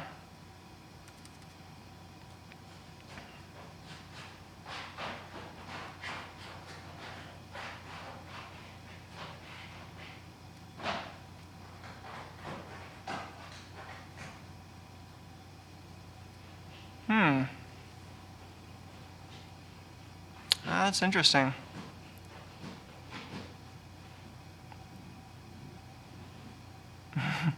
US Water Rockets is pointing out that it's probably looking for a FAT32 signature at 70 EOO.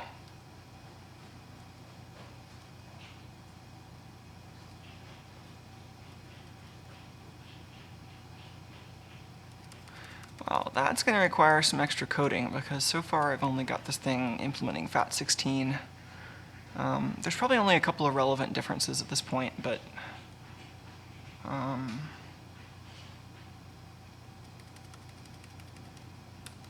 I will expect that to take some more coding.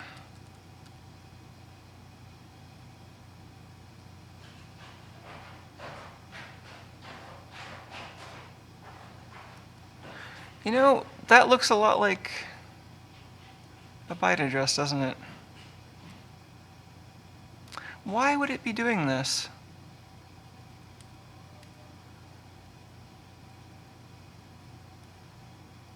It does look like it's just multiplying that by 512, doesn't it?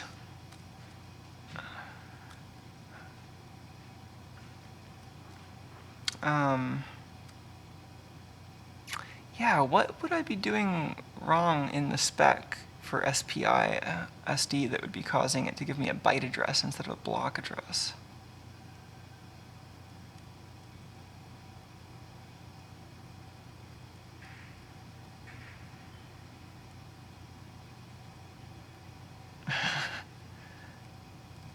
Yeah, US Water Rockets is saying for like the 18th time that the manual says FAT32 cards. Well, I'm sure that's what the manual says. And I don't necessarily, I'm not saying that it doesn't need a FAT16 or FAT32 card. I'm just saying that regardless of what the file system is like, this is like not a file system layer problem I'm debugging. This is something at the block read layer is giving me addresses that don't make any sense. So, like, based on this particular experiment, this looks like it's trying to read the big, like, it's multiplying this number by 512 and then reading. So, you know, what we were seeing before isn't a coincidence. It's actually doing that. So I don't know why it would be doing this, and this is something that I feel like I need to understand.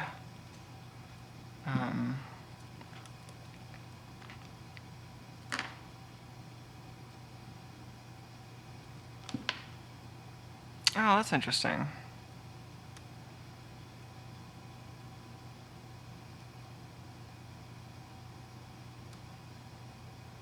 Oh, no, it isn't. That's just straight up multiplication. So I know 512 is the sector size. The thing that I'm confused about is that this is not supposed to be a byte address. This is a logical block address. So this number is just counting sectors from 0. It's not supposed to be doing this multiplication. And I don't know why this would ever work. Like there is no way to format a regular fat of any kind of fat card so that this calculation actually makes sense.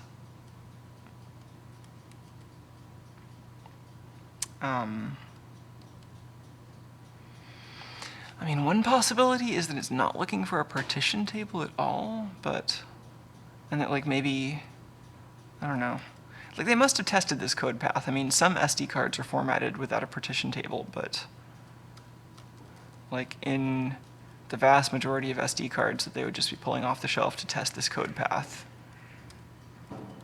the partition would be starting at a small non-zero block number.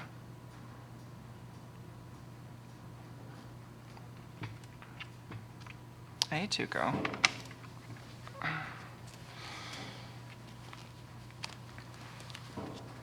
Oh, that's an interesting question from Chris in the chat. Does the MBR include CHS style size data?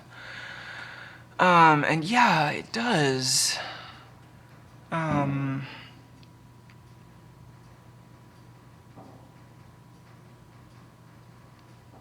not sure why that would be affecting this though. And Ben Brown asks, couldn't old SD cards be accessed by byte addresses as well as block? And well, I don't know anything about a specific command that just uses byte addresses. There is a command that is only valid prior to SD high capacity that lets you change the block size. But they're issuing that command and they're explicitly setting the block size to 512 bytes. So that doesn't make any sense. Like they're definitely using 512 block bytes or 512 byte blocks on purpose.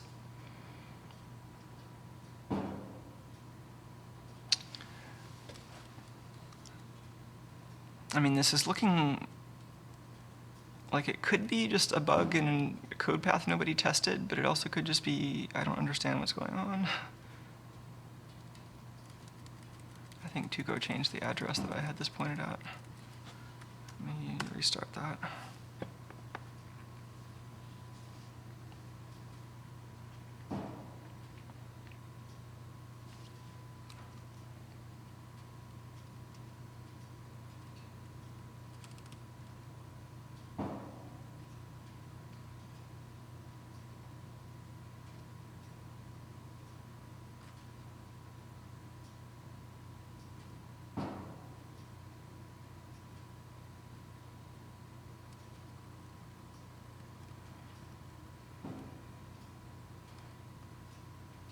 I think these Fs are part of the CHS.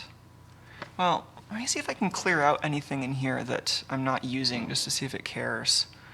For that, I think I do need the Wikipedia page for the MBR format.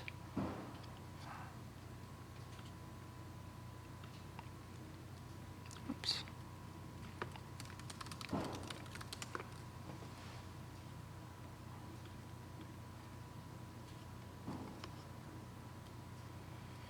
Okay, 1BE is the first partition.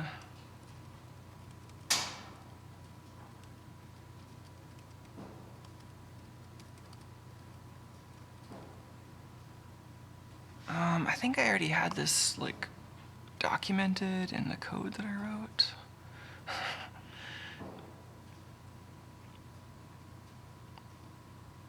Master boot record. So we have the boot signature and the partition, and that's it. And the partition, what does that look like?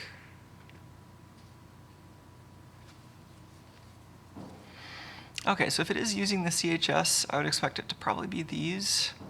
So that's 0, 1, 1. So let's try messing with those bytes and see if that affects where it's reading.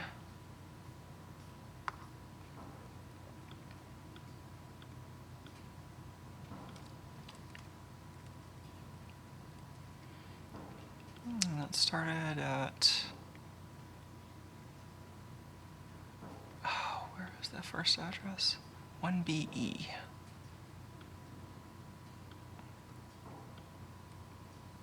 All right, so doesn't seem to care about the status byte on the partition.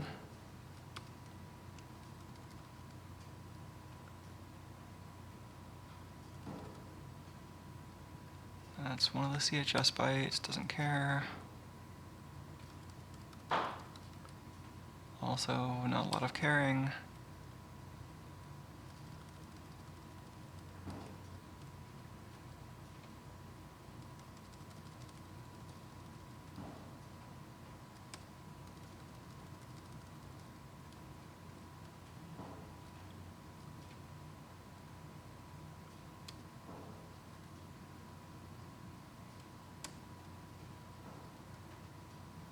Oh wait, that was starting to change stuff, wasn't it?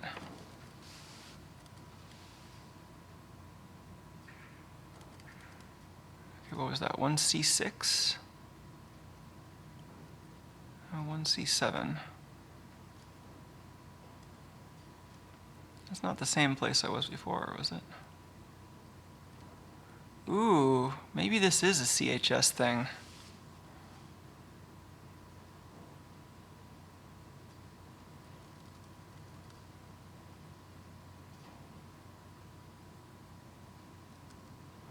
Still 0.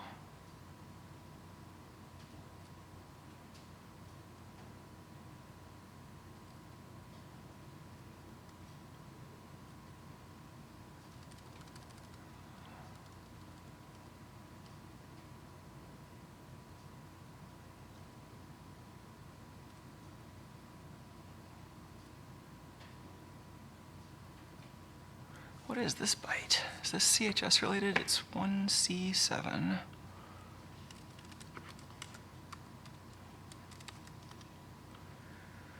And for the 18th time, that was partitioning starting at 1BE. So it's the 9th byte in the partition table.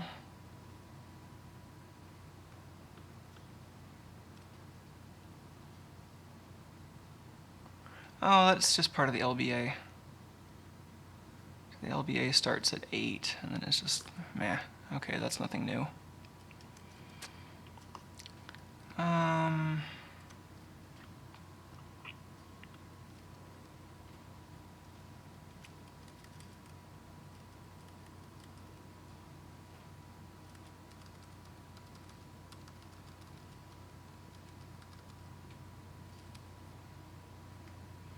That's 8 plus 1BE, right?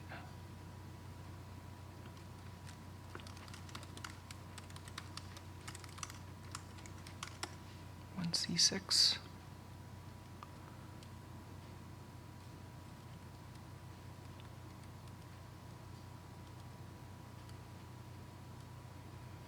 Yeah, all right.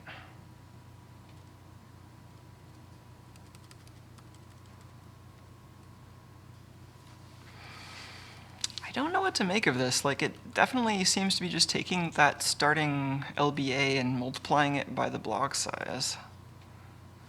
But man.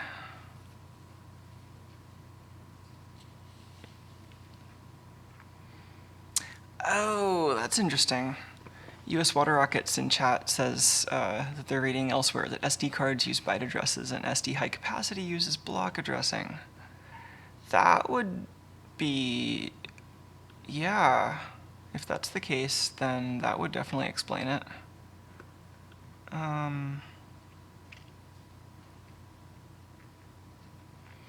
I don't know. I mean, I could just try converting the byte address to a block address and see how far it gets, and then research what the actual meaning behind that is later.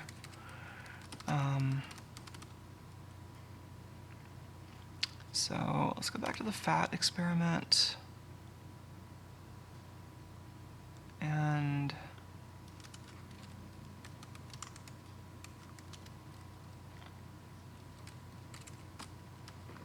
let's just do that shift right there.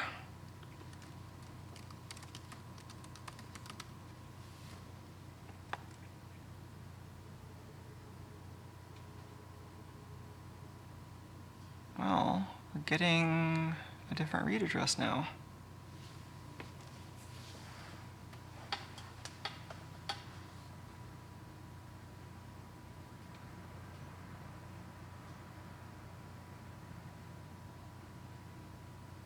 Well, it's doing a lot more stuff.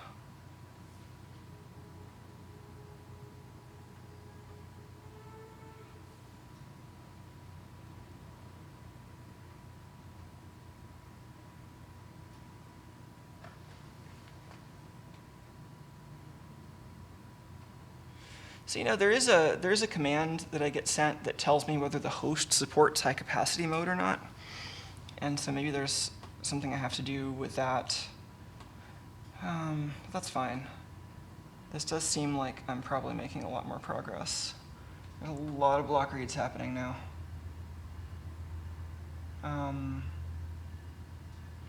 In fact, I think I want more triggers so I can see what's going on. So in the FAT code, I have every block read triggering with a 1, and then I've got this trigger bit, OX2 for the root directory, then OX4 for files.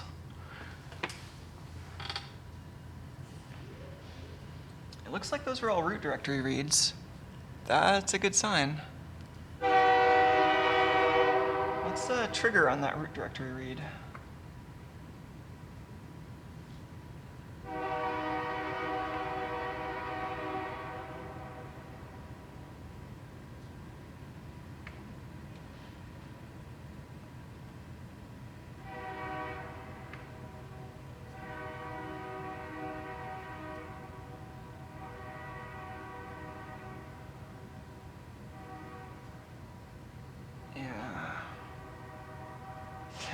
Definitely need more hold off here.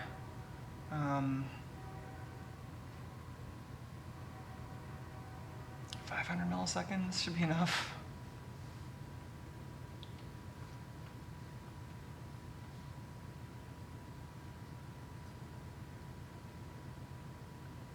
So we're getting really close to the thing I'm interested in. So if I understand what's going on correctly, this is just going to be in a loop pulling root directory blocks off the file system, and I suspect that little gap in between these two packets is where we're going to see our string compare loop.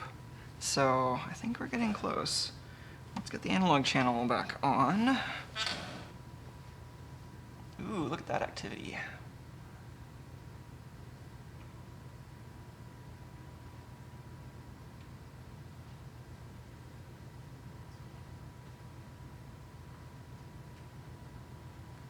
It is not especially lined up, is it?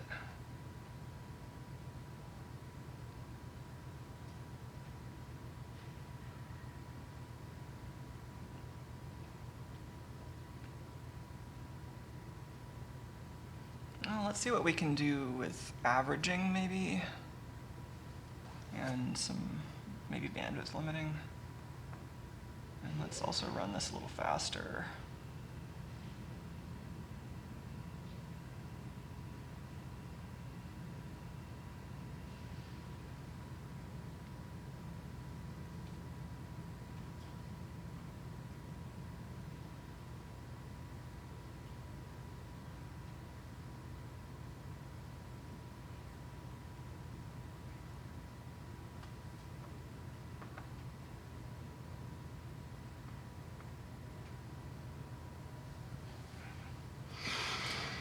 Okay, so now we're just running the experiment and keeping it mostly synchronized and averaging the results. And so now that's starting to look a little more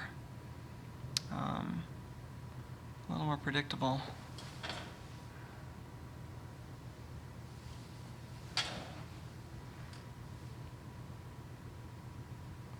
Oh, nice. We have a confirmation from Dr. Toon about the SD versus SDHC distinction. Nice catch, folks. That's a big help.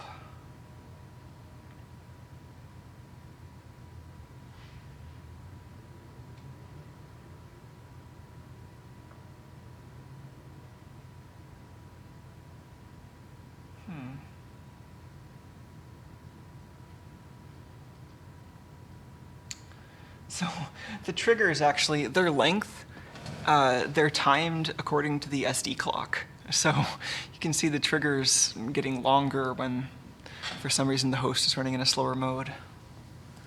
I actually want to trigger on rising edge, because that's what matters here.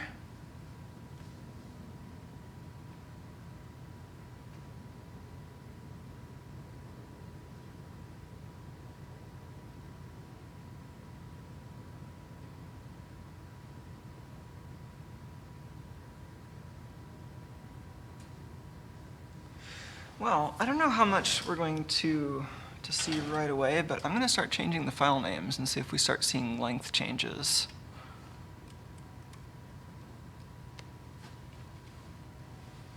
So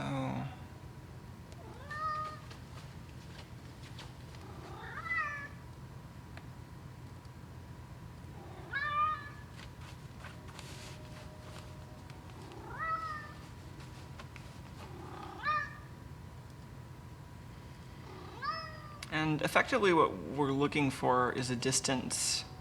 Like, it's going to be running the same string compare over and over again on each of these file names.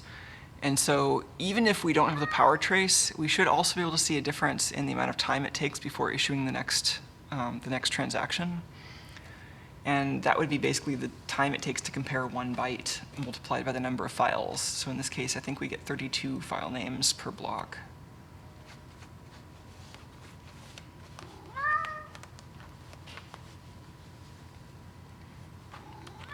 This definitely might be a case to add some automation.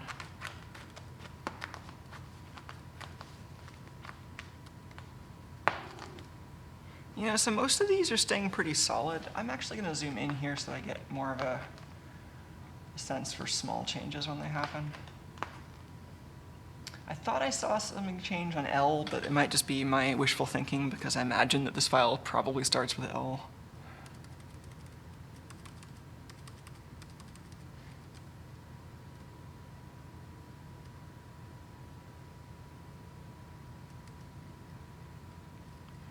Yeah, I'm not seeing any differences there.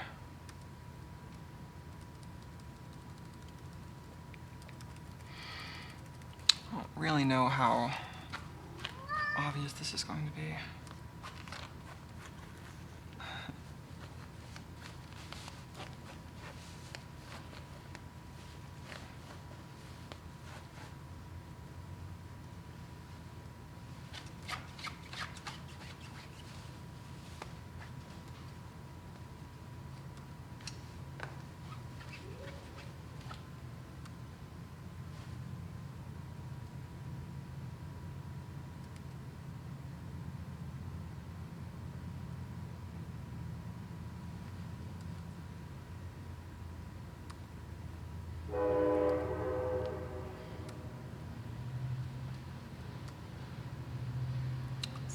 I definitely just want a program that runs all of these and collects O-scope traces and shows me the differences. I should learn, I know there's a way to talk to this O-scope from Python. There's a library called PyVisa that I've been meaning to try out.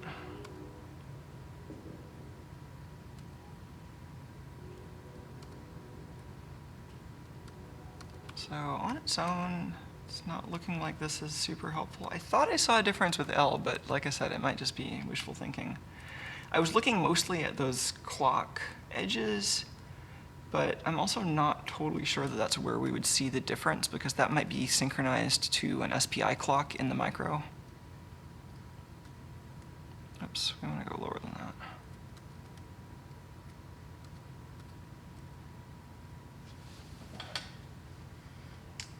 Also, maybe stop averaging.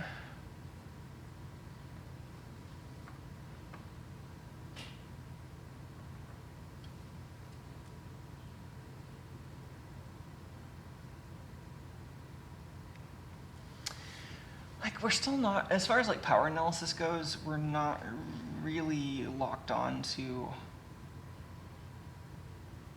whatever the processor's doing. Like, it seems like there's some other stuff going on here, which is kind of annoying.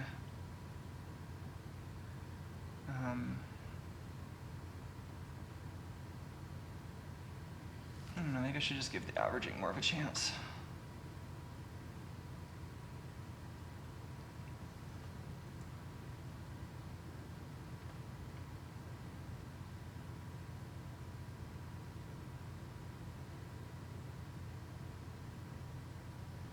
Every time I move either of these windows, it resets the averaging.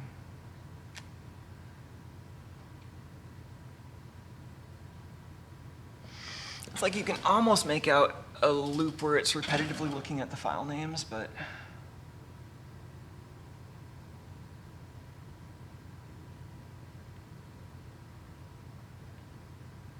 I should let that collect for a bit, because I should see something where there's roughly 32 copies of the same thing happening. And that's starting to maybe appear.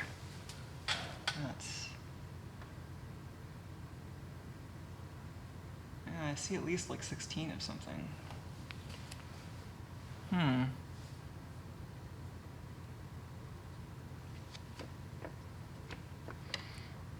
Oh, nice. Kyle mentions that the Ethernet interface should be a lot nicer than the USB interface. Cool. Well, we'll definitely have to try that out. So it's looking like, well, we've got a bunch of progress here. Fixed a bunch of random little state machine bugs in this. It looks like there's still an issue with the SDHC blocks, but yeah, that might just be as simple as having support for whatever like SDHC. Like I'm just gonna have to find out like what in the spec actually causes that difference, and then how do I detect that? Because I mean, I can certainly hack around it by just dividing by 512 again, but like I want to know a little bit more reliably what's actually causing this protocol difference. So.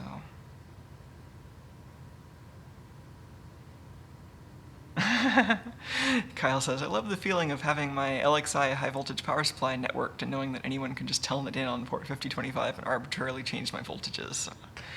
Yeah, that's why my scope isn't on the network yet, but yeah, it's probably fine. Let me make sure that I know how many files I'm actually looking for here.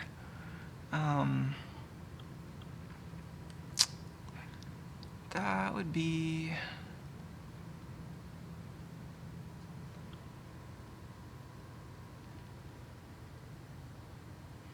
fat D entry per sector.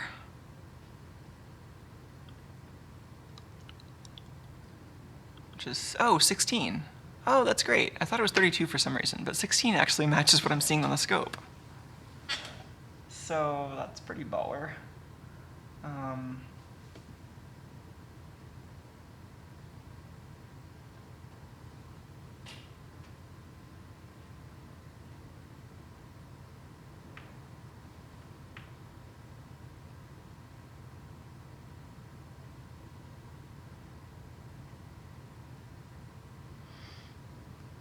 I'm counting 12 iterations there.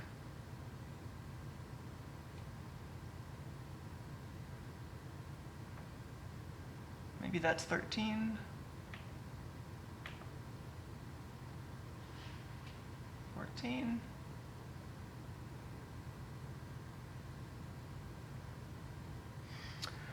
You know, the first one might be weird because that's probably the volume identifier here. Maybe let's look at not the first page, because then maybe we'll see 16 that are actually identical. Because the very first one has a kind of fake file name that identifies the volume.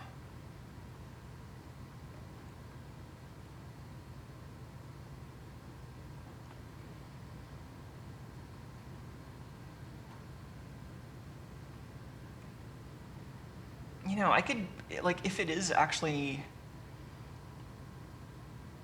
I don't know, unless there's something that's kind of quantizing the SPI timing to its own, like, byte period, and it doesn't look like there is, like, all those SPI bytes are kind of going out on their own timing, then I would expect to see those little timing differences that I'm trying to find, I would expect to see them even, like, in between these actual, you know, read requests.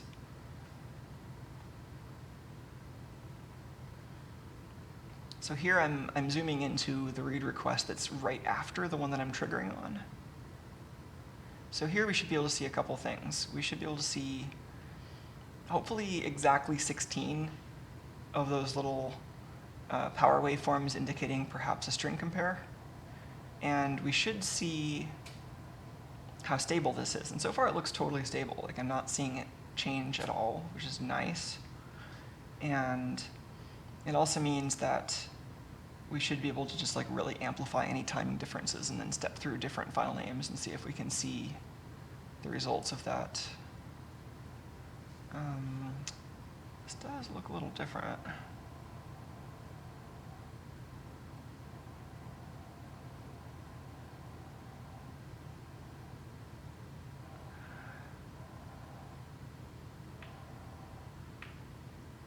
One, 2, 3, 4, 5, 6, 7, 8, 9, 10, 11, 12, 13, 14, 15. I don't know whether that's 16 or potentially the one before it is 0.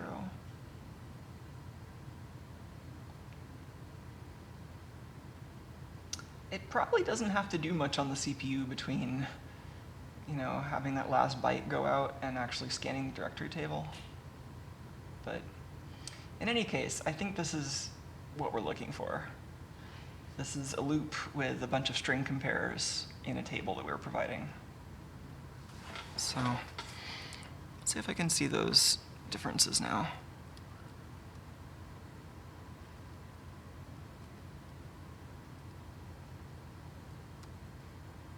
And let's put this cursor,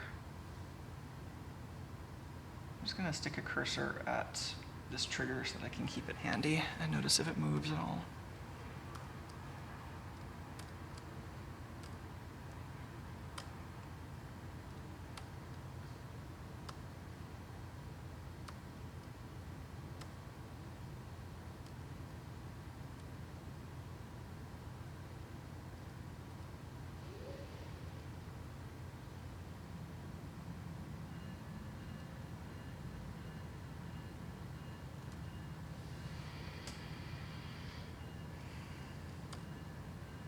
Oh, that's a cool idea from Kyle. Kyle suggests it might be a good idea to have your FPGA design output a little pulse whose shape is determined by the interval between read commands. And then I could have a pulse width trigger on the scope.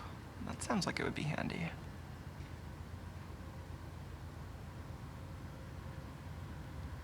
Oh, cool. And then Dr. Toon has a link to some handy SD read code in SPI mode.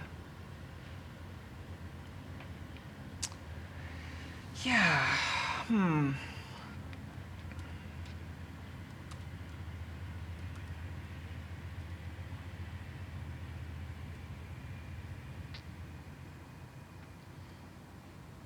So I was hoping that I would see at least some difference with running through different first characters. So far, I'm not having such luck. But I might just be not looking closely enough.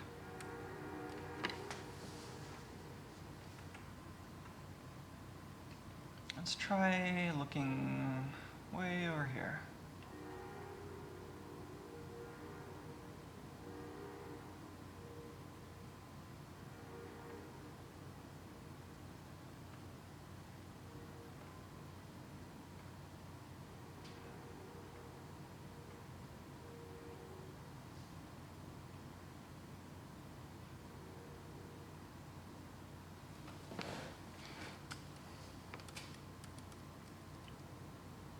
Oh. There's some where it just moves. And I don't know why. I'm assuming it's a triggering issue. Or maybe I'm getting unlucky with interrupts, which doesn't seem to be related to my experiment.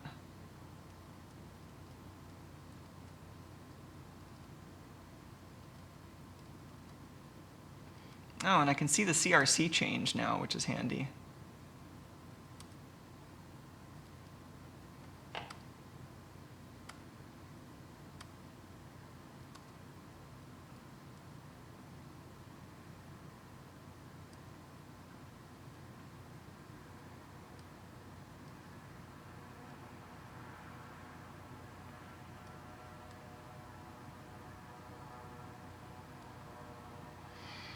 Oh, I haven't been testing like all the characters, have I? I've just been going through like A to Z. They might be starting it with like an underscore or a period or something, or a number.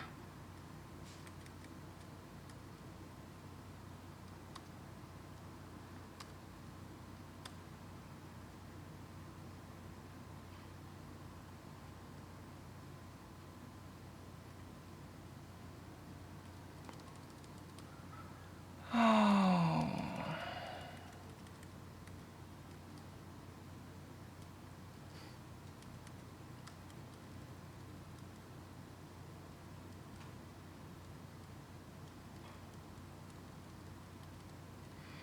Good old control characters. How often do you find yourself asking yourself, which direction is the period? Here's the period.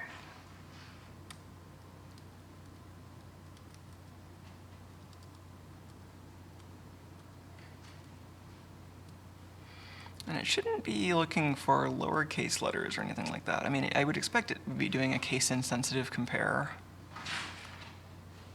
But fat file systems also generally don't have lowercase letters in the 8.3 section. It's also possible they're not using an 8.3 file name, but I find that really unlikely.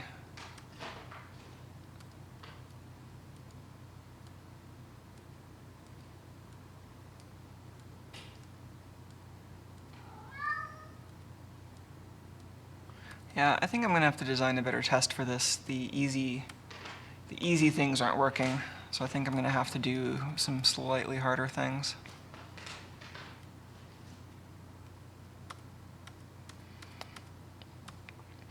Yeah, Sodium's asking if there's a way to display the difference in the power signal between what I'm currently running and the average. That's certainly something I could do with some code. I don't know if I can get the scope to do that all by itself. Right now, I'm hoping to see just a timing difference, but yeah, this doesn't seem to be working out so far. Well, it might be time for me to wrap this stream up and figure out what to do next and read some documentation and take a break and generally do that kind of stuff, but this is interesting. So it's not giving me the easy timing difference. I'm trying to imagine whether there's some way they could have written this loop so that it wouldn't be giving me the kind of side channel outputs that I expect. I find it really hard to imagine them doing anything other than just running through the sector of 16 files and running string compare on each one, though. I mean, they wouldn't have any reason to do anything fancy. And yeah, they have reasons, as US Water Rockets points out, not to implement long file names because there are like patent issues with that. So I don't know. They might be doing something weird here, but I might also just have an insufficiently sensitive experiment.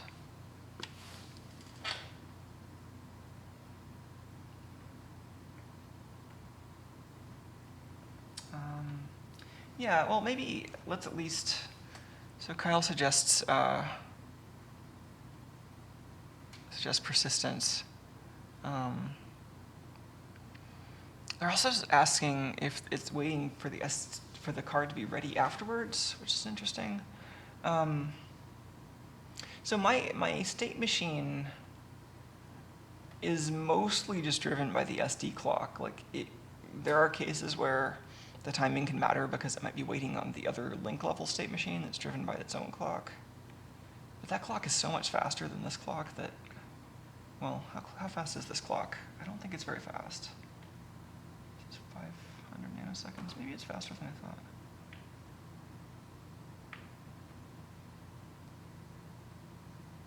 It's 8 megahertz. But that's 10 times slower than my other clock, so I don't think it matters that much.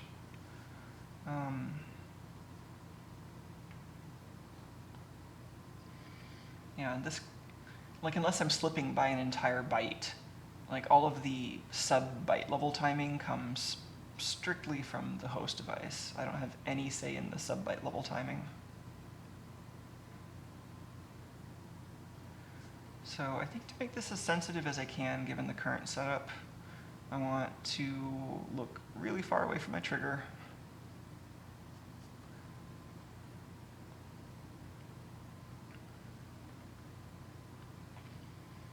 This is 75 milliseconds, 74.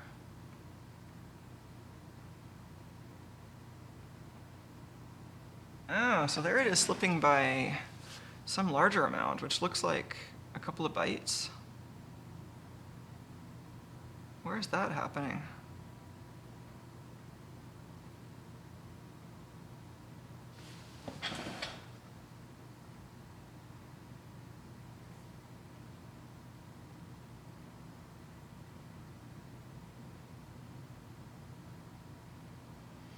Or is that a triggering issue?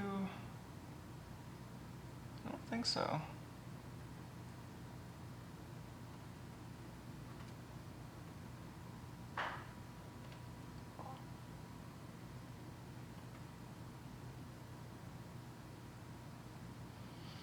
Those are stable. So somewhere along here it's becoming unstable. That's interesting. That's potentially useful.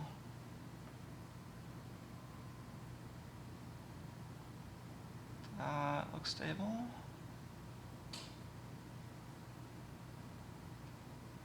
We're at like 50 milliseconds, 60.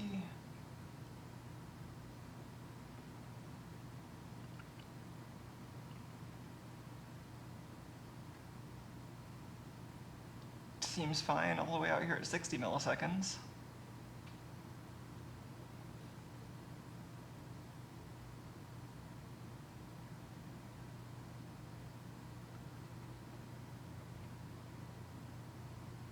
Oh, now we got the wobble back.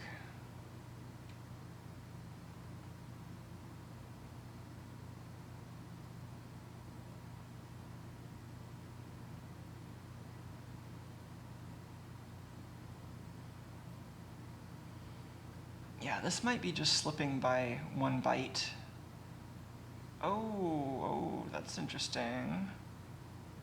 There's the slip.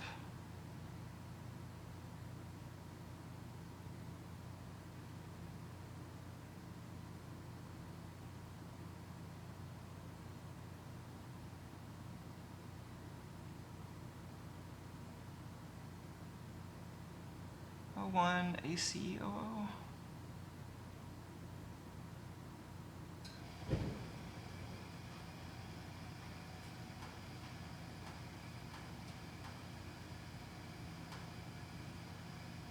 No.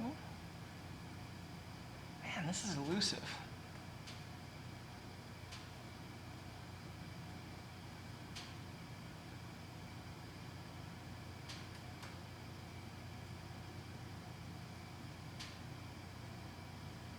Is this the last?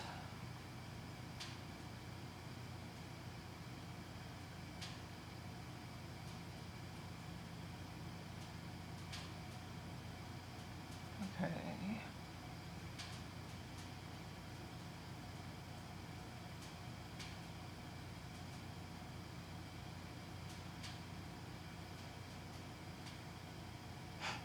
It's like when I get close enough to see it, it stops moving.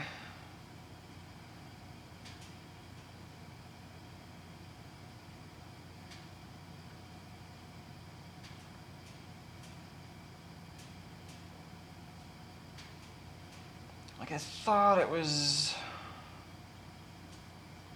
byte alignment thing, but maybe not so much. What is it even reading? These 8 E's?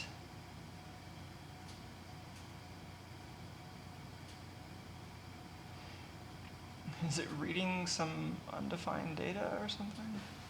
There's this 1BOO.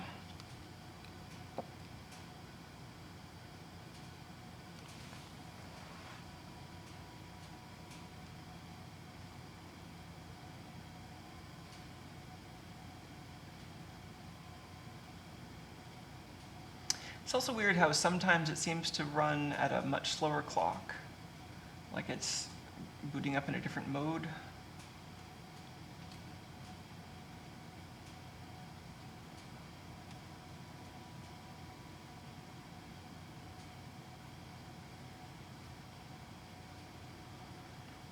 I get close enough to one of these to see if it's stable? Okay, this one's over at 73 milliseconds. It's almost at the end. It's not the last one, but it's close. That's, well, yeah, it's moving just a little smidgen of a bit, but that's good. Okay, can I see any difference now with this setup?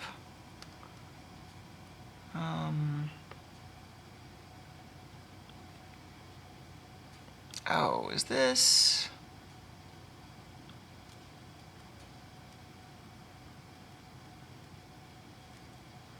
Oh. This file name is full of garbage.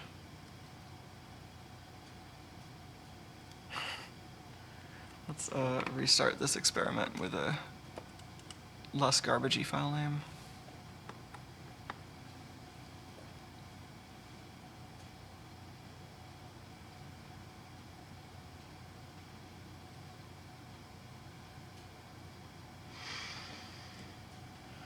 Man, that is...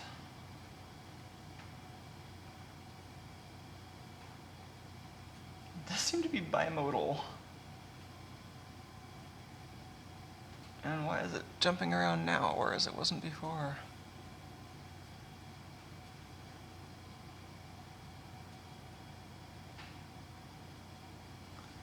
So now I'm back to looking for where the jumping is starting.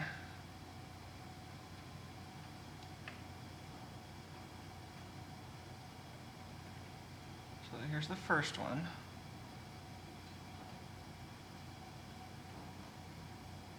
And we want to go way over here.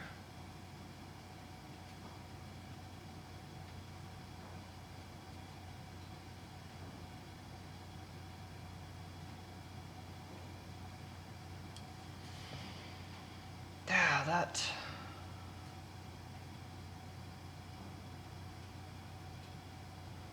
That is what I want to know the source of. That bouncing around is not helping.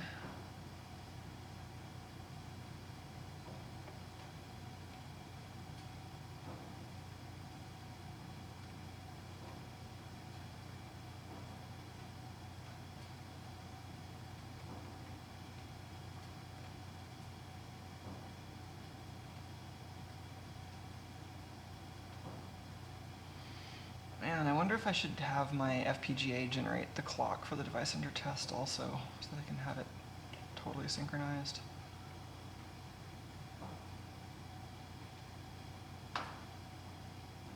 It's jumping around by a couple of bytes, it looks like.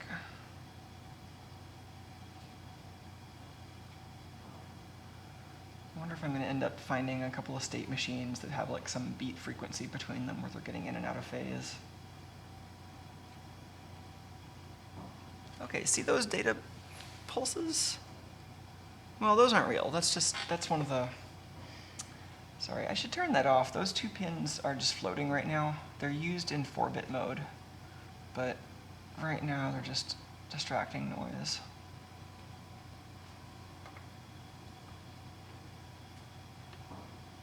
So, anyway.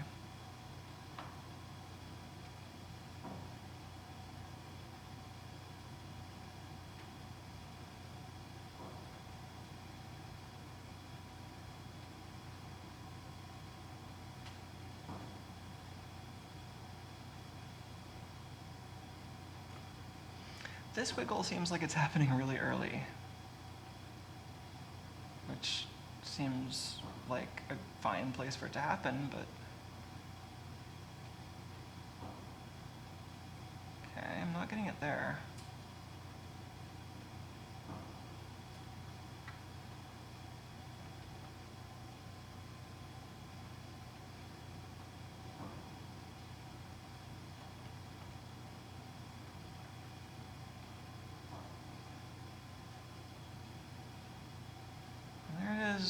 Wobbling around again. It's probably not just a single place I'm going to find it. It's probably like there's like a statistical distribution of where the extra byte ends up. Uh,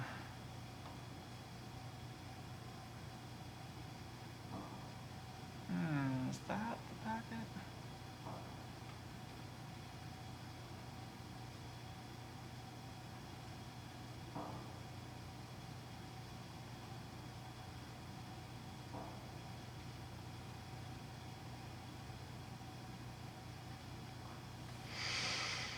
Oh, I think Tuco's bored with this also.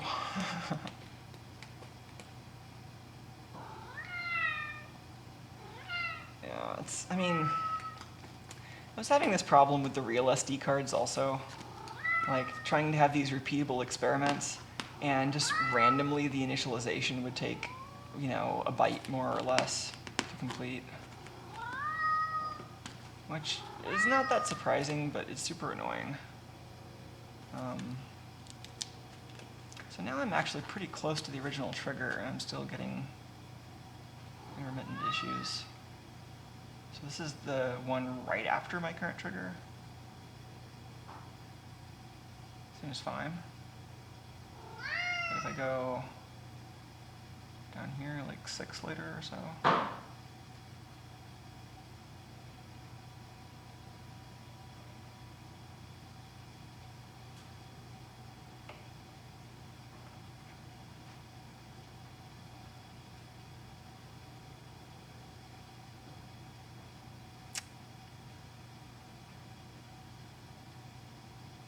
Oh, Kyle is asking what are the odds I'm just seeing an infrequent interrupt. That could be totally possible too. And I mean, the interrupt could have different timing depending on, you know, it could be running off of just some other oscillator or, you know, getting external events somehow. Well, all right, maybe let's go way out to the end and then use persistence mode to see what kind of different behaviors I've got.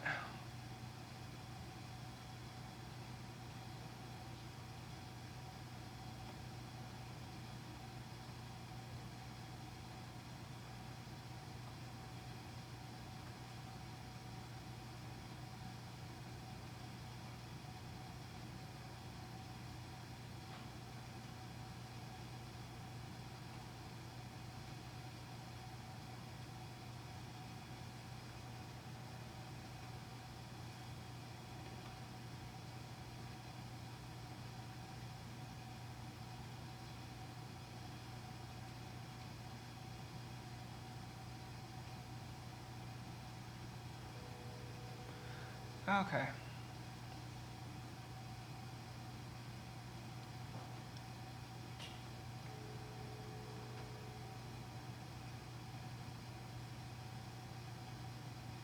Just trying to get as much of this on the screen as I can.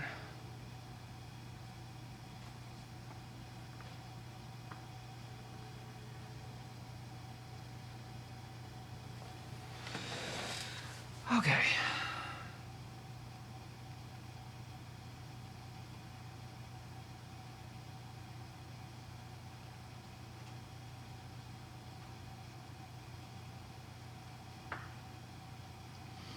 I mean, it looks a lot like this is something happening in the synchronization between the SD emulator and the code rather than something that's just on the code side, because, you know, we're not seeing this shift around by an arbitrary amount. We're seeing it shift by entire bytes, which is how the host waits on the SD card.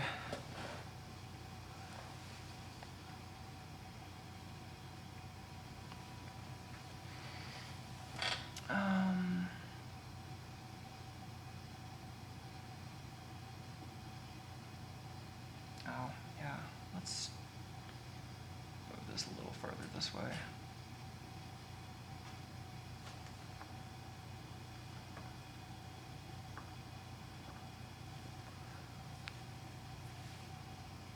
Okay, well maybe just do this and run through the file names again.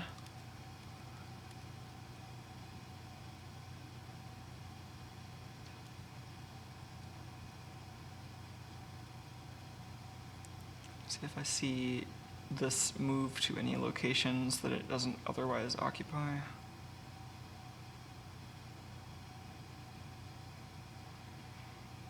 I mean, I guess one assumption that I'm making is that the comparisons, the file name comparisons running on the CPU end up delaying the SPI clock, which potentially, you know, I expect the SPI clock is something that is ultimately separate, but is started by the CPU at a pretty much arbitrary clock cycle.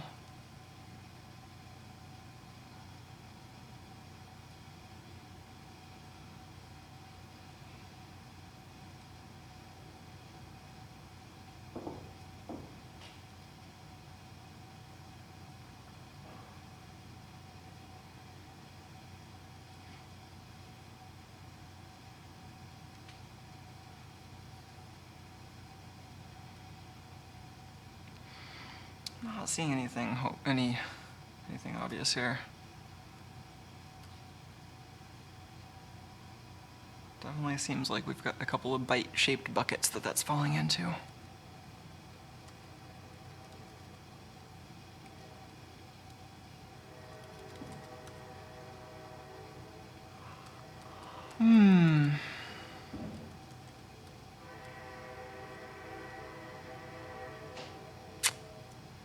Yeah.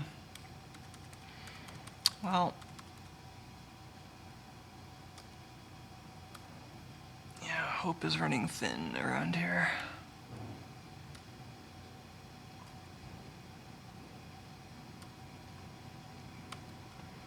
I mean, worst case here is I go back from this bricked one to preparing the backup PLC and glitching it.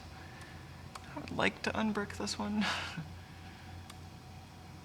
I'd also like to understand this bootloader, or whatever it's doing.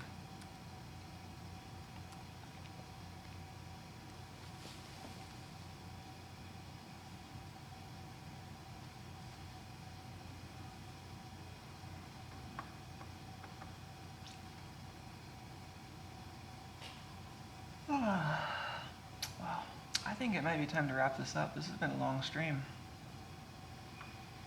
Making some progress, even though I'm confused about what to do next.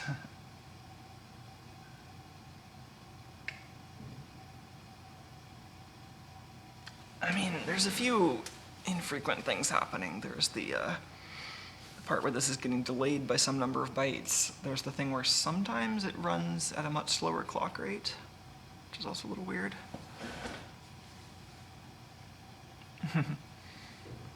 Oh yeah, Kyle mentions, of course, if you manage to extract the firmware from either one, that'd likely give you enough info to see what the bootloader's doing. Probably. I suspect that what happens when I extract the firmware is not that I get the whole image, but that I get probably 64K, if that. But I suspect that I'll still have some good starting points. Well, did you...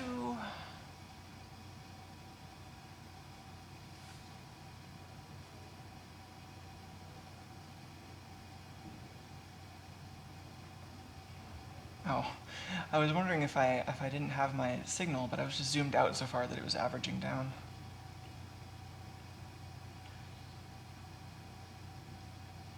Well, maybe another way to approach this is to, instead of zooming out so far, to look really closely at the power waveform.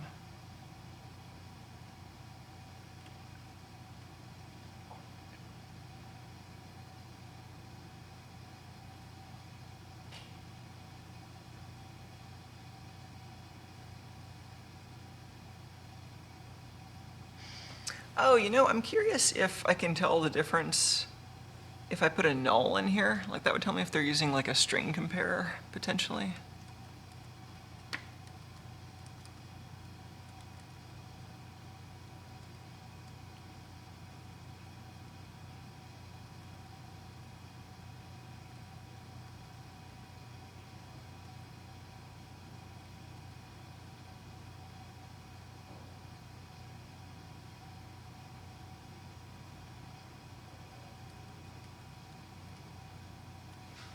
Is this 1? I think this is 1. Whoops.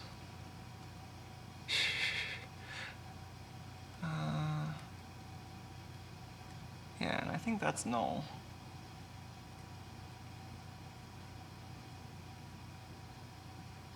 I mean, it's probably just interpreting this as a file that's not there, but you would think that that would also look different.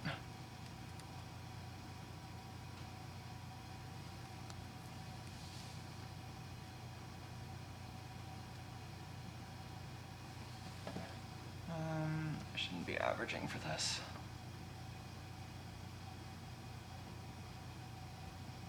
Yeah, I mean, part of the problem is without averaging, I've got way too much junk to deal with.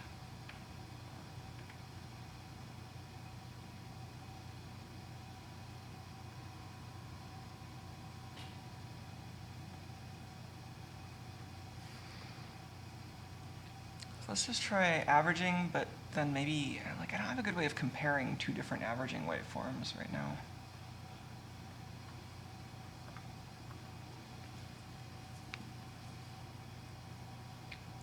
Like, that's with nulls.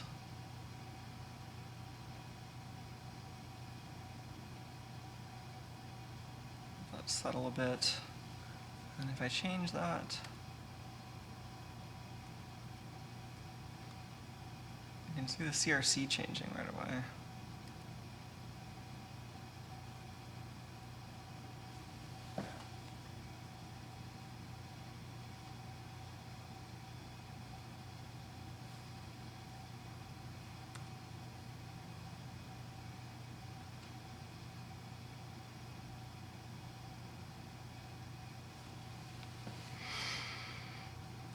You know, it's also possible this is just reading the file names into a buffer and not comparing them until later. I don't know why they would implement it that way.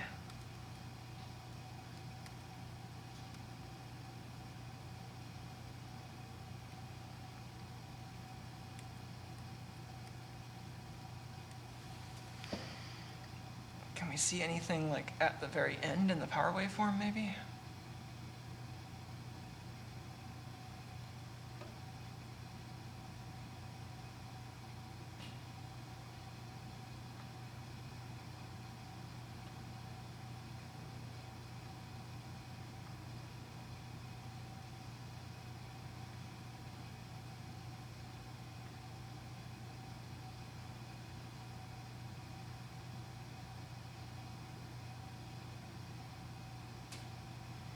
I think I need a better trigger for this. What block are we dealing with?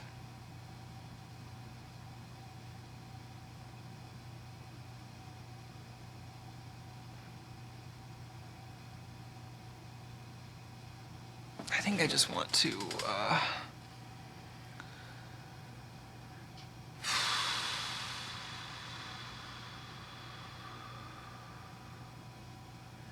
so root directory.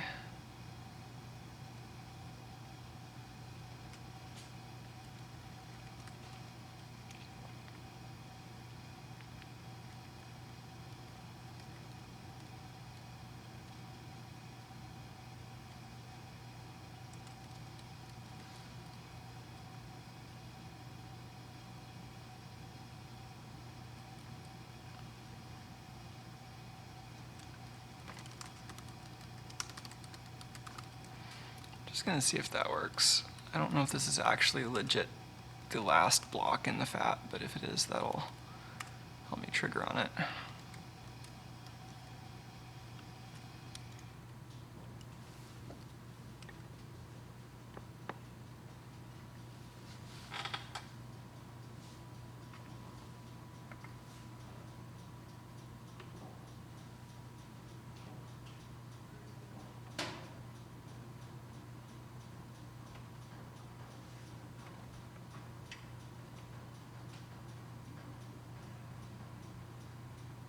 Oh yeah, that is the last block in the FAT, and we can trigger on it.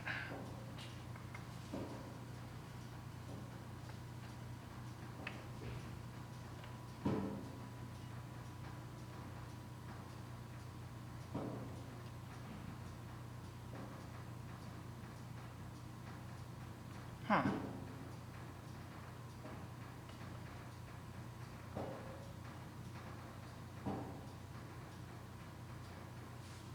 That's... wasn't expecting to get that trigger multiple times. Oh, okay, so we're still... Is it actually just scanning the fat twice? That's interesting. I mean, I guess we're still inside that giant retry loop. But let's make sure this is real. So let's get the address from right before this, or from the trigger itself.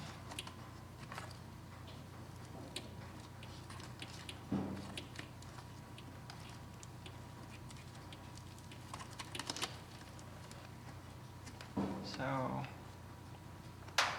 here's the beginning of the block that caused the trigger. That is 01B600.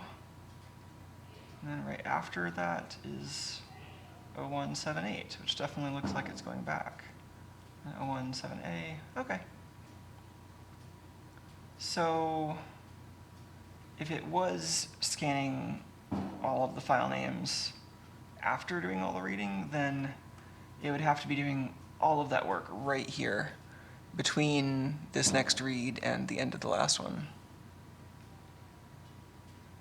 And I mean, the CPU is doing some work there.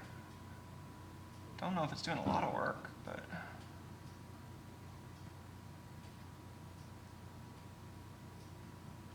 See if I can see any differences in especially the timing of that CE low, like on D15.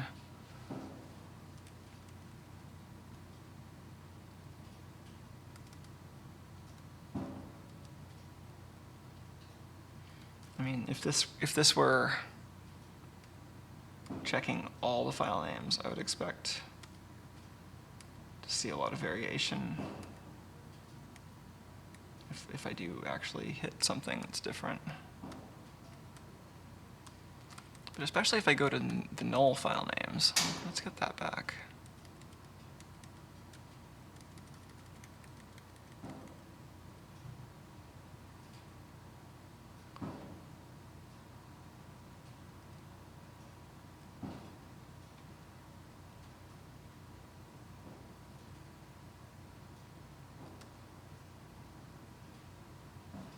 Yeah, I don't know.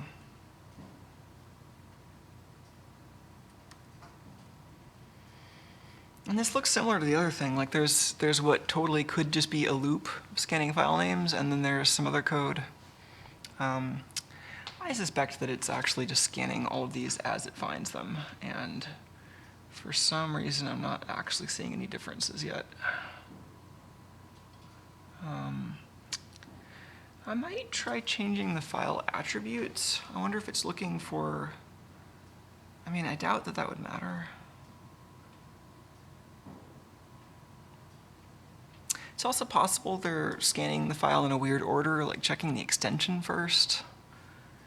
But I would still expect to see a one-character difference somewhere that is then repeated according to the number of files that it scans.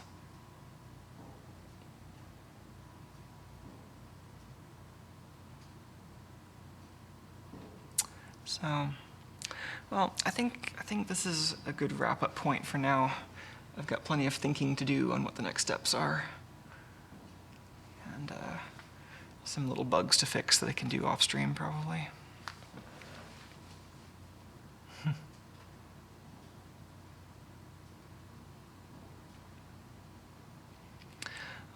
I'm still not really keeping up on chat, but it looks like there's some conversation about the firmware updates. And yeah, as far as I've been able to research, they don't provide public firmware updates. I went as far as taking their software and disassembling it and looking for anything that would... well, I think at the time I was especially looking for a serial port kind of a thing, because they do have like a UART cable that plugs onto the kind of expansion bus. So I was looking for code that talks to that. Yeah, I mostly came up empty though. I didn't really find anything that seemed firmware related in any of the tools that I could find. So if they do have a firmware update tool, I haven't seen it yet. Oh, looks like Tuco's hanging out over there behind the chair. Weird place for a cat.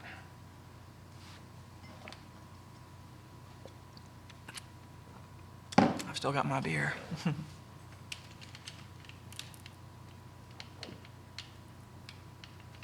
Aw.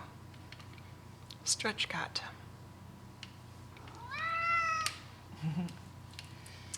Well, so more streaming to look forward to later. I'll be getting back to this project for sure.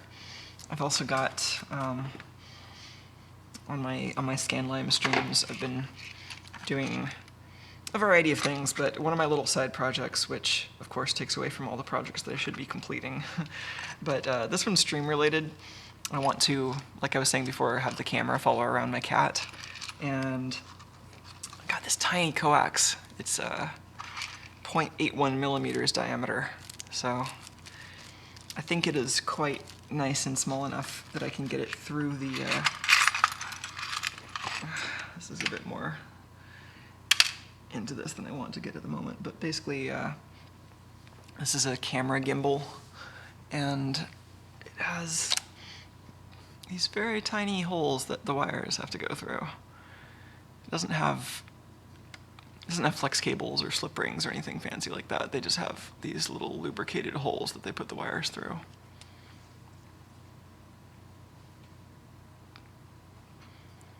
So, got this tiny coax that I can hopefully use to get SDI digital video in through this gimbal. So, it is definitely small enough. I think the first test to do with this is just put some terminations on it and see, you know, if it actually will pass video for the length that I need it to.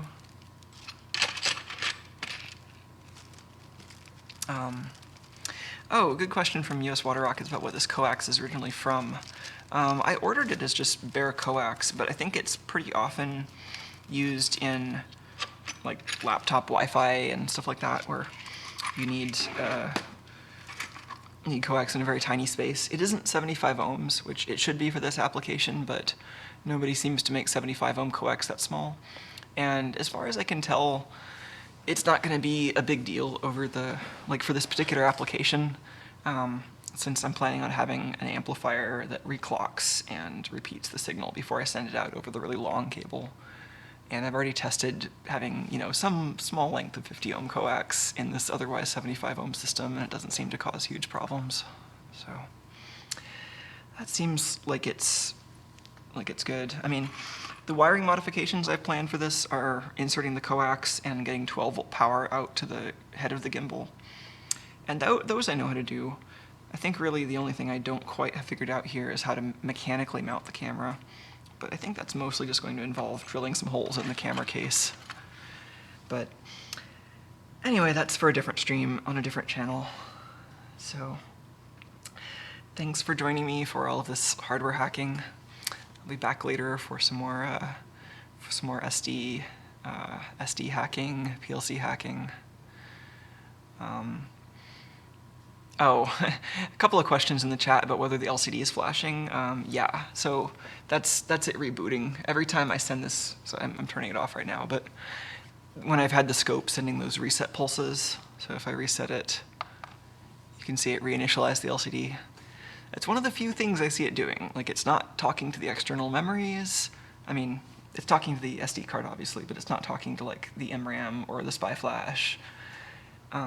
All it's doing is initializing the LCD and doing something with the SD card, so. Oh, interesting. Kyla has an off-topic question, whether I have an analog discovery too. I do. I've not done a whole lot with it yet. I've used it a little bit, but yeah, I've been meaning to do some more like streaming and stuff and experimenting with how hackable that thing is. But no, I don't think I have the BNC adapter for it. I think I just have the regular kit. That might be interesting. All right, I am tired. I think it's it's time to end this stream and regroup for another day. So, thanks for joining me. Thanks again for all the support and everybody hanging out and doing hardware together. So, until next time, happy hacking, everyone. There's my cat.